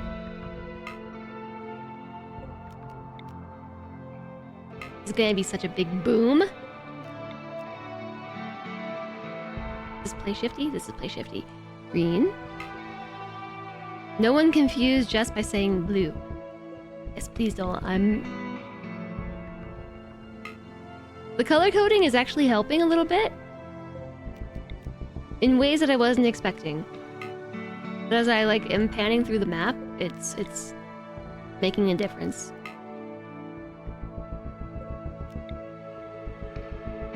Green.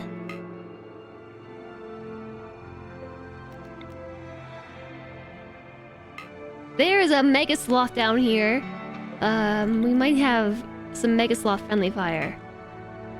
Oh, the torches went out. That's okay.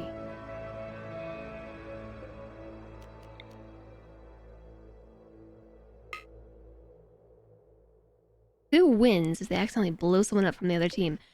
Okay. I don't think they should.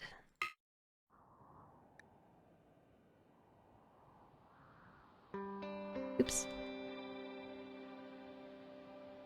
I was just trying to hit up in chat, not change scene. I think the easiest way to do this is gonna be to click all the mortars and make sure that they line up.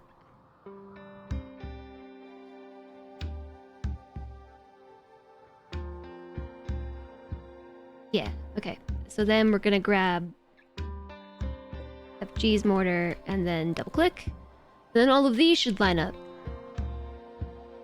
So I can't actually set these ahead of time. There's also a Mega Sloth that might interfere.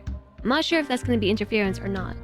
Also, I kind of want to refuel the lamps, the torch lamps. It should be pretty simple. Double clicking them all. Enabling God mode and then set the fuel to max.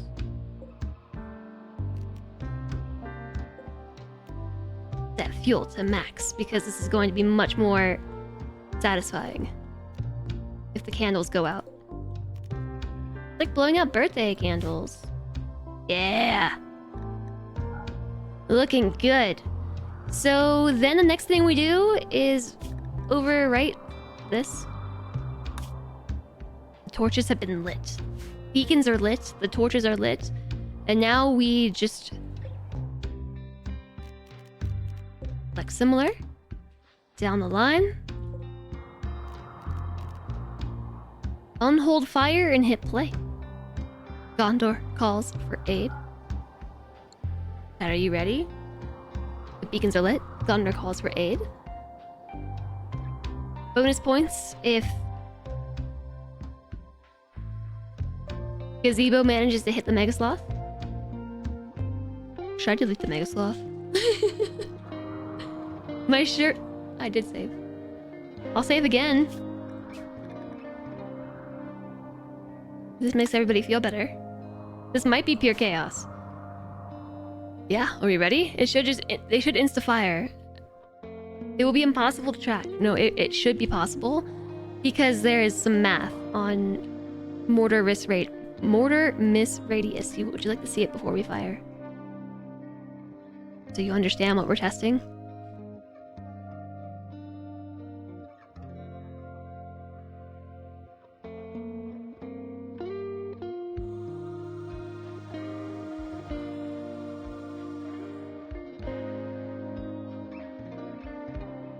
Alright, so time for the whiteboard with math. Yeah. There's the mortar miss radius, which is a factor of shooting. It's also a factor of sight, it's a factor of manipulation. All of those things are taken into account with the mortar miss radius. And so the resulting radius is, worst case, 11 tiles. And what I wasn't so sure about is if that's 11 tiles out, as the name implies. and miss radius. 11 tiles out for a total of 22 tiles around the target, or if it's a total of 11 tiles. And I ended up going with it's a total of 11 tiles because there were some pictures on the wiki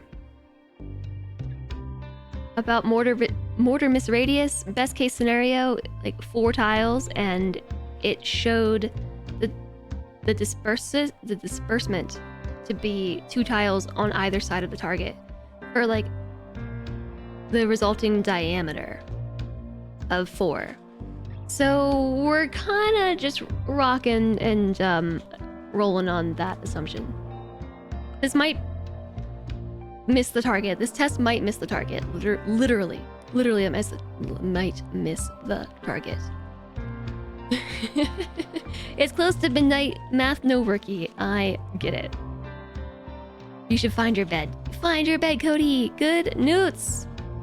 Your math engine decided to close shop. Looking forward to the VOD for the ending. Well, we're in the last 2 things. This one is just gonna be everyone fires, and we'll see what happens.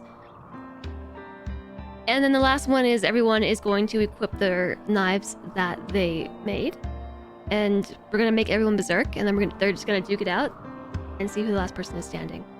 Or we could have them fight bunny rabbits, which is what this small little room right here was for. Was to spawn in bunny rabbits and make the bunnies berserk, and then have them take on the bunnies.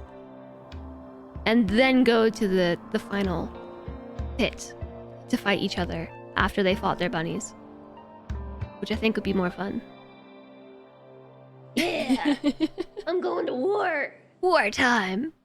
Good night, Cody. Thank you for being here. Okay, I lost my mortar selection though. Lock them in the room with bunnies and score how many bunnies they kill before they die. So what's supposed to happen is they're supposed to be locked in the room with the bunnies, make the bunnies go berserk, and then basically score their battle with said bunny. If they survive, if they're still standing, and then send them to the pit. You went in, Nate. Who was winning? I don't know, but you're back at the perfect time because I'm about to unhold fire on these mortars, and we are... Oh, no. I'm about to just hit unpause. I already unheld fire. We're gonna hit go, and 21 mortars are gonna fire. You ready? 3, 2, 1!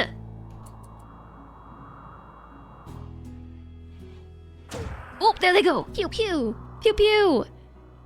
Ah! Whoa! No, they are all within... Except right here. That's really bad, but they're pretty much all within the,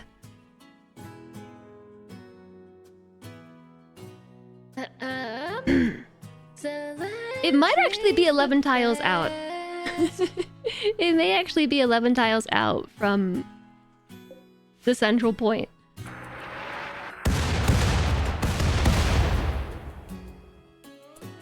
Wow. Okay, I have no idea how to score this. How was yours going way off base? So the idea is we score how many candles they hit. Not how many trees they hit, but how many candles they hit. Let them each shoot their 5 mortars, then score. Somebody is spot on right here. They got their brazier and all 4 candles.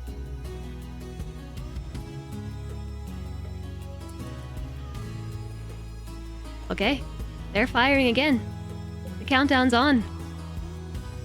The Christmas trees drop steel. Yeah, I guess they do. Here they go again. Major break risk. That's why we fed them. Oh my gosh, there's an ad break in progress. During this prime moment, if you shoot the neighbor's target, you fail badly and help. Yeah, actually. Because you get points based on what's remaining. Oh my goodness! Who is this? This person almost got full marks. Spiffy bald guy. Shooting of 2? That's just lucky shots. This does not count in your steal score. Sorry, I paused because there's an ad happening. Stupid ads. Stupid ads. Stupid ads. If a lane hits all their targets, maybe they should stop firing and get points for the shot remaining. Oh, yeah, I think that makes sense. I think that's a great idea. Do they get negative points for hitting Christmas trees? We can't tell who hit what with the trees. I mean, in this case we can, because somebody obviously hit here and somebody obviously hit there.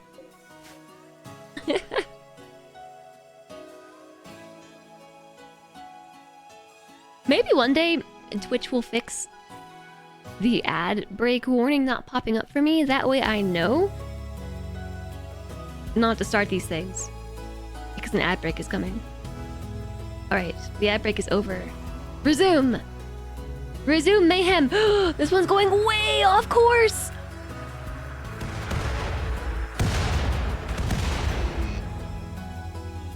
Points for the gazelle? 1 candle remaining.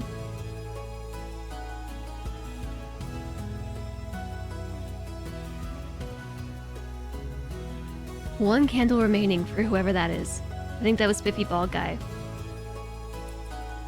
Poor gazelles. Friendly fire. Collateral damage. Minus points, poor animals. We actually deleted all the wildlife off the map, and they just found their way back. Here comes the next round! Here it comes!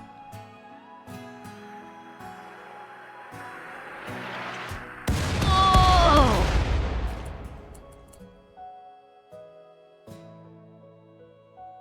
I'm just double checking to see if any... This Mega Sloth is somehow just dodging.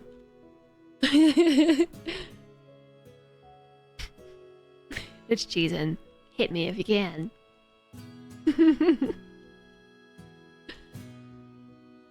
I'm just confirming that all the candles are still around, or that nobody has completed hitting their targets. They tend to wander in and out of the map.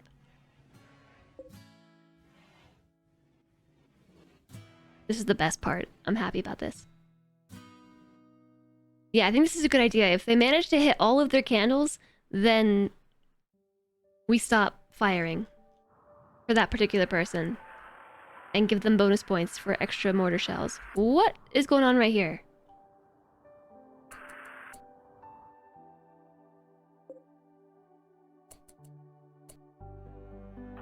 Hello? Why is this one not firing? Shell loaded, high explosive. Hold fire. Mega Sloth Revenge! Wait, yours is just not set. Okay, well, Spiffy Ball Guy's mortar somehow got unset. How did that happen? So did Ziam's. Oh! Because they killed the target. That makes sense.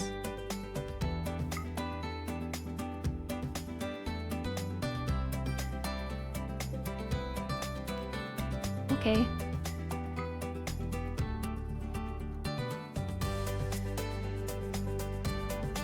Yeah, it's when the brazier was destroyed.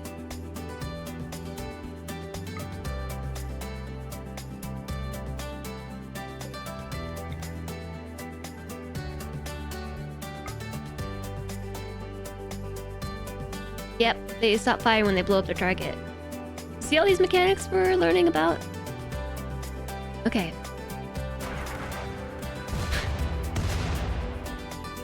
Mega Sloth Revenge! This Mega Sloth is attacking everyone it can see after being harmed. Okay, we got a brazier blown up. Salentre, you hit something.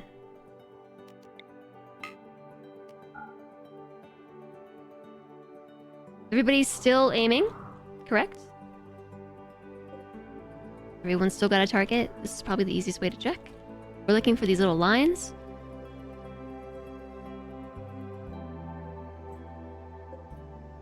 FG, for some reason, wasn't selected. JSOG blew theirs up. Okay, so in the future, I guess we should pick a... Oh, where's JSOG? We should pick a target that can't get destroyed. To at least be where they're aiming at.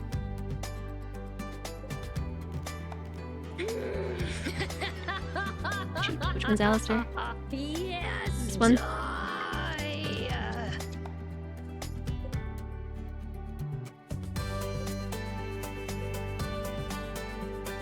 Okay, well now they're not all firing at the same time.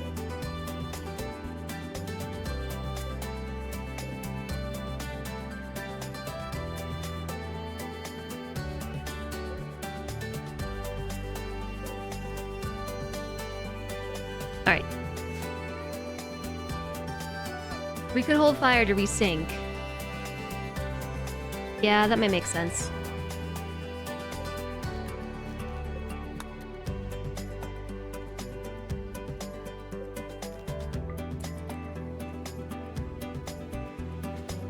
Just to get everyone resynced. Die, trees! Today you learned if you want to hit what you want with mortar, they stop firing. It's news because they never hit their target. They never hit targets. They never hit their targets. One singular candle remains.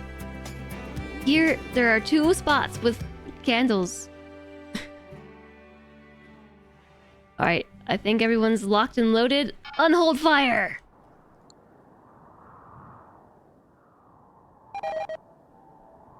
Okay, well, what? Whoa, whoa, whoa, whoa, whoa, whoa, whoa. Whoa, chat, these are way off. They're all going for the same thing. How did that happen? I literally just checked. We all just looked and confirmed. How did that happen? Ah. I'm not letting them hit. Discord as is. But not everyone fired the same amount. Some of them still have another shot. Misclicked and reset the target. Look, see, Spiffy Bald Guy hasn't even fired 3 times. Ugh.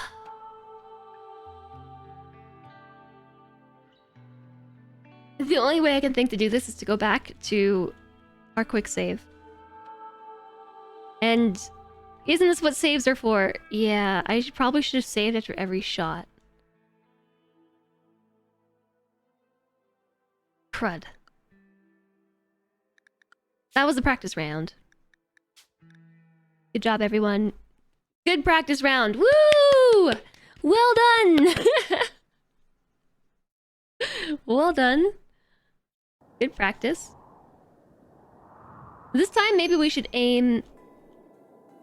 like... behind it?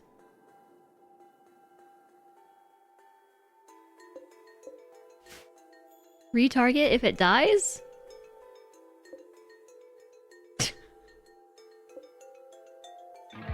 Yeah, it does throw off the center. Okay, this time we're gonna save after each and every shot, alright?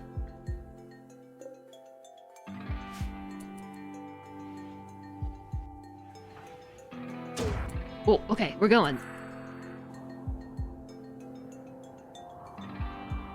Notice how far off those shots were, though? Oh my.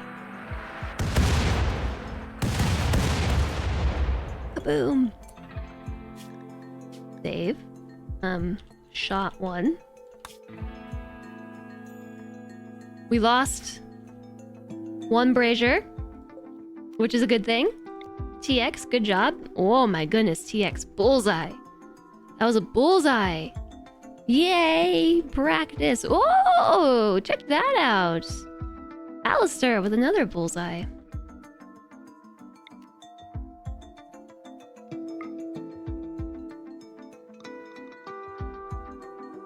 And, Gupian did pretty darn well too. Shot 1. Ready for shot 2.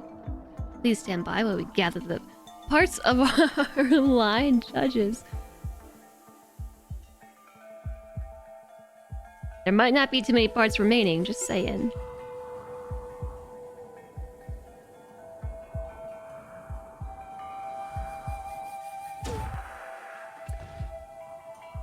Just making sure everybody fired. Yes. Alright. Here we go. It's really trippy when I pan to the side with the candy cane striping behind the portraits. Kabooms! Boom!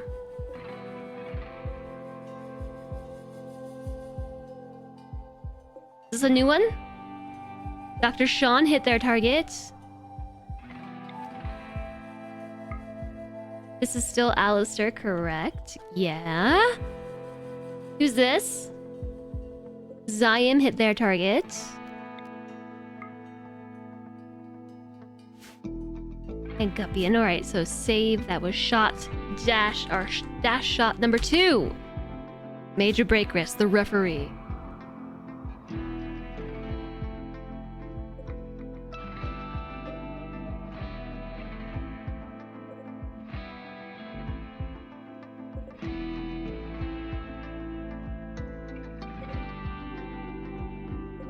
I have no idea how I managed to like change all the targets. All right, shot number 3. Here we go.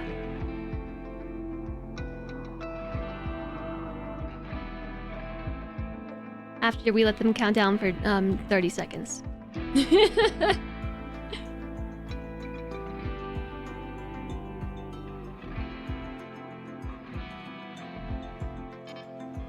Oh, I hear him. Beep beep.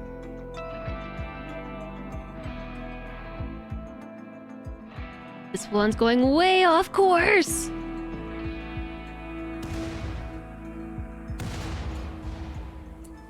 Somebody's shot went to the neighbor's area. Oh no. Poor George. Can't hit a dang thing. Hasn't hit a thing. Parker Vester hit their target. I just realized the easiest way to do this is to just click on each and every mortar, and if it still has a target, then they haven't hit their target.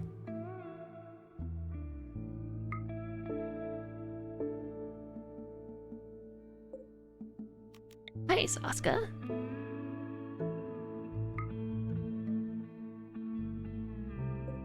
Yep. Yep.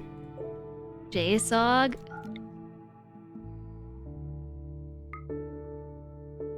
Actually, let me go back and check Alistair. Alistair might have actually hit all their candles.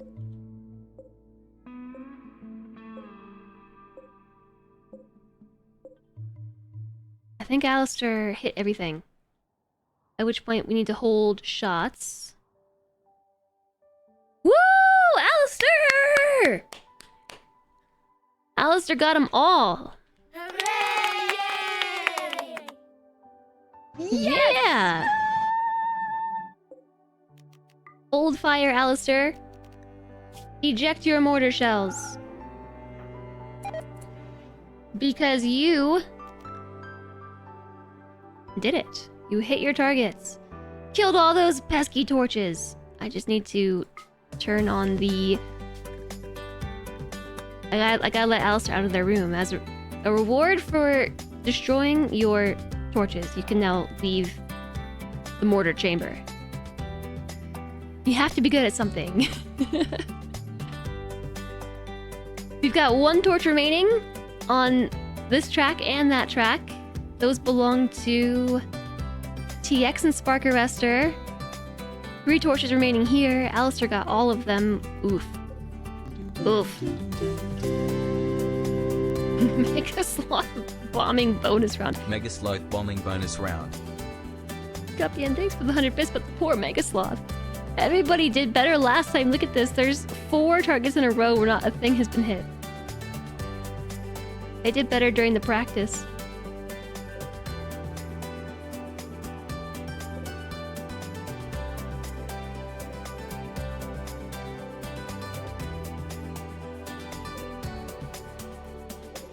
I'm just double clicking on the mortars because it shows all the lines at once.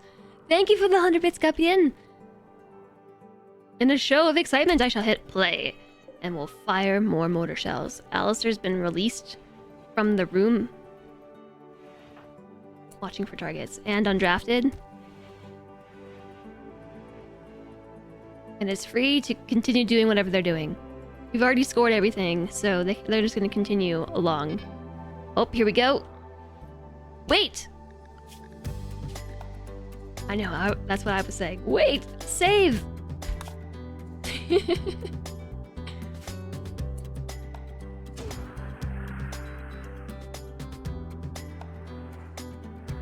Ooh, this one's not looking very good. It looks like it's gonna maybe hit a Mega Sloth instead!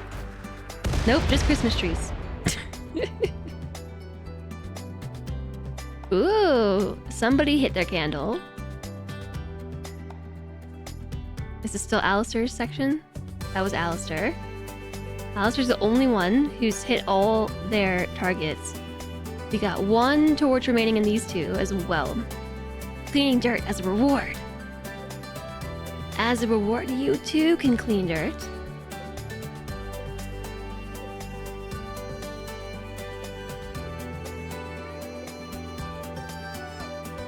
Play Shifty. Hit their brazier.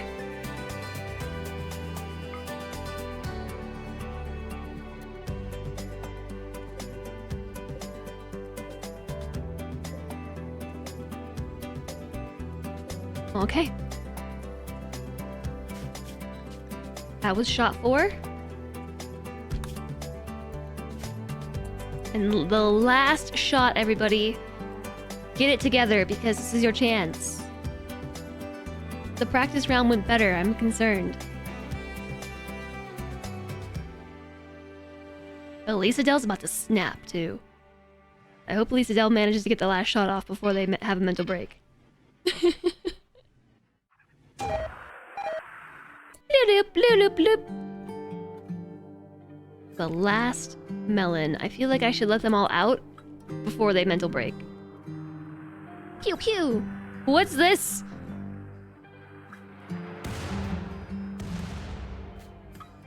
I'm pretty certain that Reza just scored points for Spiffy Ball Guy. Alright, let's see what we got.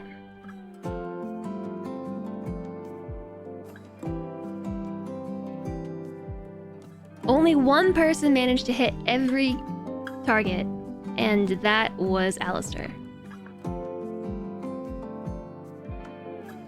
There you have it. Results of the shooting. In the more recent RimWorld updates, mortars are now based on shooting skill. So we would expect there to be a correlation between accuracy and on shooting skill. Everybody should be able to leave their rooms now. I'm gonna let that run and let's do some scoring. So, 1 point per torch destroyed. Does this include the brazier? Brazier torch? Sentry says he got it. Okay, but I just gotta open chat. Okay, Slentre, one point. There are 7 for Gupian. 2 for Lisa Dell. 0 for Gazebo. Making sure everything's lined up. I don't know why it wouldn't be, but... 3 for Spiffy Ball Guy. 1 for Reza. 9 for Ziam. 0 for Curvial. 7 for Play Shifty. 0 for FG. And just making sure I'm so lined up. 6 for JSOG. Alistair got a full 10. I don't know. 2? Yeah, 2 points. So 12 points. 14 points. For Dr. Sean, this is 6. Oh no, a dead bunny! Yes! 7. Who is this? That should be for Asuka.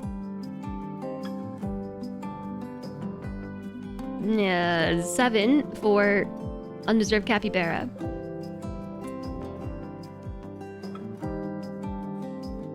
3 for... I'm losing track. I'm losing it. Chat. Utopian. 1 point for Monoret. 9 points for Spark Arrestor, who's in a really good mood. 9 points for TX, who's in a very bad mood. 2 points for Lang. And 3 points for George. How many points per casualty? I don't know that that's fair to score because it's really random where the animals are on the map, but there have been a few casualties. Somehow all these gazelle managed to avoid being hit, which I find very impressive, except this one. Those rhinos managed to avoid being hit. This Mega Sloth avoided death this time. Capybara might need to be recounted. Why is that?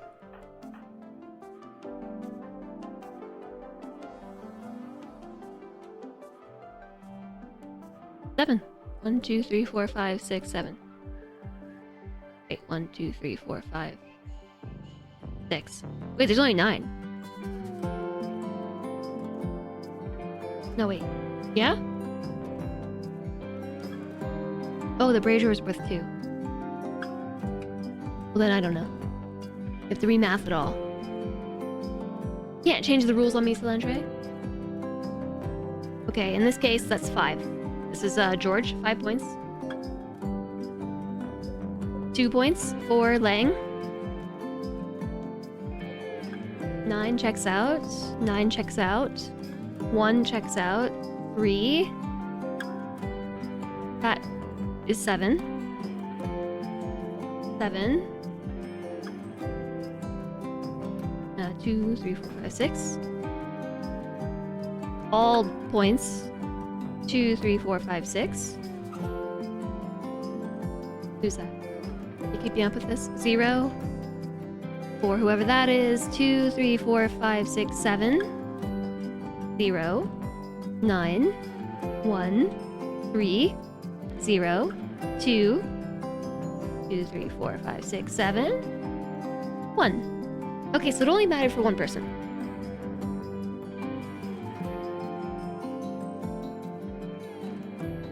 Hi again, first man, Joseph.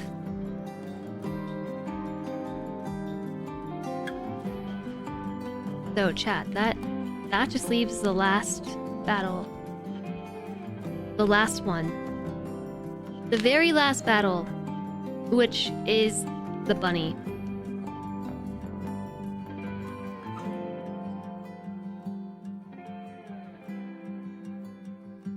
It didn't end up working out exactly. Yeah, so he was trying to make it be a really simple scale so that every test somehow came out to 10. Clearly that didn't work. So here's what we're gonna do. We're gonna go in here, we're gonna spawn a pawn.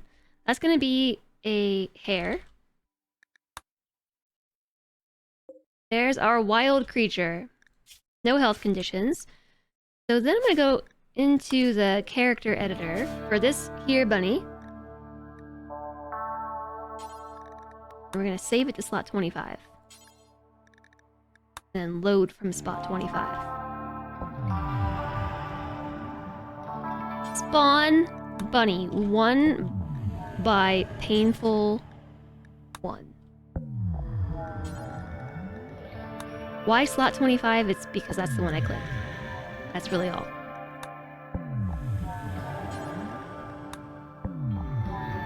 Here is how we make a cloned bunny.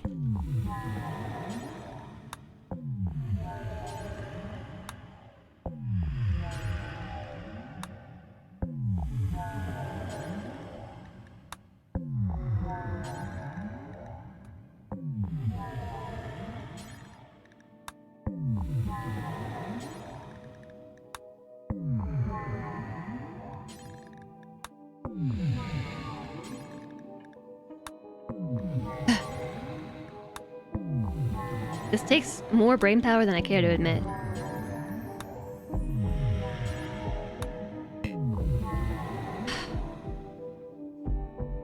Dang it. Dang it, you stupid bunny. You're in the wrong spot. What'd you go there for?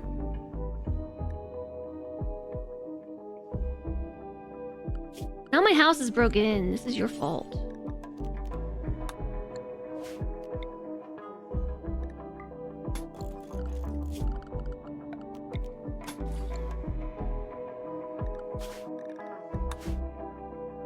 Click bunny. Load from slot. Yeah, what slot was it? 26? 28?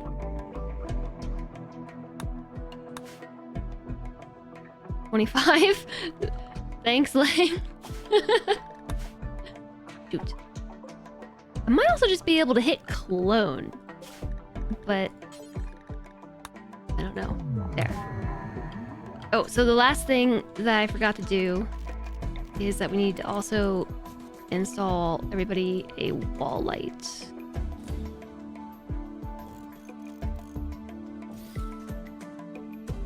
I think it would be cruel to send them into battle without a light.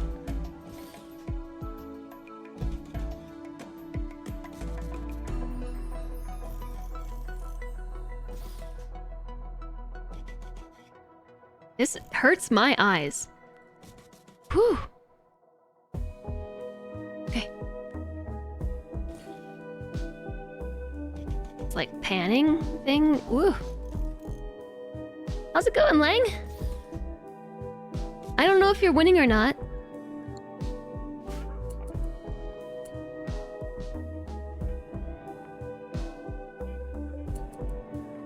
Okay, so those lights should all turn on now. No, bunny rabbit! No! Go back in.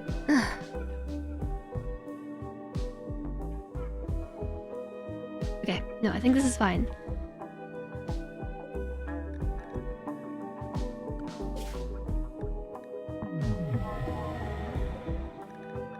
Yeah, I know they're all tame. So I spawned a wild bunny and then they all became tame. So I'll fix that once I put them back.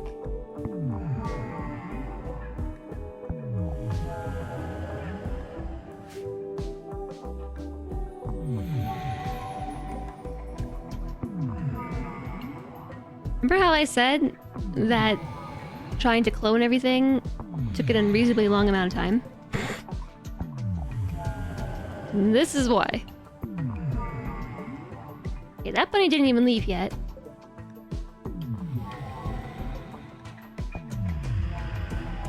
Whoop, whoop, whoop, whoop, whoop. Yeah, slave next time. Yeah.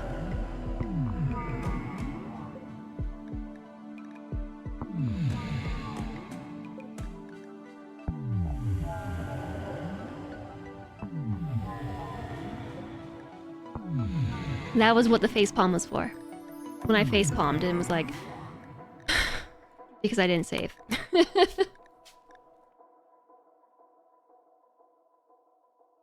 In progress 11.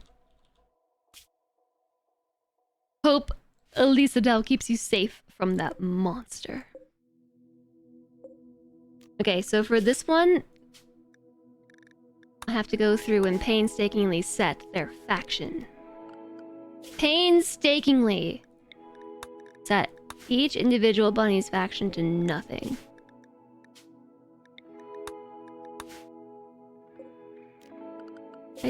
I did hit okay.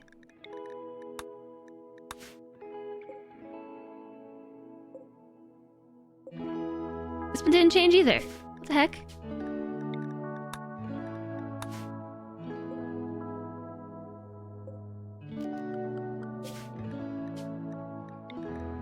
Okay. Wait, you can recruit, you can enslave a bunny? If I do this, there's an option to enslave it back here. Wild creature. So this is what I meant about the character editor being like really frustrating to try and do this with.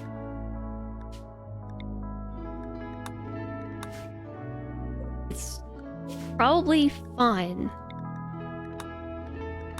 If you're not trying to duplicate this.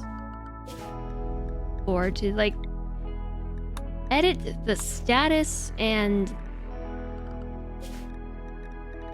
I don't know, conditions for so many different creatures. This bunny looks so mean.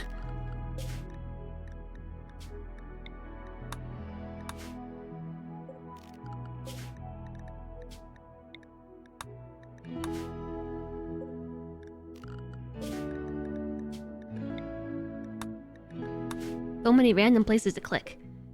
Here, there, there, here, there.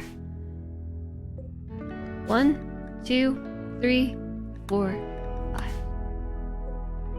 1, 2, 3, 4, 5. It's like a synchronized dance. 1, 2, 3, 4, 5. 1, 2, 3, 4, 5.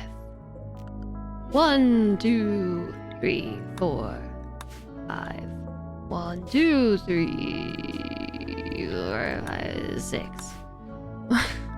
Are we at the top yet? Yes, okay, so did I manage to actually make them all wild, or did I mess up a couple? Wild bunny.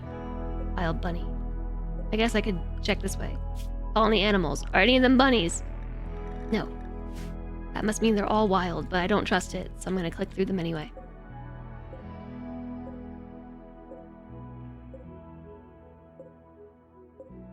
I am worried that they're just gonna get up and walk right out the door, because the door's not closed. Plasteel doors close quickly, but still? We're right?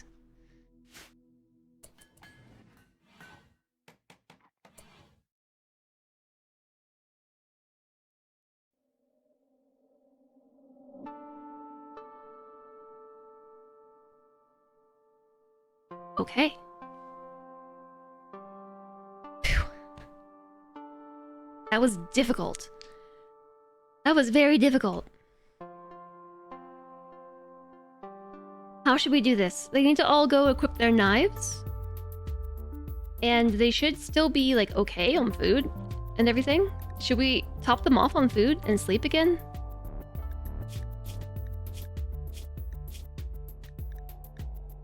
Would that make sense to do, to top them off? Because if they get into a fight with the bunny and then they lose the fight with the bunny,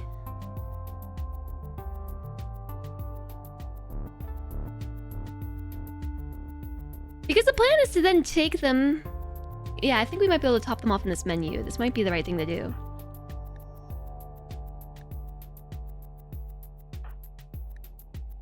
Yeah, this is at least easier.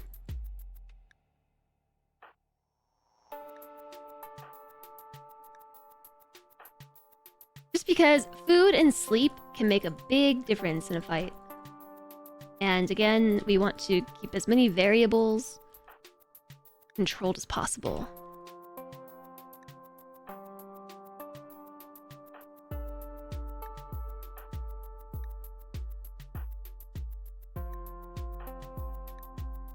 At least this part's satisfying.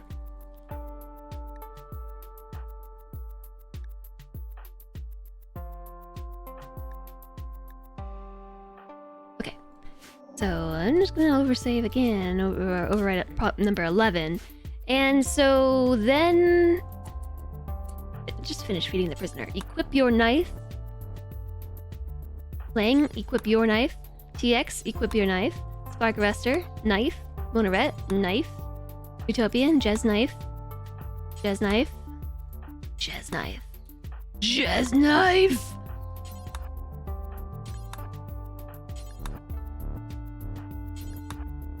Oh, you're working on your statue still. No, we're close to done. Still trying to tame kitty cats, I see. No, not the wood. Knife.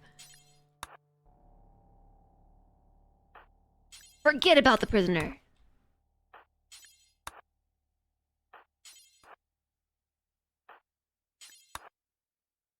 Jazz knife.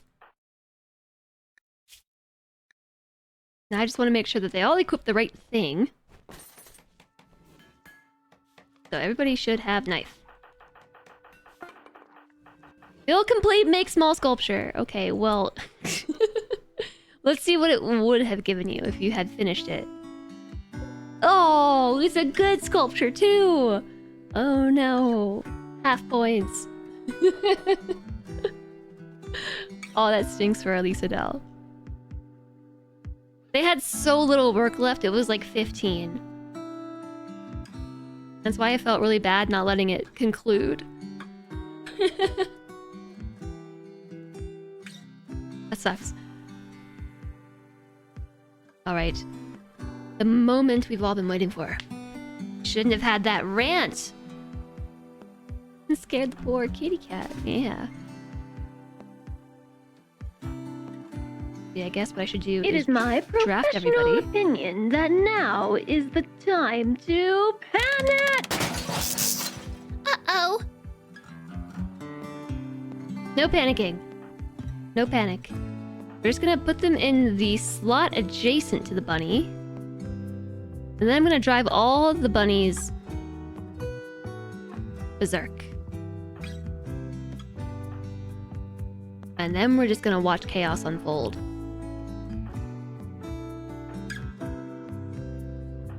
They're gonna have to patch up their wounds with the heal root that they harvested. See, we thought this through.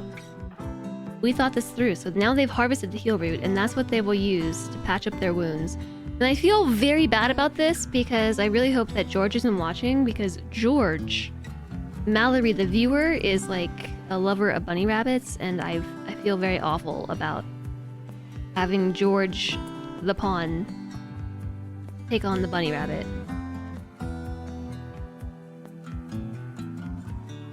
Someone's totally gonna die to a bun bun. They probably are. I guess. Now the bunny's over there. I don't...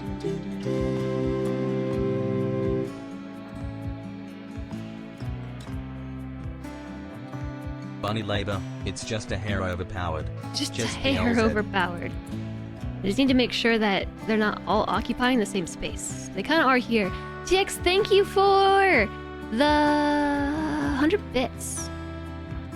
I appreciate that. Thank you for the support, everybody. Everybody. Oh, are we unpaused? What the heck? You can't share the same slot, you two. Where are you even standing? There we go.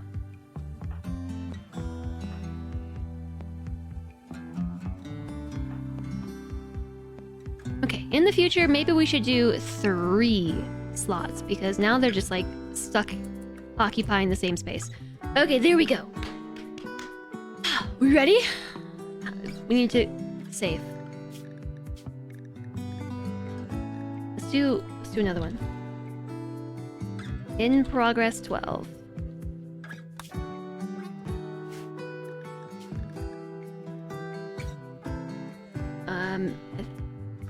Mental state, is it? Mental state? Yeah. Mental state, berserk, pin that one. I think we want to do that to the bunnies. Berserk.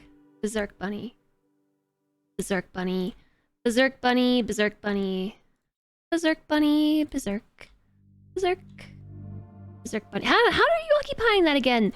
Oh, no. Okay, we'll come back. Berserk. Berserk. Berserk.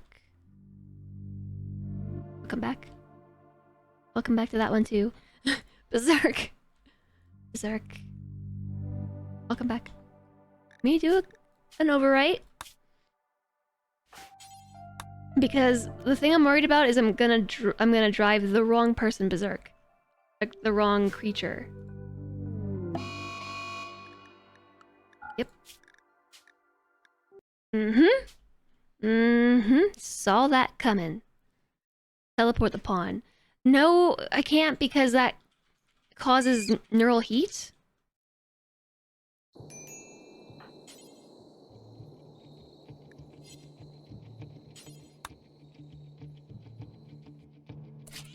Okay. Doesn't really matter that... Whoa, Guppion's already got their bunny taken care of. Stop following me, bunny.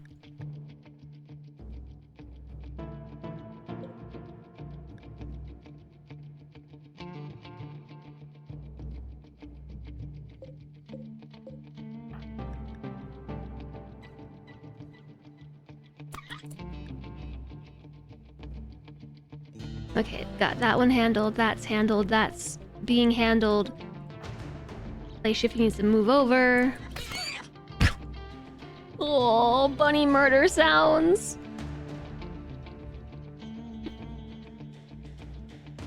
Some of us, they've already just handled it. It's already handled. Like we've essentially not even hit on pause. And like bunny down. But let's let this play out. Oh. Oh. Oh. What happened to you, bunny? Okay, is that it? Are you all just like melee gods? Brawler gods? That was the like shortest bout of melee I've ever seen. Alright, so how are you gonna score this?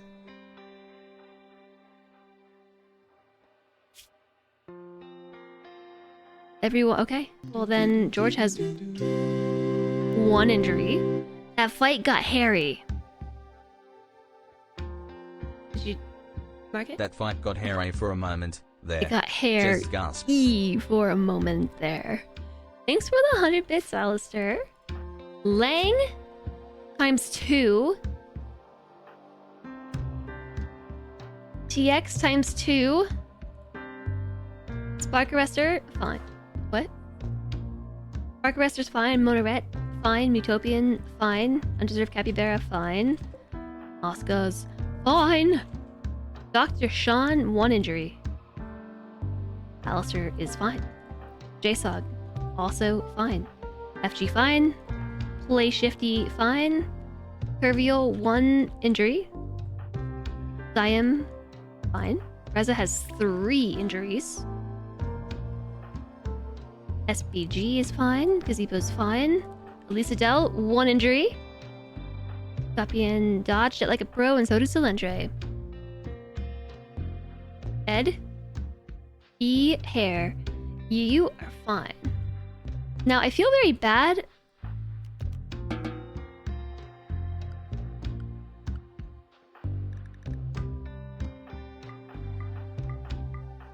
Gotta turn on self-tending.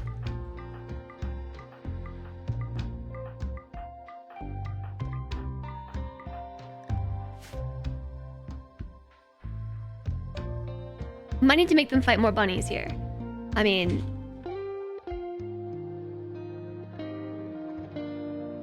we're gonna keep that in mind for the future. I'm gonna make the executive decision that that was far too much work to deal with that again.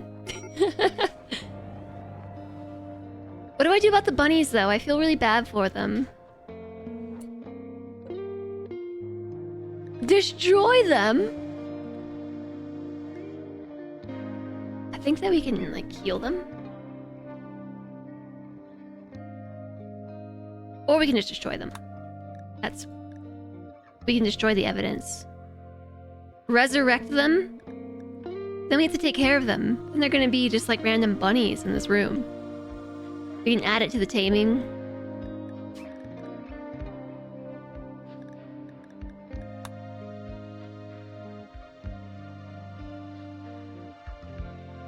Yeah.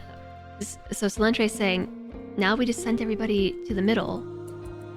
Oh, this one is fine. Or is not fine.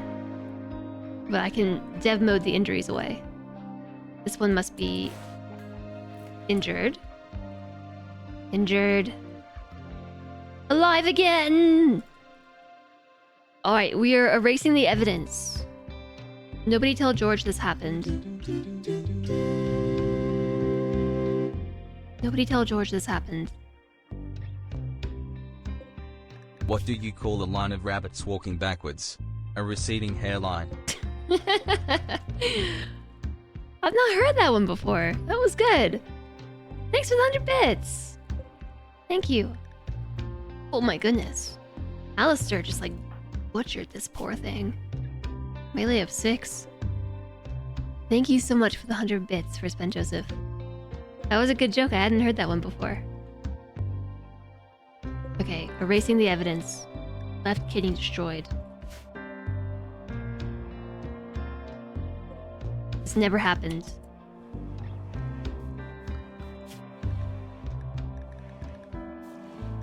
I missed one. Never happened. Whoops, wrong button. Everybody to the pungeon.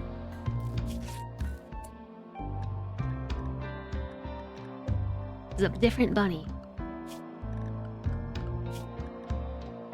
Oh, so no, we were never fighting bunnies. We were actually just taming them. They're actually just the newest taming mission. We never actually encountered them in battle. I still feel bad about the poor bunnies. Okay. So now, next time we know that even with awful weapons and awful melee, bunny's still too easy. Bad hair day. Bad hair day. Turns out they got all berserk about their taming attempts. I know. Alright, everybody is patched up. We're patched up. They're good on sleep and they're good on food, so I think this is the final showdown. This fight with bunnies? Maybe the knife is too OP? Well, the idea was that they would create the knife, and then that's the weapon that they would take to battle. Make them fight geese next time. Oh, I got it. Turtles. Make them fight turtles. I think we are good to free them.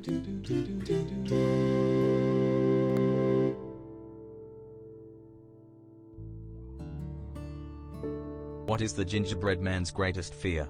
Meeting the Cookie Monster. Meeting the Cookie Monster. I guess we shouldn't put the gingerbread man in the pungeon, because that's where we keep the cookies, and undoubtedly is where we find the Cookie Man monster.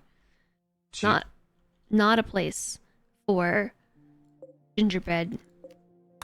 Chew? No, I think because the hype train's not getting started, that it's resetting the requirement each and every time.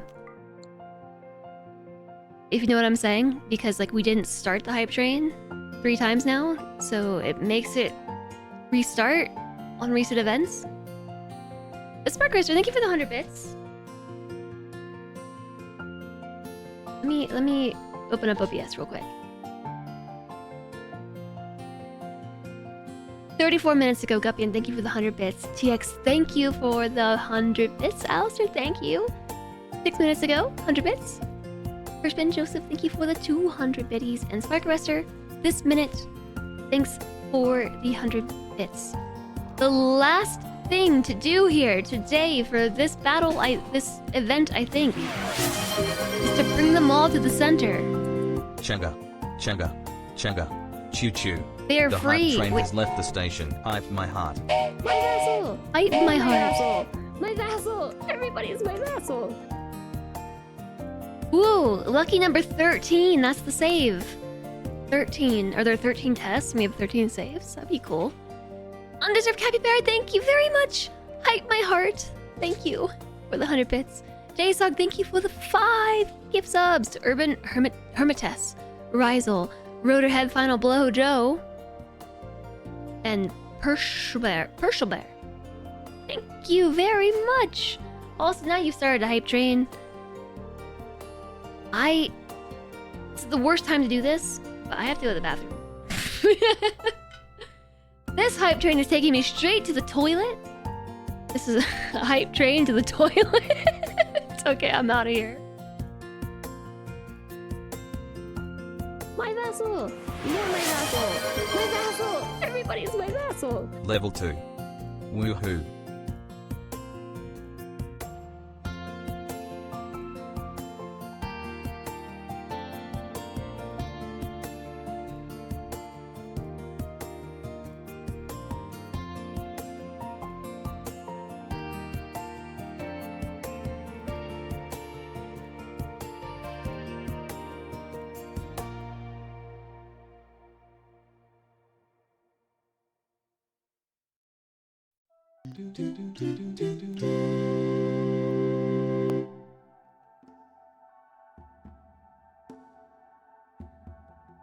Just human.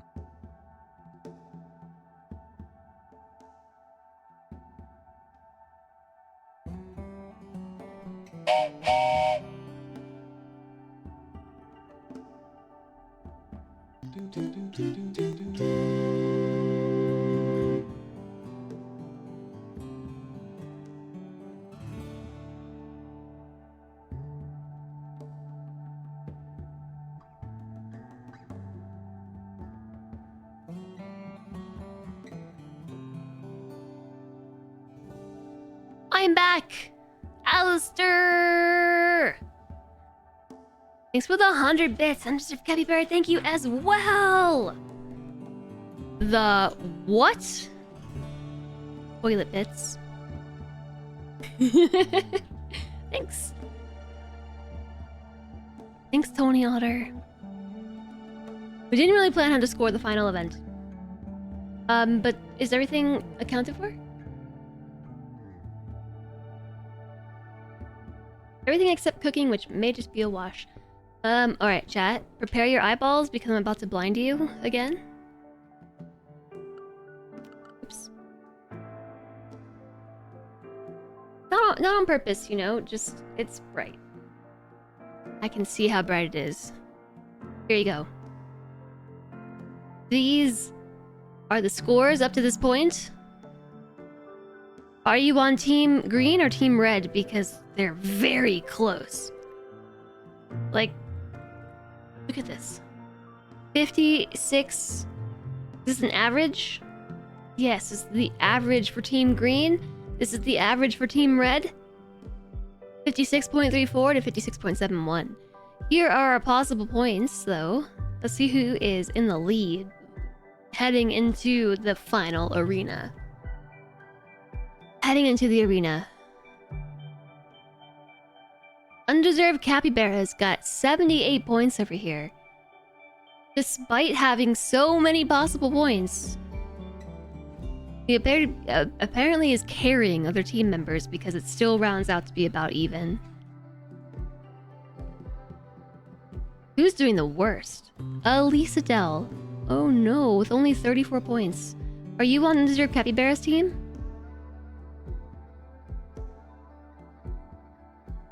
Yes. Undeserved Capybara is doing so well that it balances out Elisa Dell not doing very well at all. Super Capybara. Apparently this is balanced. This is why you went for bind last spot. It is rigged. Oh, thanks. Magic. Suddenly we got some stuff in here. So let's see, George is at 65 points, Team Green. Lang's at 51. 59 for TX, Spark Arrestor. 63 points for Team Red. 55 points here for Mona Red. Mutopian's at 50. Undeserved Capybara is just a super Capybara.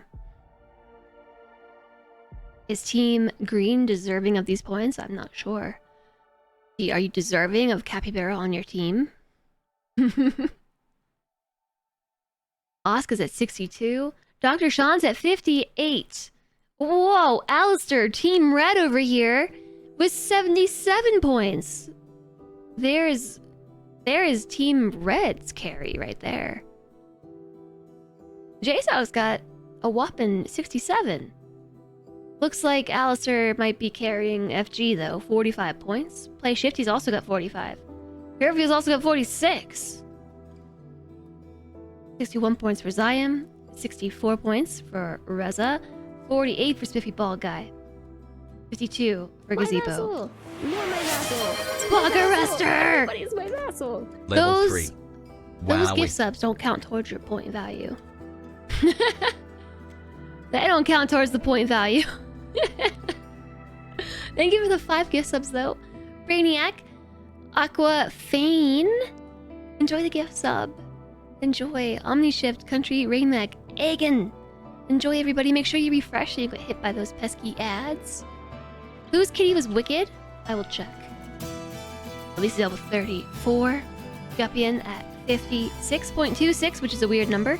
And Slender with 49. So we have 2 carries. We got 2 carries. Alistair and... oh, I see. We're no longer rounding. This is harder to read. And Undeserved Capybara.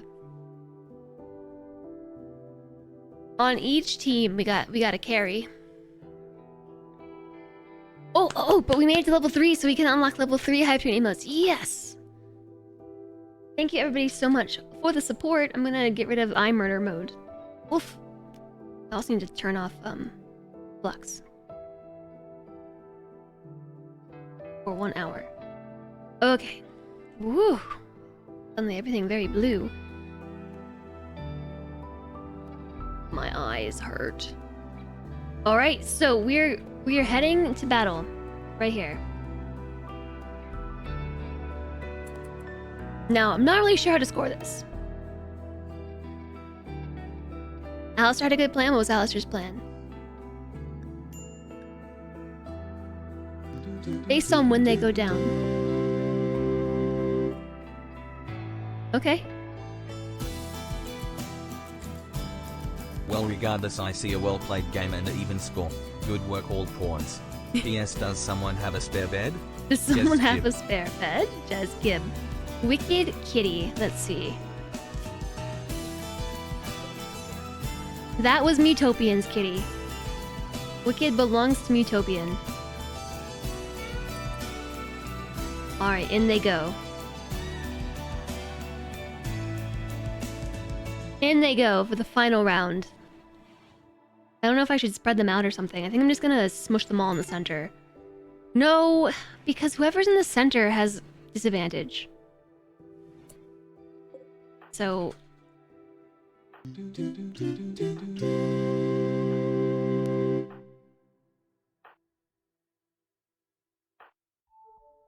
A competition to sing Columbia.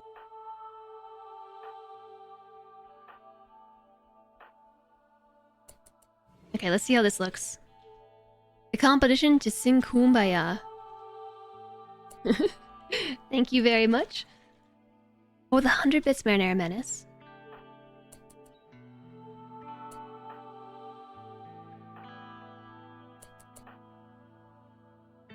Okay, I'm trying to at least spread them out somewhat evenly.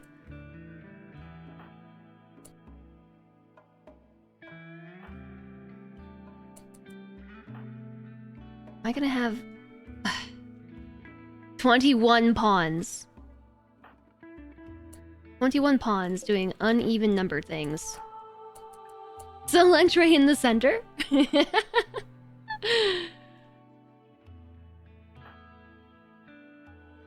I don't really know where to put them.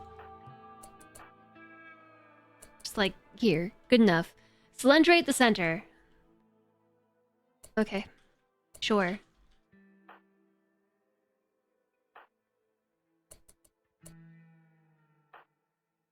Is there actually a middle to these sandbags? No, there is. 1, 2, 3, 4, 5, 6, 7. Yeah, okay, so there we go. 1, 2, 1, 2, 1, 2. 1, 2. 1, 2. 2, 1, 2.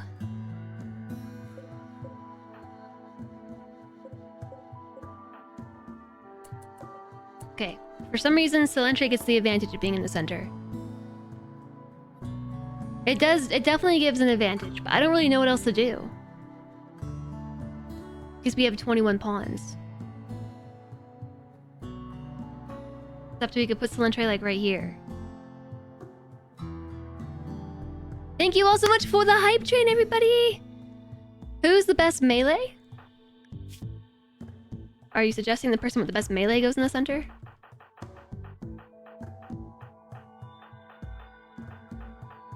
It looks like Spark Arrestor. Alright, let's put Spark Arrestor in the center. Choo choo! I got another hype train emote!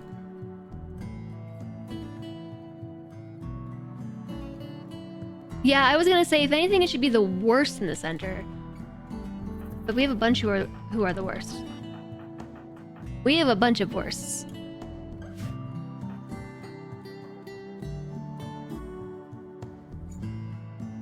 I don't know.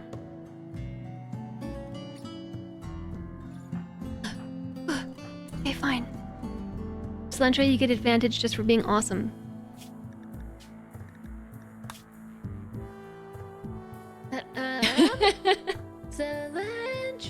This absolutely isn't like any version of nepotism. Put him in the center at the side. Okay.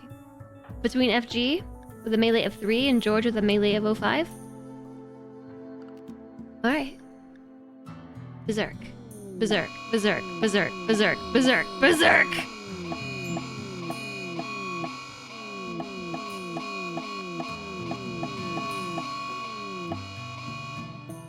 They're all berserk.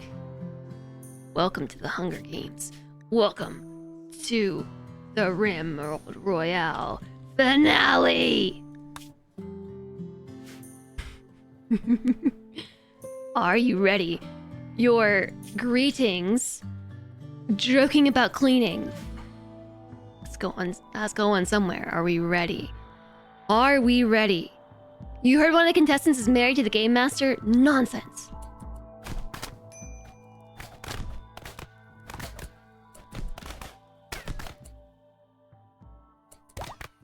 Madness. Alright, who's down? Reza's the first one down! Reza's berserk rage has come to an end. And so has Zyam's. Zyam was the first. Zyam didn't actually go down, though. Zyam didn't actually go down. Reza's the first one down.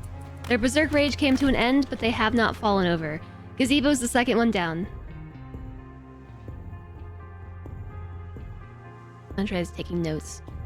Thank you all very, very, very much for the hype train. Thank you for the bits. Thank you for the support. Thank you for the gift subs. Thank you for being here. This is a lot of fun. We're doing this event as... This was for the RimWorld Hot Potato, right? I believe this was for the RimWorld Hot Potato. This was unlocked in the RimWorld Hot Potato and we're finally doing it. This is a lot of fun. Alright, Gazebo, you're number 2. We ready? Alright, someone instantly went down when I hit on pause and it was Guppian. Guppian's down. Zyam's berserk rage came to an end, but they're still fighting. This is too exciting to watch. It is pretty exciting. I think I saw some... Nobody else just went down? Yeah, Guppian went down 3rd. Alistair is down. Good night, Reza! Alistair's the 4th one down. No! Also, Zyam went down. I'm not sure who went down first. I'm gonna save again. Nally. 2. Good notes, Reza! I smell it. There's an ad break. You're dead! Uh-huh. I haven't heard that one in a minute. You're dead! Haha! Alright, I'm not sure who went down first, whether it was Zyam or Alistair.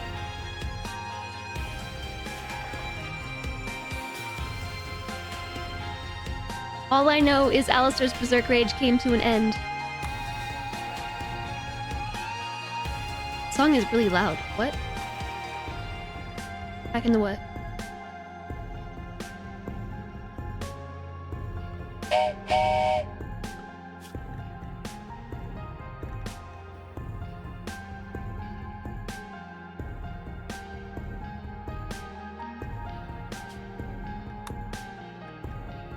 No, they didn't. They were up and fighting. The log may show if they fell in separate seconds. But yeah, I don't know who fell first. We'd have to actually just check the VOD.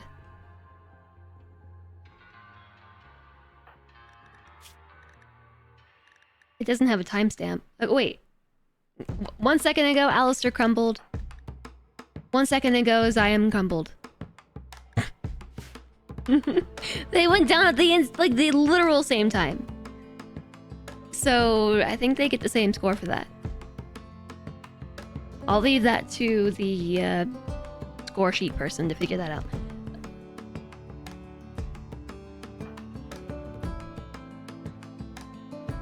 If it shows them incapable of walking, does that mean they briefly fell?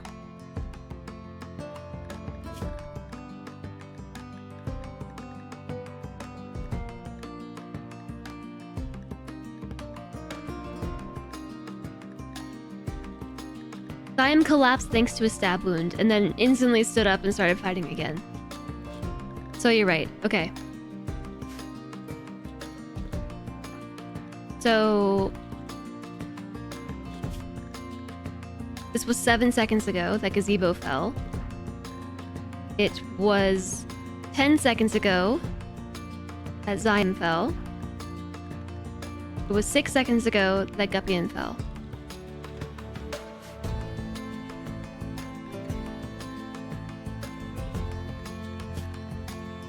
Nine seconds. Yeah, Zion was first.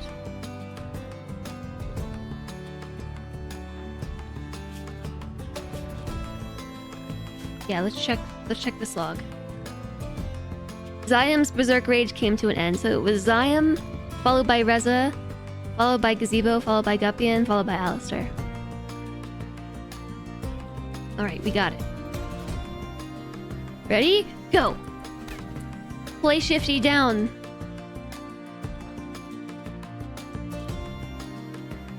Got it? Play Shifty down. Whoa! Elisa Del Monorat George!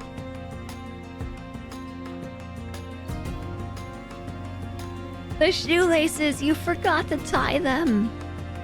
Yeah, it's a tick-by-tick thing. It was Elisa Del Monorat George!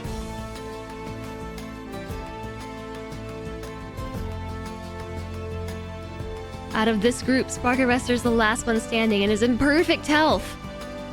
Oh my goodness, Spark Arrestor just taking this whole corner down on their own. Curvial, Lang, and TX are fighting over here. Silentre and FG are still duking it out. Spiffy Ball Guy, JSOG, and Alistair. Spiffy Ball Guy versus the mods. Asuka, Undeserved Capybara, and Utopian are still fighting. This is the finale, Monoret. Silentre's Berserk Rage has come to an end. FG has toppled Silentre. And where will FG go next? Undeserved Capybara's Deserved Rage has come to an end.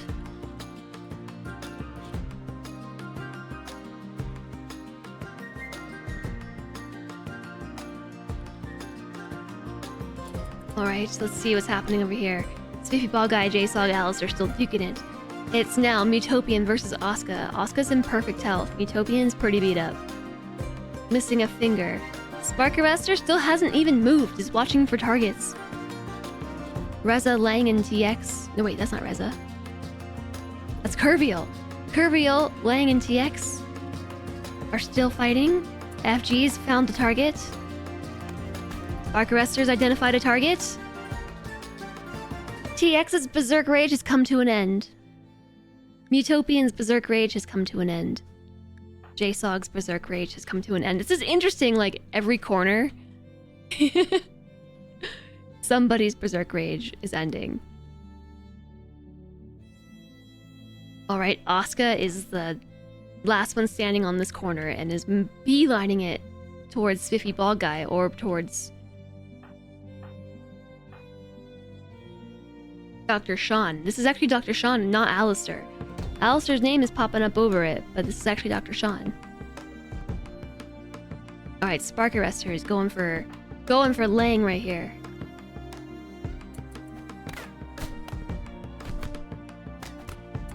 Lang's Berserk Rage has come to an end, stabbed in the back by Spark Arrestor.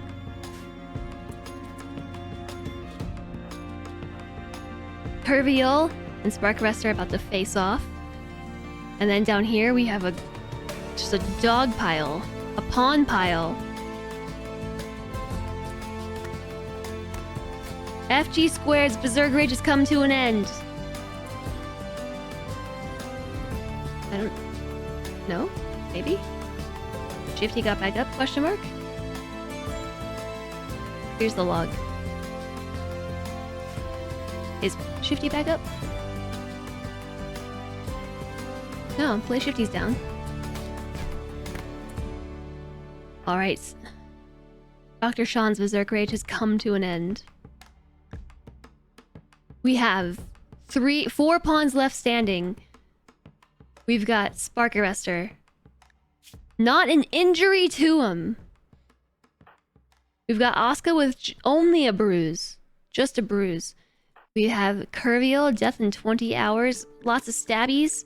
And then we have Spiffy Bald Guy. Death in 7 hours. Lots of stabbies. We've got 2 healthy pawns versus 2 injured pawns. Let's see what happens next. Whoa! Decisive.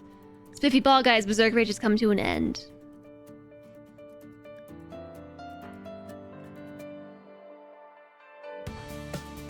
Alright. Asuka's downed him. Curvial's Berserk Rage has come to an end. And then it's the final showdown! Asuka with only a bruise. Spark Arrestor with a stab in the torso. Let's see. Spark Arrestor has a melee of 10. Asuka has a melee of 1! Holy moly!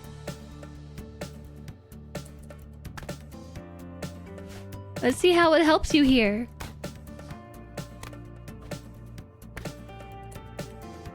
Asuka's Berserk Rage has come to an end. Dealt some damage to Spark Arrestor though, but Spark Arrestor wins. Spark Arrestor has come out on top. I don't think it was necessarily anything that gave extra buffs. It might have just been coincidence based on who went where. Bleeding but no immediate danger. Yeah, let's see how everybody's looking. George, death in 5 hours. Lang, death in 7. GX, death in 4. Spark Arrestor, no immediate danger. Motorat, death in 12. Mutopian, death in 4. Lost an ear, lost a finger. Undeserved Capybara, death in 7. Death in 10 for Asuka. Death in 8 for Dr. Sean. Alistair, death in 10. Death in 6 hours for JSOG. Same for FG. Play Shifty, death in 8. Death in 12 for poor Curvial. 10 hours, Siam. 7 hours for Reza. 7 for Spiffy Bald Guy. 6 for Gazebo. Elisa Dell, 7. 5 hours for Guppian. Slentre, 3 hours. It's brutal and inexcusable, but do we have the final score? Mine is cooking. We've got the final score. Mine is cooking, which I think we might just exclude because, you know. Because, you know. Wow. With the final battle, Team Red comes out on top. With nearly 2 points more. Good job, Team Red. We are sent there and have to battle to the death. Yep. Oh, this is the pungent. Spark Arrestor must tend all of them and loses points per pawn who dies. I don't know if that is going to work that way. I'm pretty sure Spark Arrestor was a very bad doctor. My eyes. This hurts to look at. Where's the medical? Actually, Spark Arrestor was a good doctor. Look at that. They got some of the most points for doctoring here.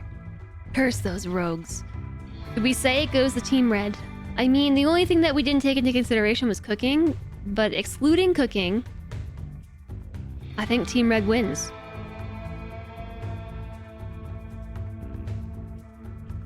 Are we able to sort by this column here? See,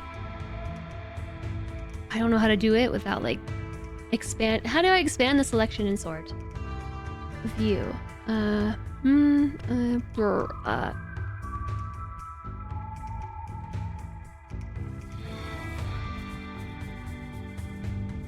Congrats, Team Red. I just want to see who has the most points.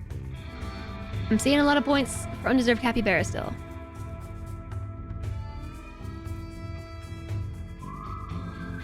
I don't know what I need to do. As vertical align. X wrapping. I don't know how to do it in Google Sheets. Sort. Sheet. By column. Oh. I'm just gonna undo that real quick.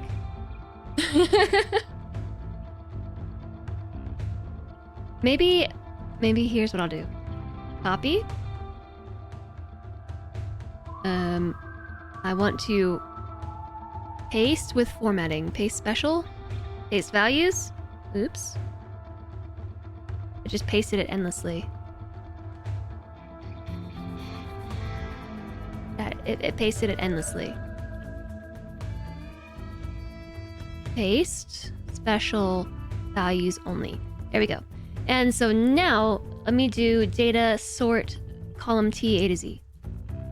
But wait, I didn't take the names with me. Ugh! Somebody else do it. Somebody else do it before I break everything. But what we do know is Team Red wins. That totally changed the calculation.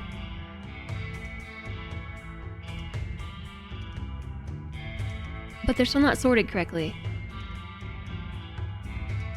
Oh. They're kind of in the correct order. We can see that Elisa Del got the fewest points. And we can see that Undeserved Capybara got the most points, followed very closely by Asuka. And, okay, whoop, I'm not the one doing it. Hi, Damage Carbine. Okay, we're just putting it back. So Undeserved Capybara followed by Spark Arrestor. No, these totally changed. This was Asuka before.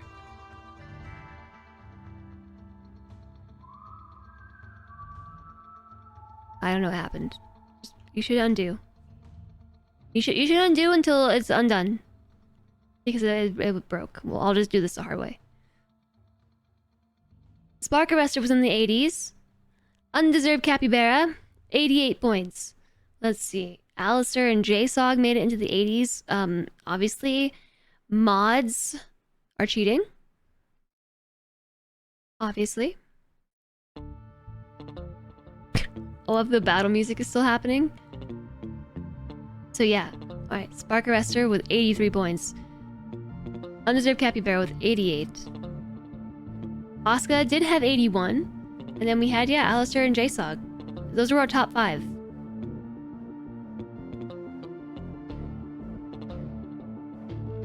So it was Undeserved Capybara. Followed by Spark Arrestor. This moved again. Please stop moving it while I'm trying to do this. Undeserved Capybara. Barker Esther. 81. Oscar. Alistair. And Jasog. And Oscar and Alistair were tied. I cannot select this particular tie. There we go. There we go. So this was first place, second place. Oscar and Alistair were tied for third, and then in fourth place we had Jasog. Those were our top 5 winners. So obviously the mods are cheating. Where did you leave the win button? GG Undeserved Capybara. Sparker Esther, well done. Oscar, Alistair, you're tied for first. I don't think I missed anybody else. Did I? Made it to the podium despite disastrous last fight. Yeah. Well done. Well done, everybody. Well done. We only went an hour over. This was really cool. I'm glad that we managed to do the whole thing today. And managed to do all the scoring, too. And we learned a lot about what we need to fix next time, because I want to do this again. This was super cool. GG! I don't actually have any real rewards for you. And I don't think I could give you real rewards anyway. Because if I did, then technically I think that counts as gambling. You were happy to have made a bed. I think maybe it was Alistair taking out all the targets that did the trick. Everyone knows the best place is 60 points. You scored high enough to stay a mod. Yeah, it turns out if the mods did not make it into the top 5, they were going to be unmodded.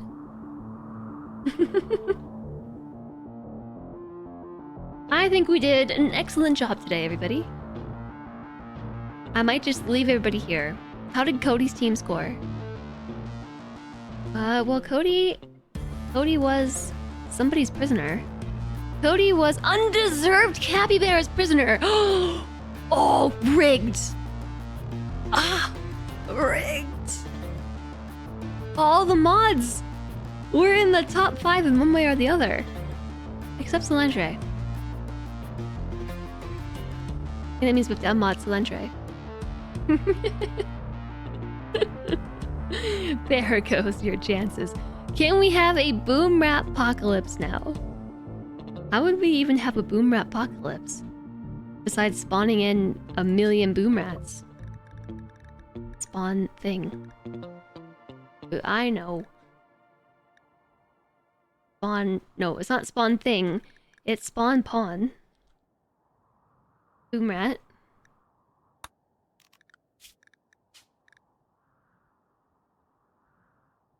Finale 3.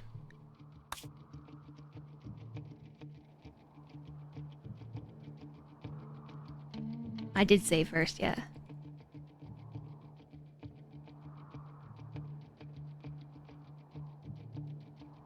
Landry forgot to win. It's gonna take a while. Is there a faster way to copy and paste boom rats? Besides just clicking endlessly and madly. Make sure we fill all this up with boom rats. Boom rats, boom rats, boom rats. Paintbrush tool, we kind of need one. I'm getting tired of clicking. I feel like I'm playing Dredge. Not Dredge. Dave the Diver, that's the one. I think I'm playing Dave the Diver. Ooh-wee. Talk about a finger workout. Maybe if I just click, like, really quickly. Oh yeah, there we go. And then just mouse like that. Now we're playing Cookie Clicker. This is the true minigame.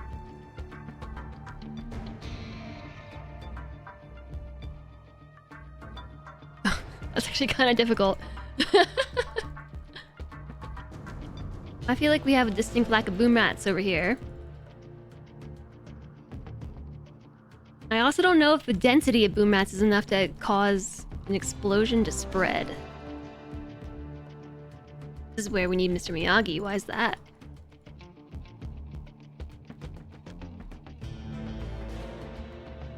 Whoa! I'm not gonna lie, my finger's really tired.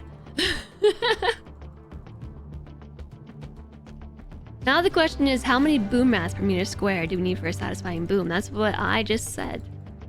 How many boom rats? What's the boom rat density?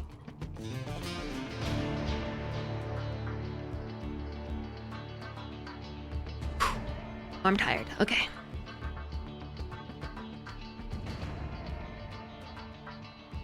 Maybe put some food in the middle and wait for them to get hungry. Maybe just make them all berserk. You might be able to make the entire map go berserk.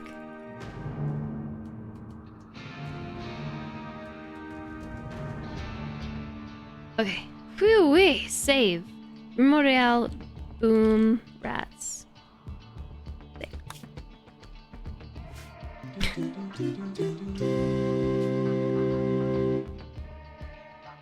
Map. How many boom rats can a boom rat boom? If a boom rat could boom rat boom? How many boom rats could a boom rat boom if a boom rat could boom? Hopefully all the boom rats. Thank you very much for the 100 bits. I appreciate that.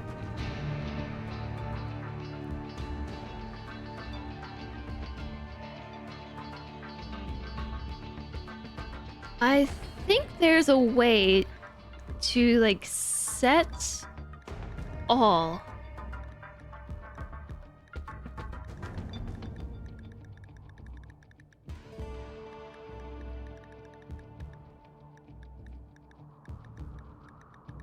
Does anybody see it?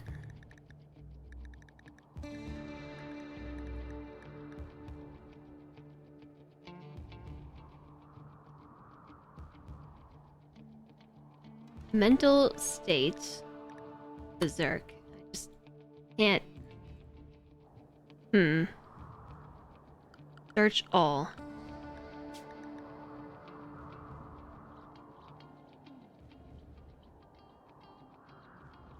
Battle Royale, all pawn kinds. What does this button do? Oh my.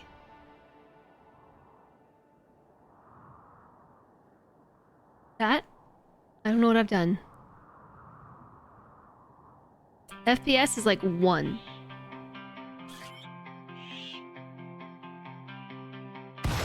Oh!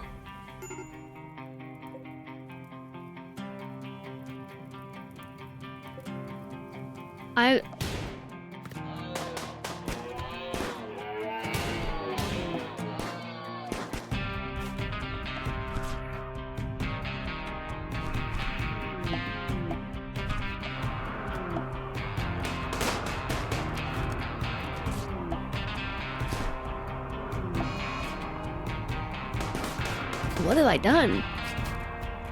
It created a bunch of different maps. It is my professional opinion that now is the time to panic! I broke it really good. I did break it really good. We're just gonna load real fast. I lost some hair. Okay, so that's not the right button. Don't press that one. I think that created a battle royale for like every faction. Okay.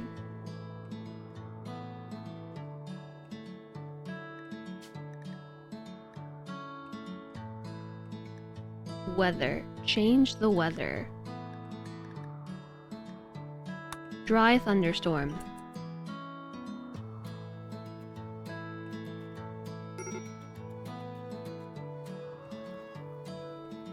That didn't work.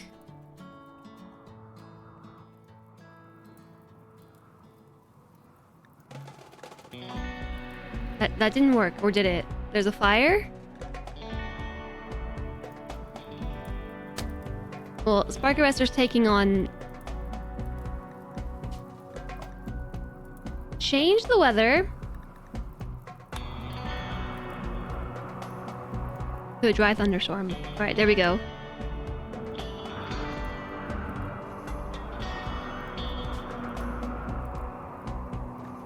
Target. Attack. Attach fire. Bomb. Spawn a thing. A bomb. Bombardment. Targeter. Right in the middle of the map. Oh. Wait, Spark Arrestor, come use this. Stop going berserk and use the orbital bombardment targeter. Have a good one, Mutopian! Thank you so much for being here. Okay, that was kind of what I wanted. Trigger effect.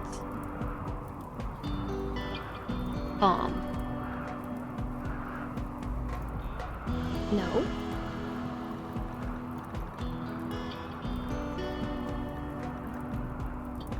Event?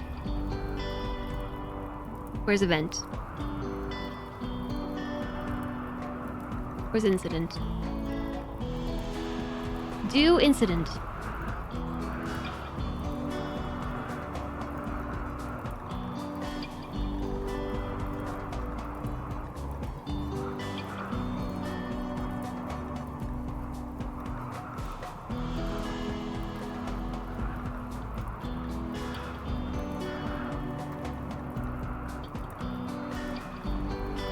This is close.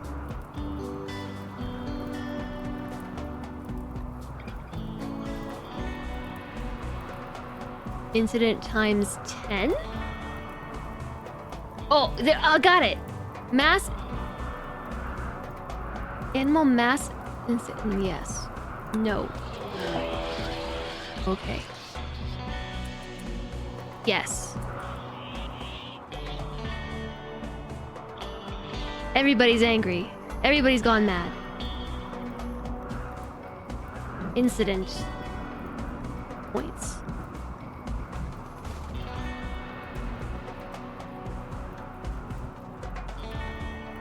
$10,000 point raid.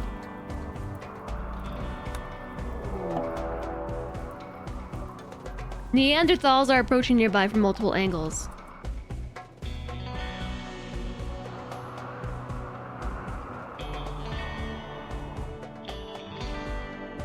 All right, perfect.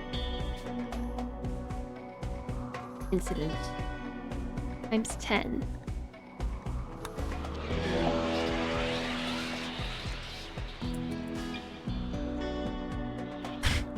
The game is dragging. All right, this should do it. 10 FPS. Okay, hold on. One more thing.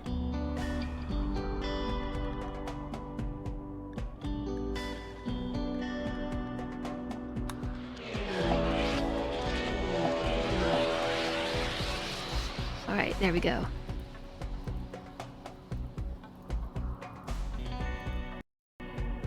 RimWorld crashed. Okay, no, it uncrashed! It uncrashed! There's a man in black. Boop. That's one way to increase the temperature. Boop. Alright, here we go. It's just a matter of time now. I love how they're being attracted like magnets. Boop. Was there lots of bloodshed on stream? Yes. Also, this is happening right now. Sadly, there's also an ad happening. Oh, it's happening.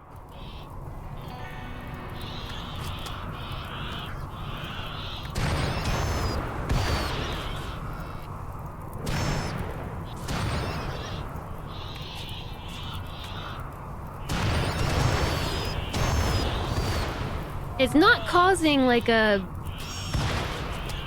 boom rat domino chain though. Like a domino effect of boom rat explosions. It's pretty contained. I have an evil glow about me. I like how they're filtering out the map. They've encountered a rhino. They've encountered each other. Proving once again that a boom rat cascade is the best defense. A boom rat cascade is the best defense. Be free, boom rats! Be free! Guppy, and thank you so much for the 100 bits. And everybody, thank you for reaching the big goal today, and also the sub goal ×2. So thank you for that. Thank you for all your support. I hope you've enjoyed the RimWorld Royale today. I also hope that you enjoyed this mayhem that is RimWorld going to crash. RimWorld's going to crash. It was an awesome day. Oh no, Legion Breaker, the kitty cat! Wait, did a boom rat get inside? Oh right, because I spawned the boom rats inside. Everybody's gone wild.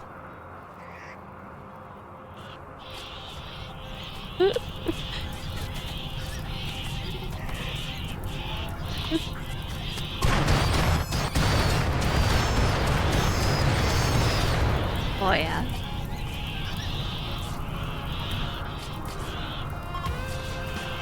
We got a pretty good explosion there. Poor kitty. Yeah.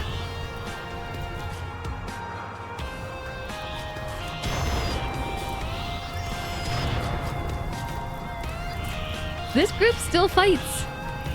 Now we're cooking with boom rats.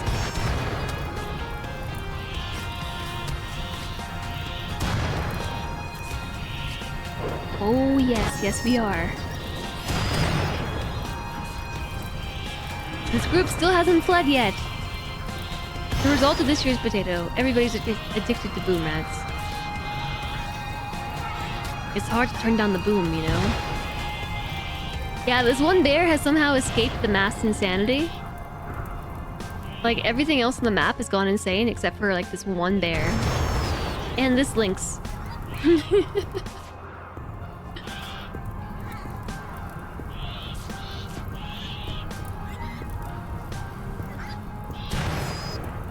You're gonna head to bed 1:30 a.m. and your eyes are struggling to stay up. Thanks for being here, TX. Sleep well. Have a great weekend. Alright, this group now is fleeing the scene. I think that's all 3 raider groups fleeing.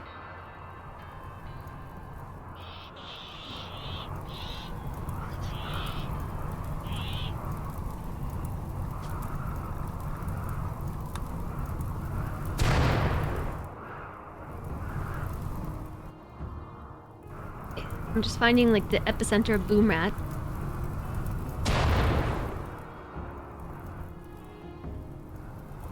Probably like right here. Okay. Did that cause a boom rat explosion?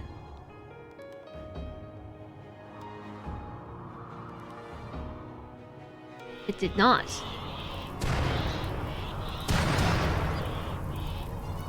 I'm really hoping to get a chain reaction.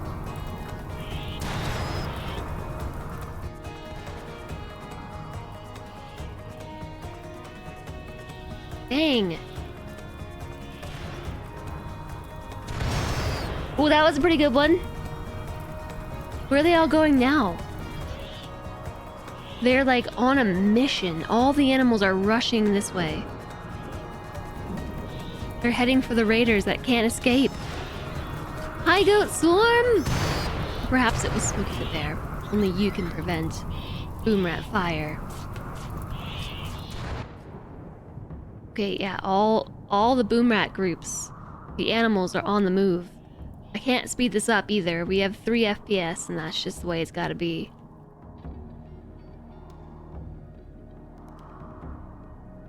I don't know if I have the patience to wait for them to make it across the map, I'm not gonna lie. Oop. We're getting some errors here.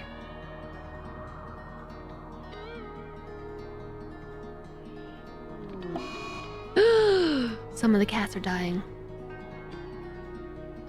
Are you satisfied with your boom explosions? Celentre has died due to blood loss. Oh no. It begins. Stress testing at the baseline for the new PC. You know, honestly, this isn't even so much on the PC, this is on RimWorld. Just because RimWorld is not very well optimized for this sort of thing. It's single-threaded.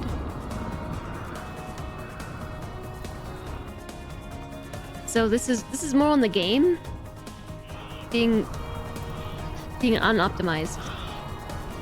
Your blood! You were using that!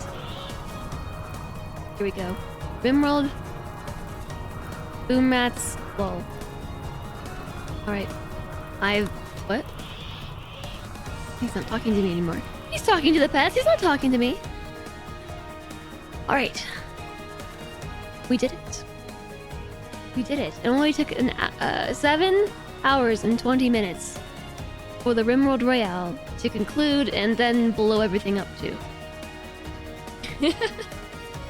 It only took 7.5 hours. Thanks again for a nice finale. Thank you for being here. Next time we should figure out how we can, like, you know, paint boom rats with a paintbrush tool rather than having to click them in one by one. You gotta get to sleep as well. It's going on 3 a.m.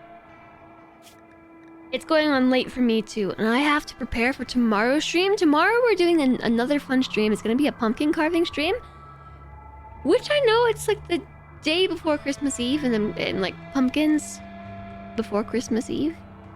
Yeah, it's gonna be a festive pumpkin. It's gonna be a BG3 pumpkin, okay? So I have to prepare for that stream now. Festive gourd carving stream. Christmas pumpkins. Yes. It was supposed to be done like a month ago, but you know how that goes. Get a better CPU. Step 2, add more RAM. 3, burn computer down. Again, this is more on RimWorld and less on the computer. Yeah, we're gonna have a festive gourd carving stream. Christmas pumpkins. So that's what we're doing tomorrow. Thank you all so much for being here today for the RimWorld Royale. I hope you enjoyed it. A lot of work and love was put into it, and we learned a lot about all the things we did wrong, so hopefully when we do it again, it'll be a lot more streamlined, including better ways to calculate scores. Better score calculation.